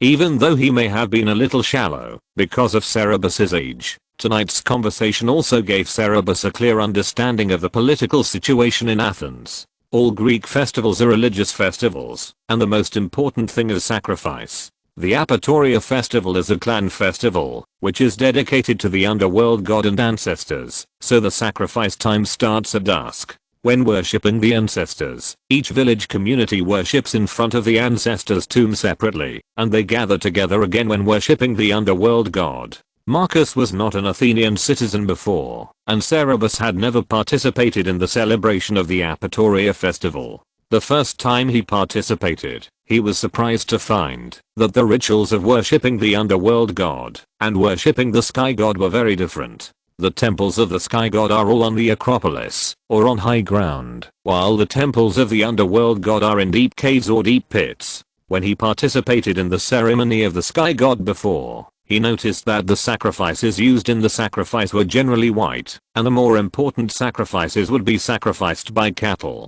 If a white cow could be sacrificed in a sacrifice, it would be a great omen. In the sacrifice to Hades, people offered black sheep and pigs as sacrifices. Also, people's state of mind during the sacrifice was different. In the sacrifice to the gods of heaven, people wore garlands on their heads and sang and danced. In the sacrifice to Hades, they had their hair disheveled and even stained themselves, crying with grief. Cerberus felt that this form was actually close to a funeral ceremony. After the sacrifice, people began to share the sacrifice, and the mood turned joyful again. Since it was the first Apatoria festival after the redivision of the village community, and everyone had made a fortune in the war before, this celebration was particularly grand and the sacrifices were particularly rich. Each village community sacrificed at least 10 pigs and sheep, and after the division, everyone got a large piece of meat. Fresh meat was an extremely rare enjoyment in Athens, where food was scarce.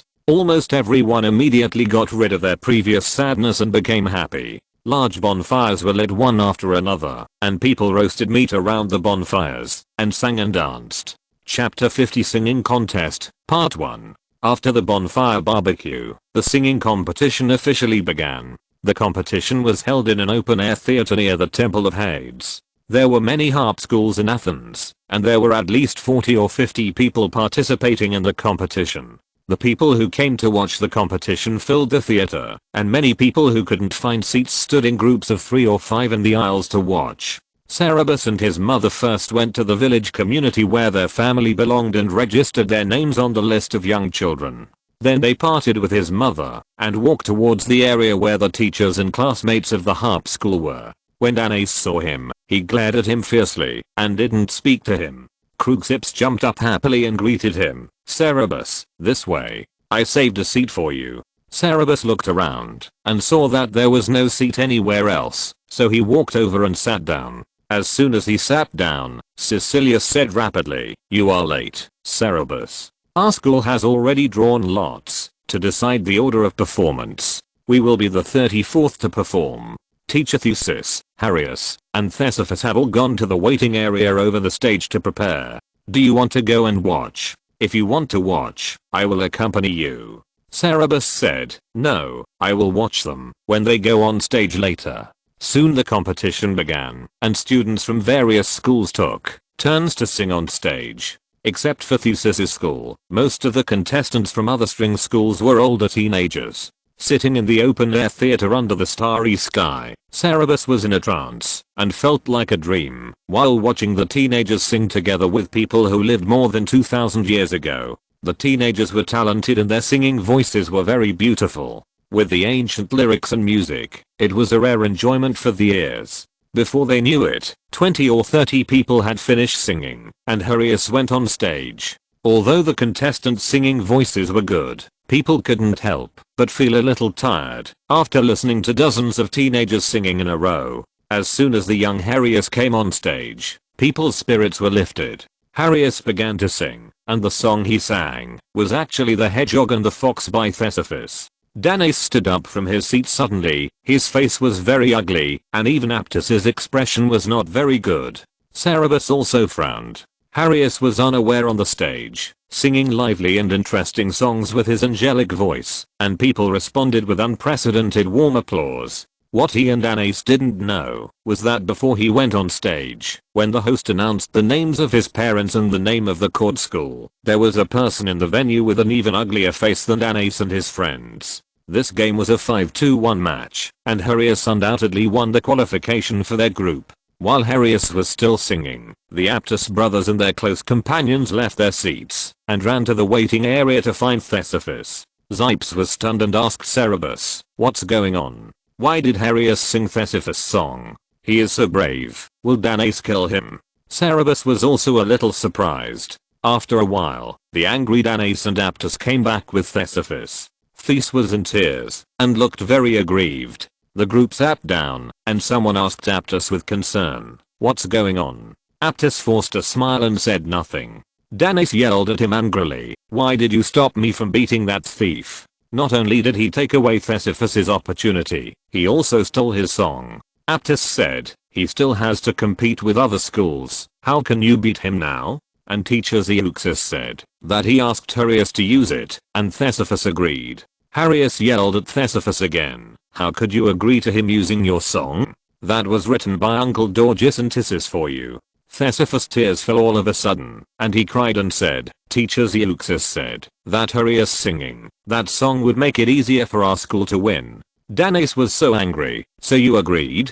The commotion here had long attracted the attention of the people around them, not just the people in their school. Everyone didn't even care about the performance on the stage, and twisted their bodies to watch their dispute. Thesephus was a beautiful child, and he looked very pitiful when he cried. Many people felt sympathy for him, and whispered to each other to find out the cause and effect. After learning the reason, many people felt a little strange about Harius singing on stage, especially knowing that Thesephilus, who was robbed of the song and the opportunity to go on stage by him, was actually the grandson of Cleisthenes, and their thoughts became more complicated. This news spread in the theater at a fast speed. The first round of the competition was quickly over, and 10 winners were selected, and the second round of the competition began again. In the second round, Harius did not sing the hedgehog and the fox again, but sang a drinking song with complex techniques. His ethereal and pure voice and show-off singing made his group members look at him, and he won again. Thucydides was a celebrity in Athens. Many people knew him well, and they couldn't help but mutter to themselves, "Thucydides played the lyre well, but he was not famous for singing. How could he teach such an outstanding student? Did he really teach this boy?" But those who didn't know Thucydides and only heard of his reputation couldn't help but think he could actually teach such an amazing student. "This school is good. I will send my children to this school in the future." In the third round, only Harius and another 16 or 17-year-old boy with a gorgeous voice and a wide range of voice were left. In the previous 2 rounds, the boy sang a drinking song that advised people to cherish time and enjoy life while they can, and sang an ode to Apollo. His voice was extremely infectious, and he was handsome. When he sang, almost the whole audience sang along, which was like the enthusiastic atmosphere of a superstar concert in later generations. The people in his group were also suppressed, and had no glory at all. The two began to compete, and Harius sang first. Harius was eager to win the final victory, because the prize for the champion of this competition was very tempting, which was an olive branch crown, a bronze tripod, a bronze dagger and 10 jars of olive oil. The winner of this competition could wear the olive branch crown, and dedicate the bronze tripod to the temple, and engrave his name and this victory on the tripod. This was a great honor. Not only that, this victory might also gain the recognition of one person. If his father saw him win such an honor, he might think of him and his mother. This time, Harius sang a famous hymn to commemorate the achievements of his ancestors. The lyrics described in detail how their ancestors struggled hard and how they paid with blood and life to obtain the land of Attica. This hymn is a narrative poem describing the heroes vividly, describing the sincere and moving feelings between the heroes and their wives and children, and describing the thrilling war. Harius sang with all his emotions, and everyone's heartstrings trembled with his singing. Even after his singing stopped for a long time, the theater was still silent and everyone was speechless. End of this chapter. Thank you very much for reaching the end. Don't forget to like. Looking for more exclusive content and immediate access? Subscribe to our Patreon. Remember, every like, subscription, or donation encourages us to continue. Thanks to everyone. See you in the next video.